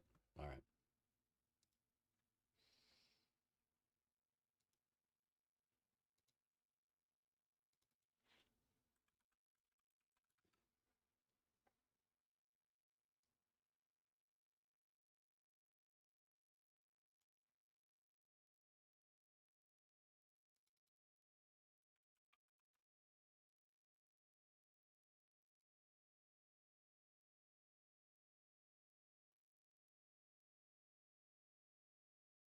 So what I want are the elevation assets and corners.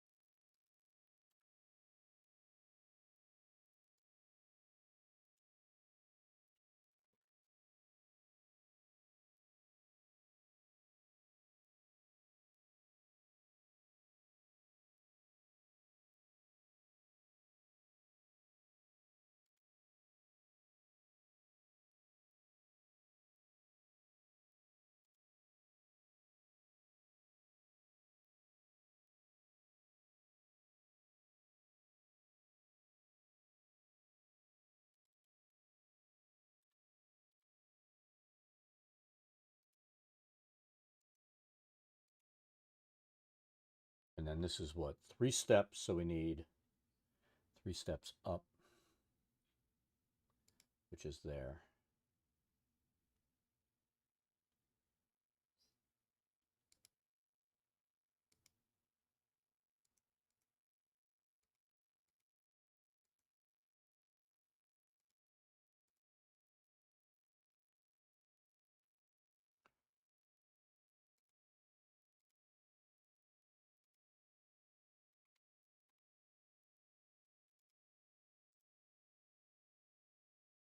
Let's take a look and see how that looks.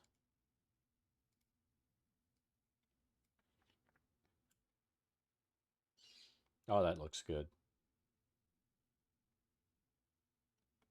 See, I like using those so that the stairs and everything are built from the same thing.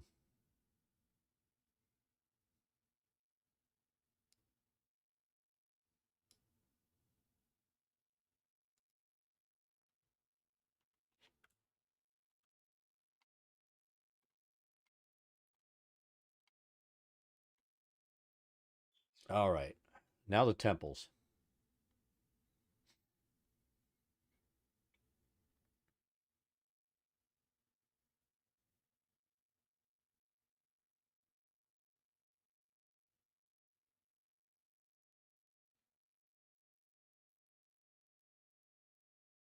What appears at first viewing to be a glistening altar of a variegated gray stone is in fact a hollow glass altar with 3 psychic gray oozes inside.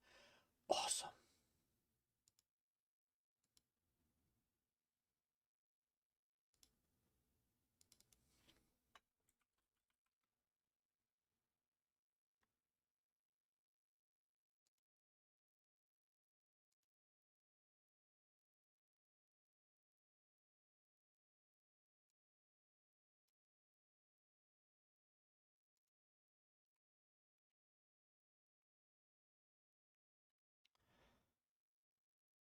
Altar made of humanoid skulls and bones rests near the south wall.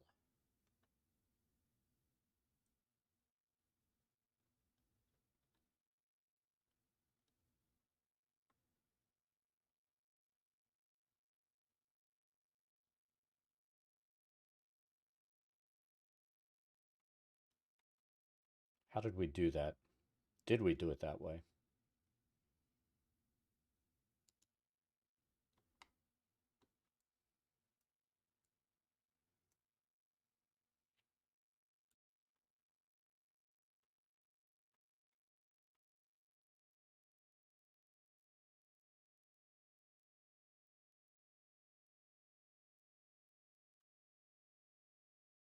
Hmm.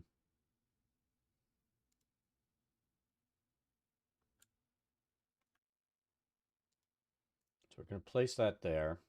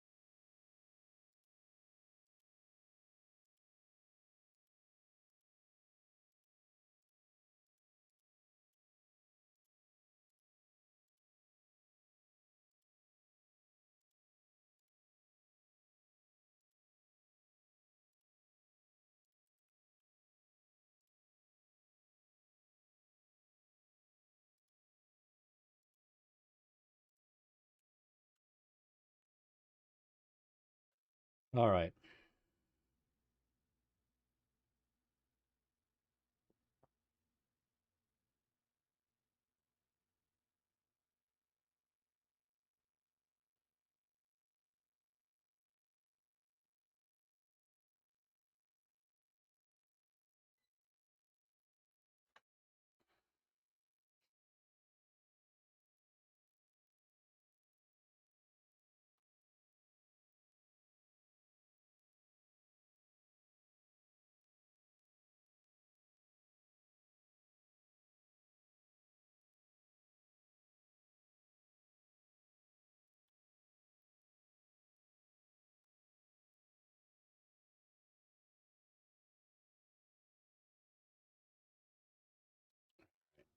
(17C).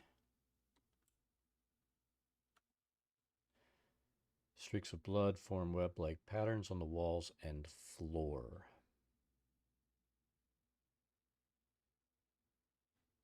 Curious.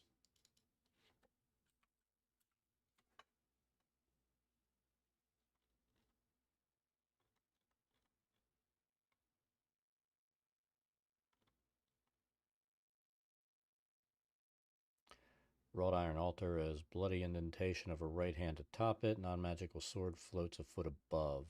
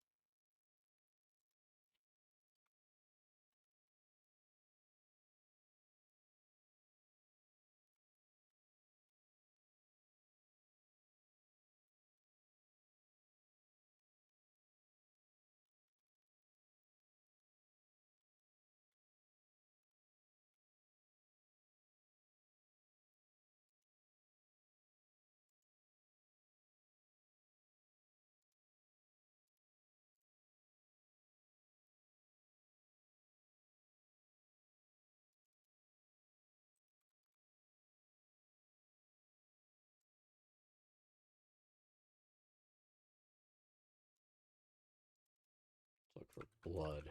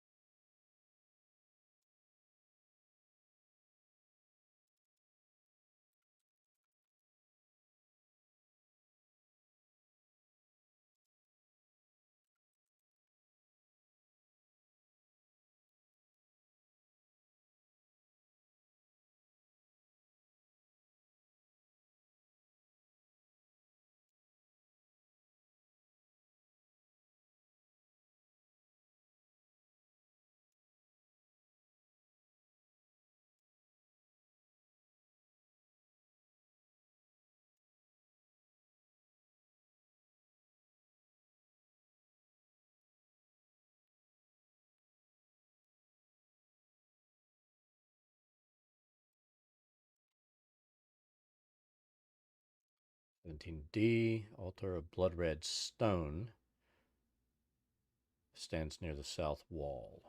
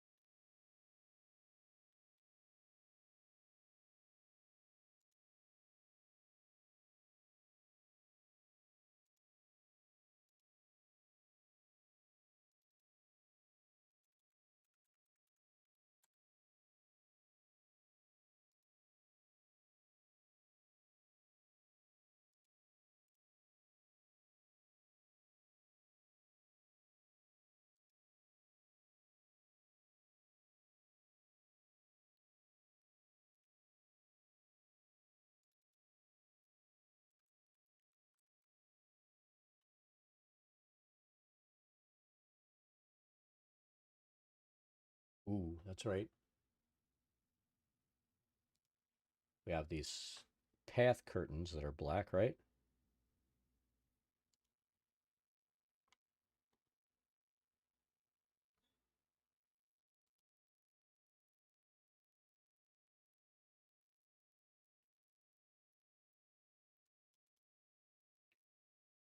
Hey, Cassie, how's it going?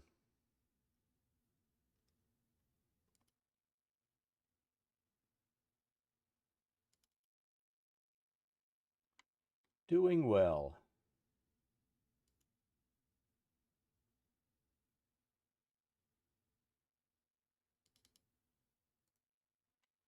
So there's our black curtains.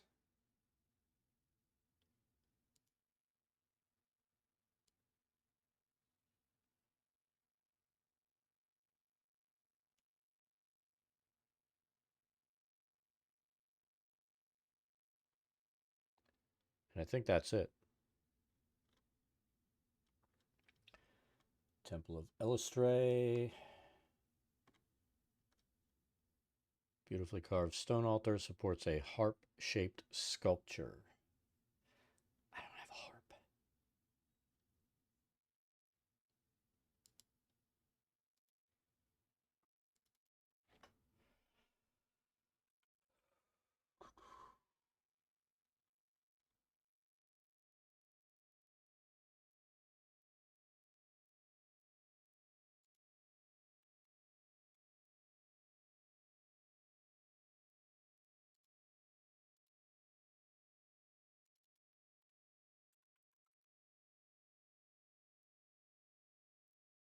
Oh, wow.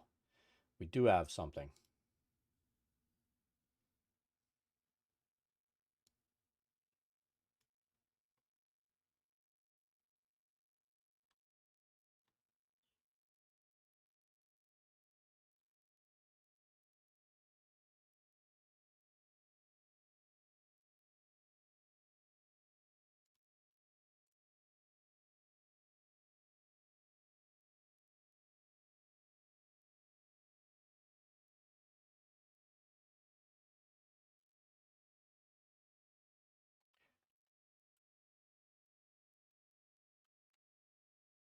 Right, 18A.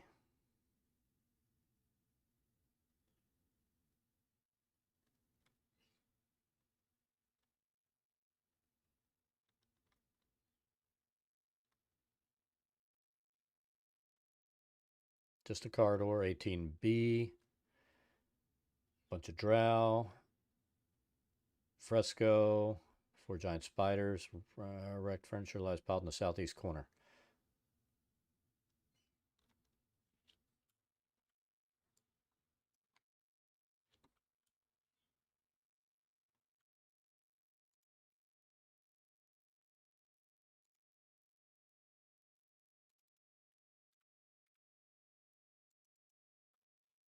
So what have you been up to, Cassie? Anything exciting?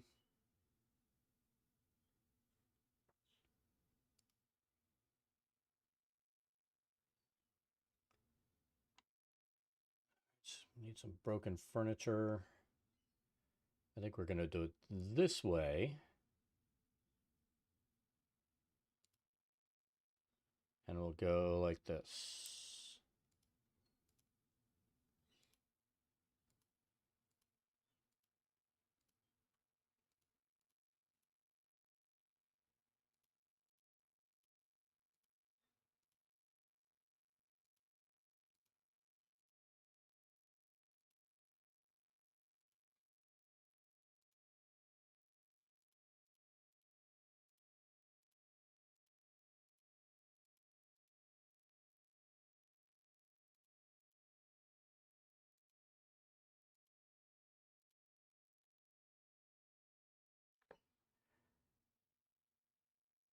Rubble chokes the fireplace.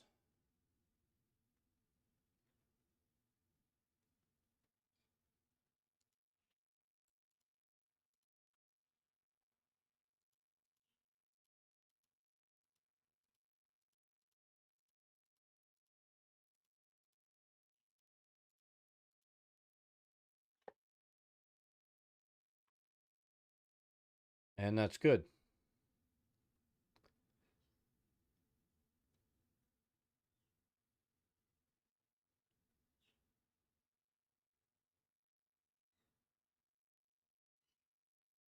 So I need a chair in room 19. And a fireplace.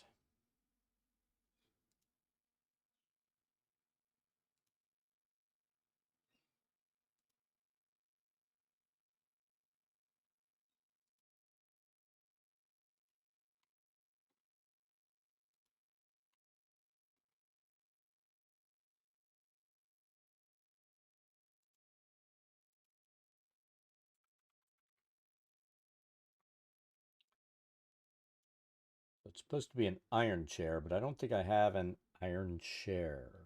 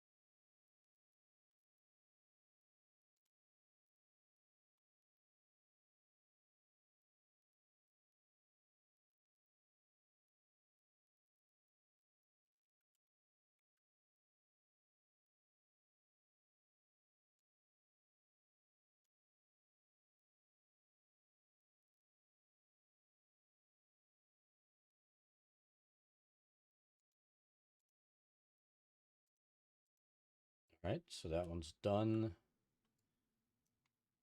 20.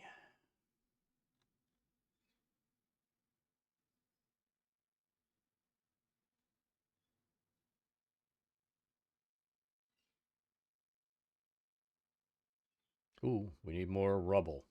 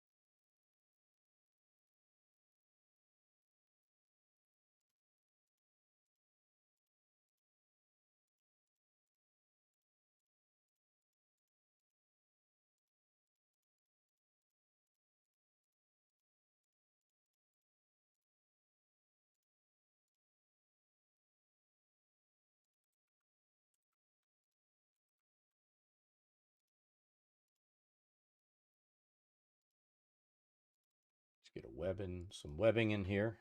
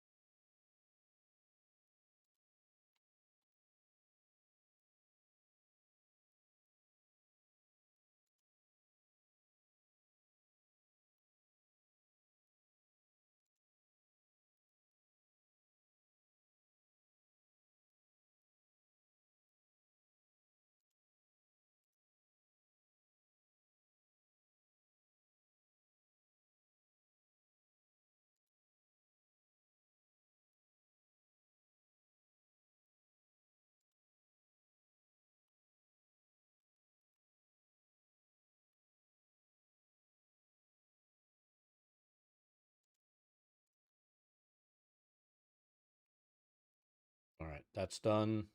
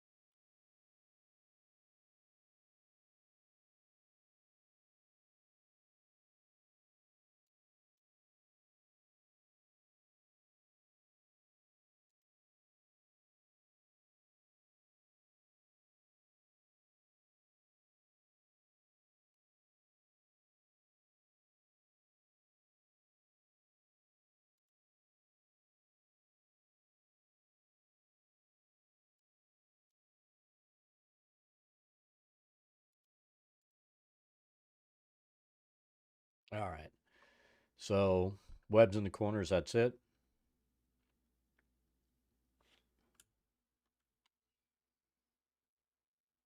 22A.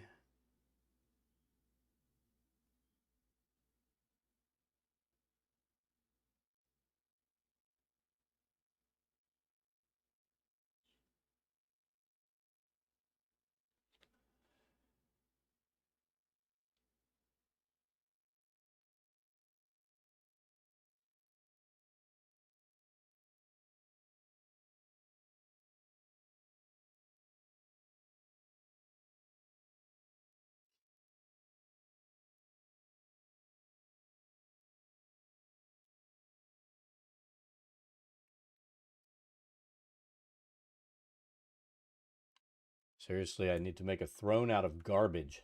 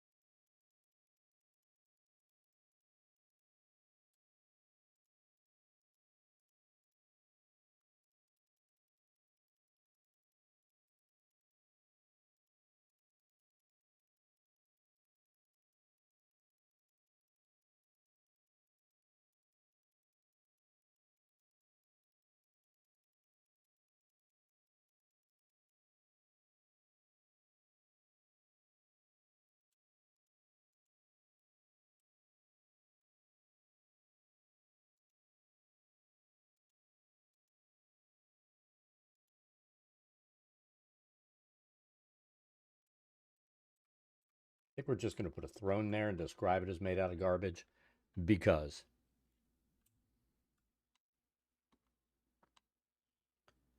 23. Just music in the hallway. We can't represent that with anything.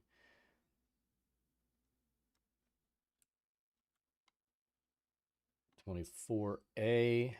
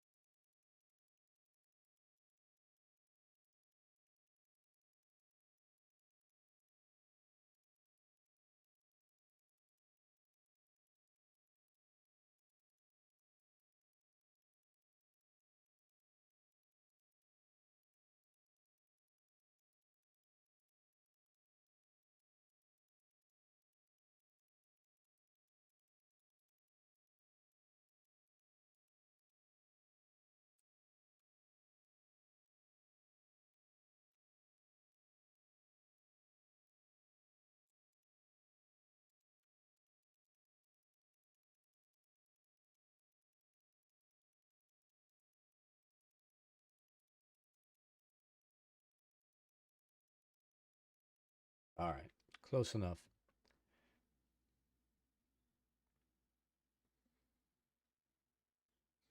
24C.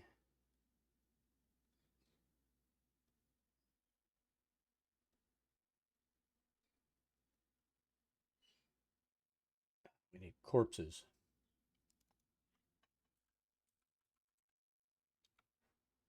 Let's just go dead. How about that?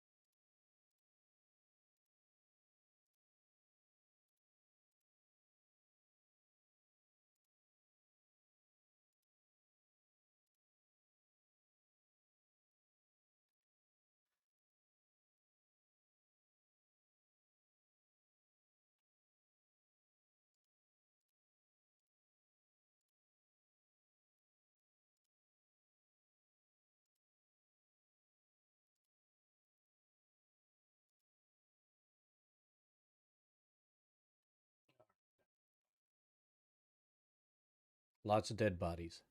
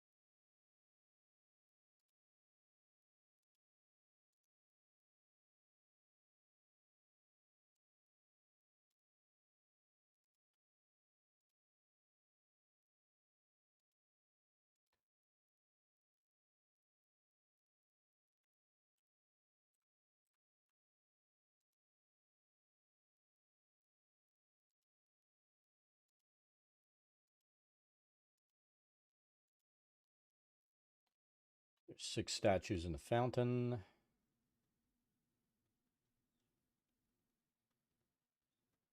A whole lot of stuff. There's a slave pen up here. Stone enclosure.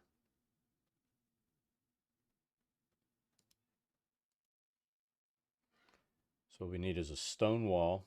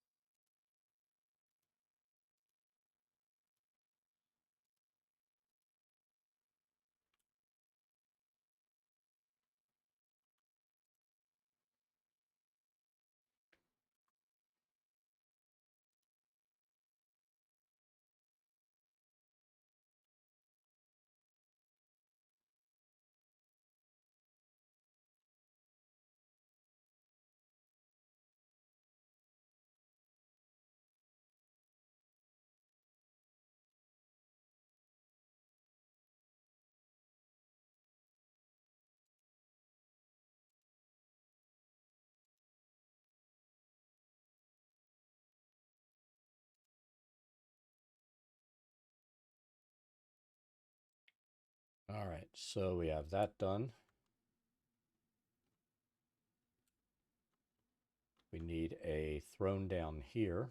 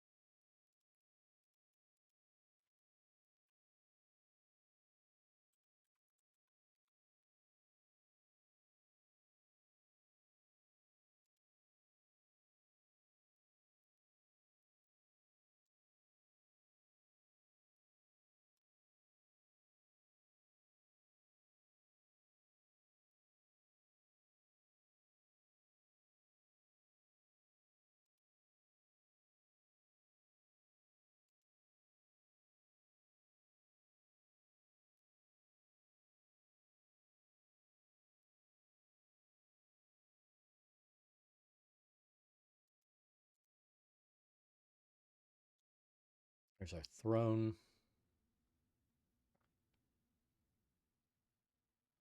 Needs to be a mirror gate here.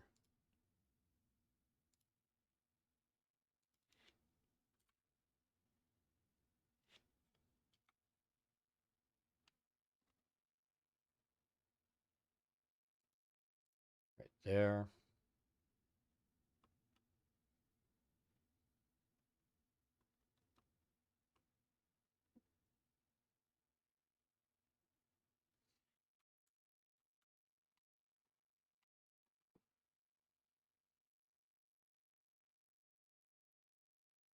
Then we need a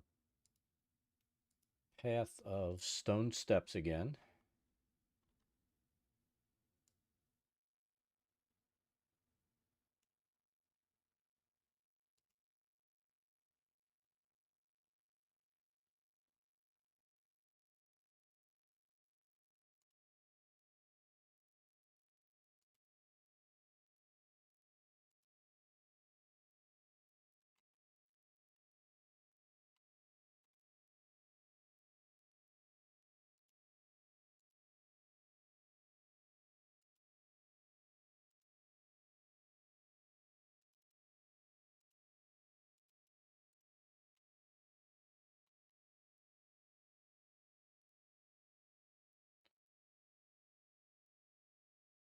We need the another path tool. This will be the cave.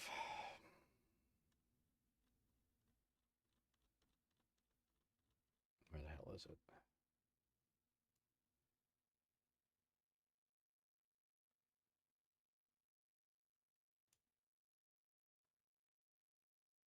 Cave cliff.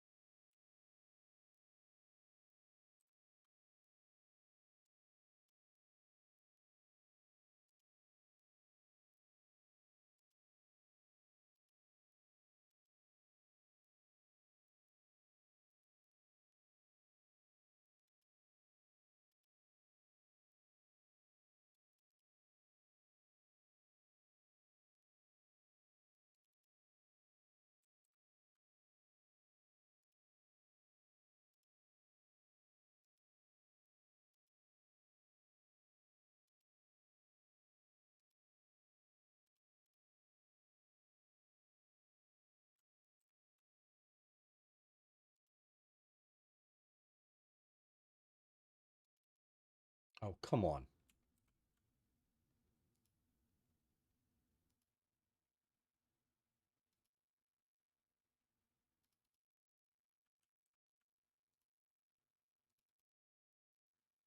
See, it's not shrinking.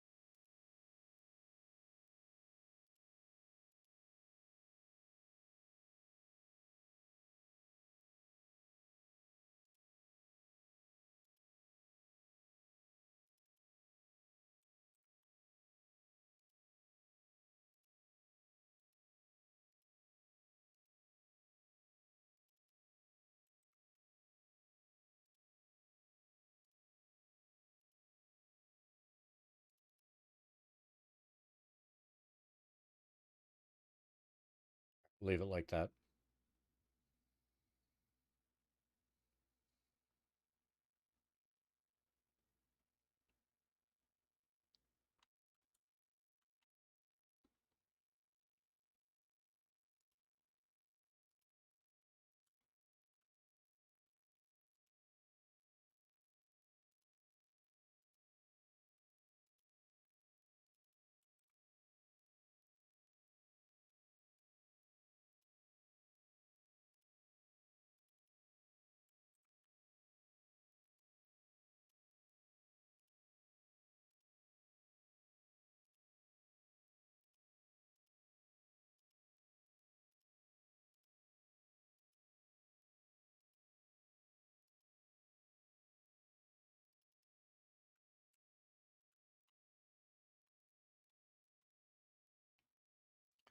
Then up here, because this is a high ridge, I put a terrain wall there so that they could see down. You couldn't see up.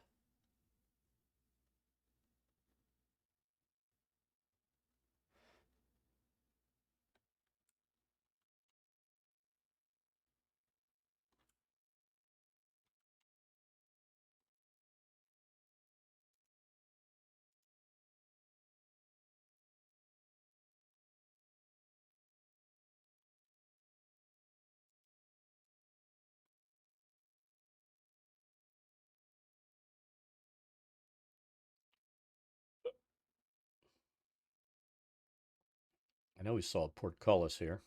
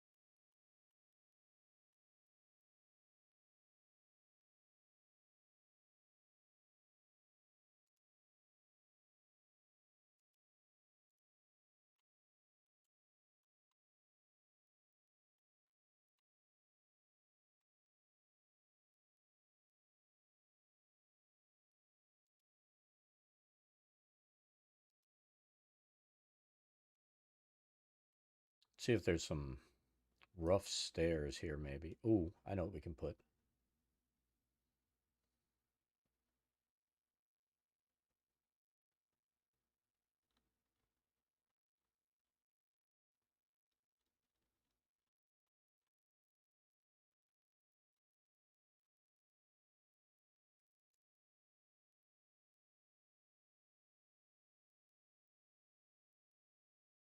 Still going to check since we have all these new things that we're seeing.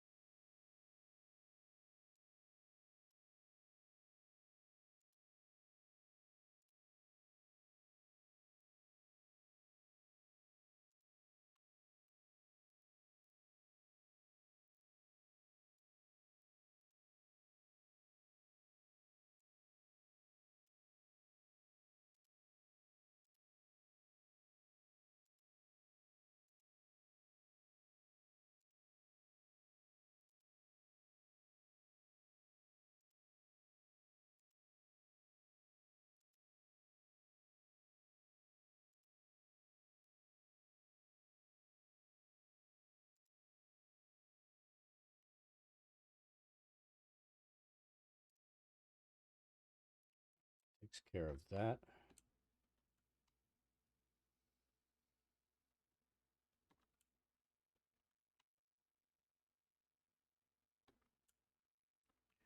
Let's look at 26. Web curtain.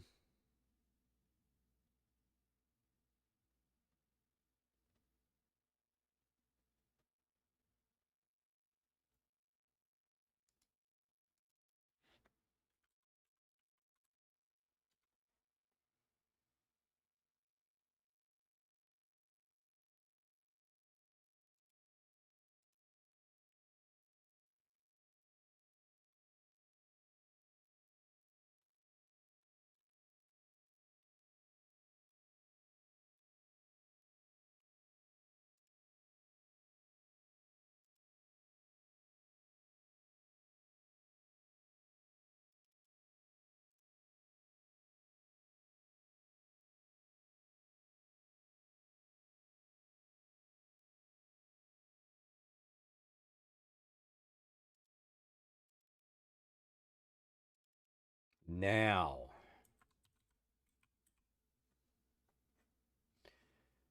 we can do the block light.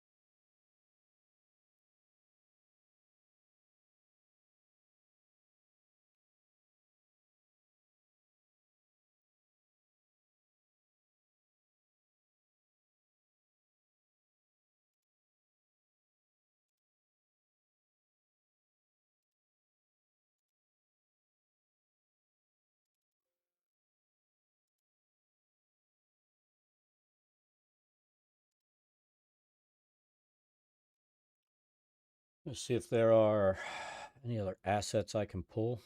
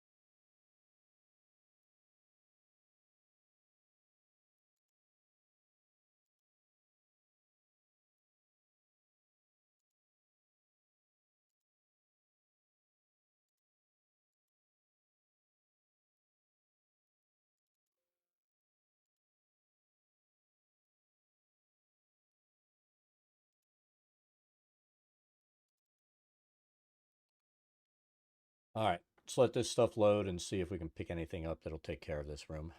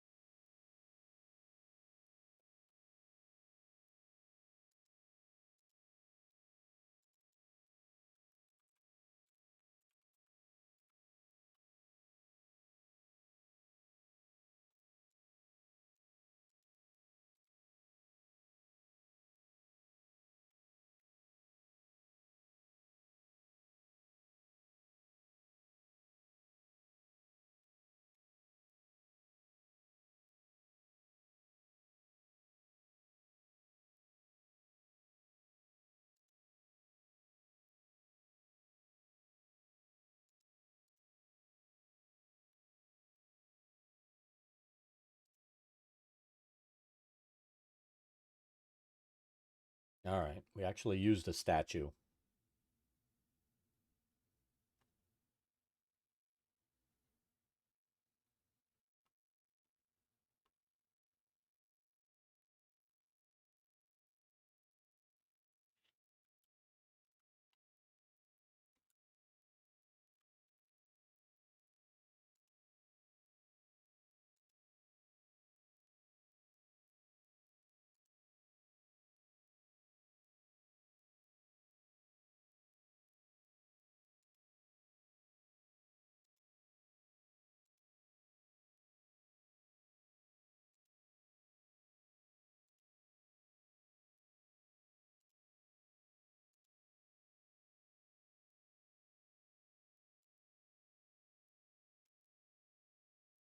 All right, so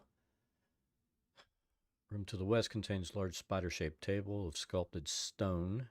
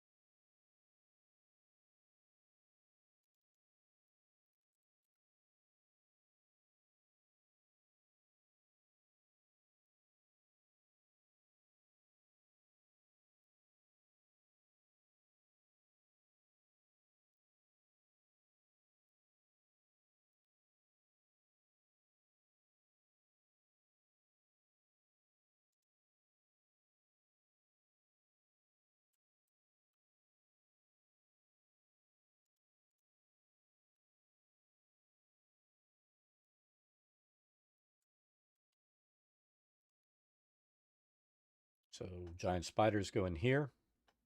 Don't need to put that in.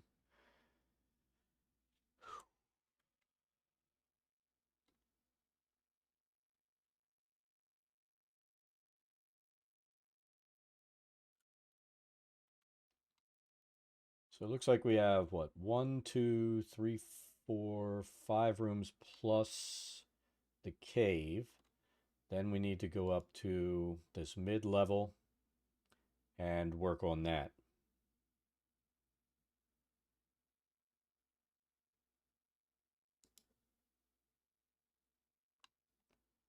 So I think we've gotten along pretty far today. So I can't complain.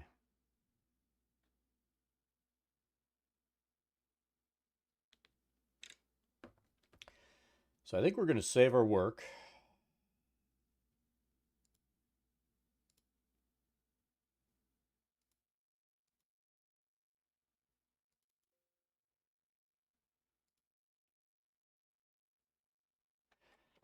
And we'll probably call it here. We got a lot done. Let's zoom in again because we got our top level was really easy. That's finished.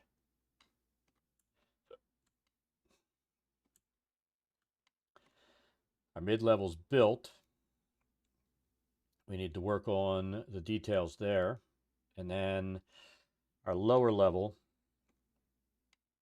which I believe is the most detailed level as far as stuff that has to be done in there. We've got some work to do in there, but this level, this room here is a bear. We'll finish it off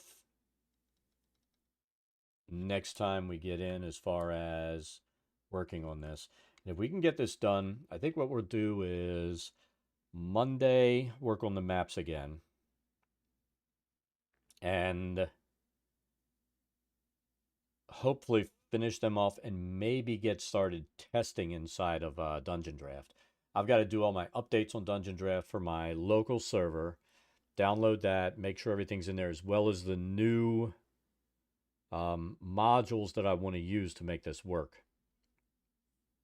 So I'll probably prep that before we get in on Monday, hoping that we'll get done everything Monday, start testing, and then if it works, Tuesday we'll pull it all in and populate on our regular game.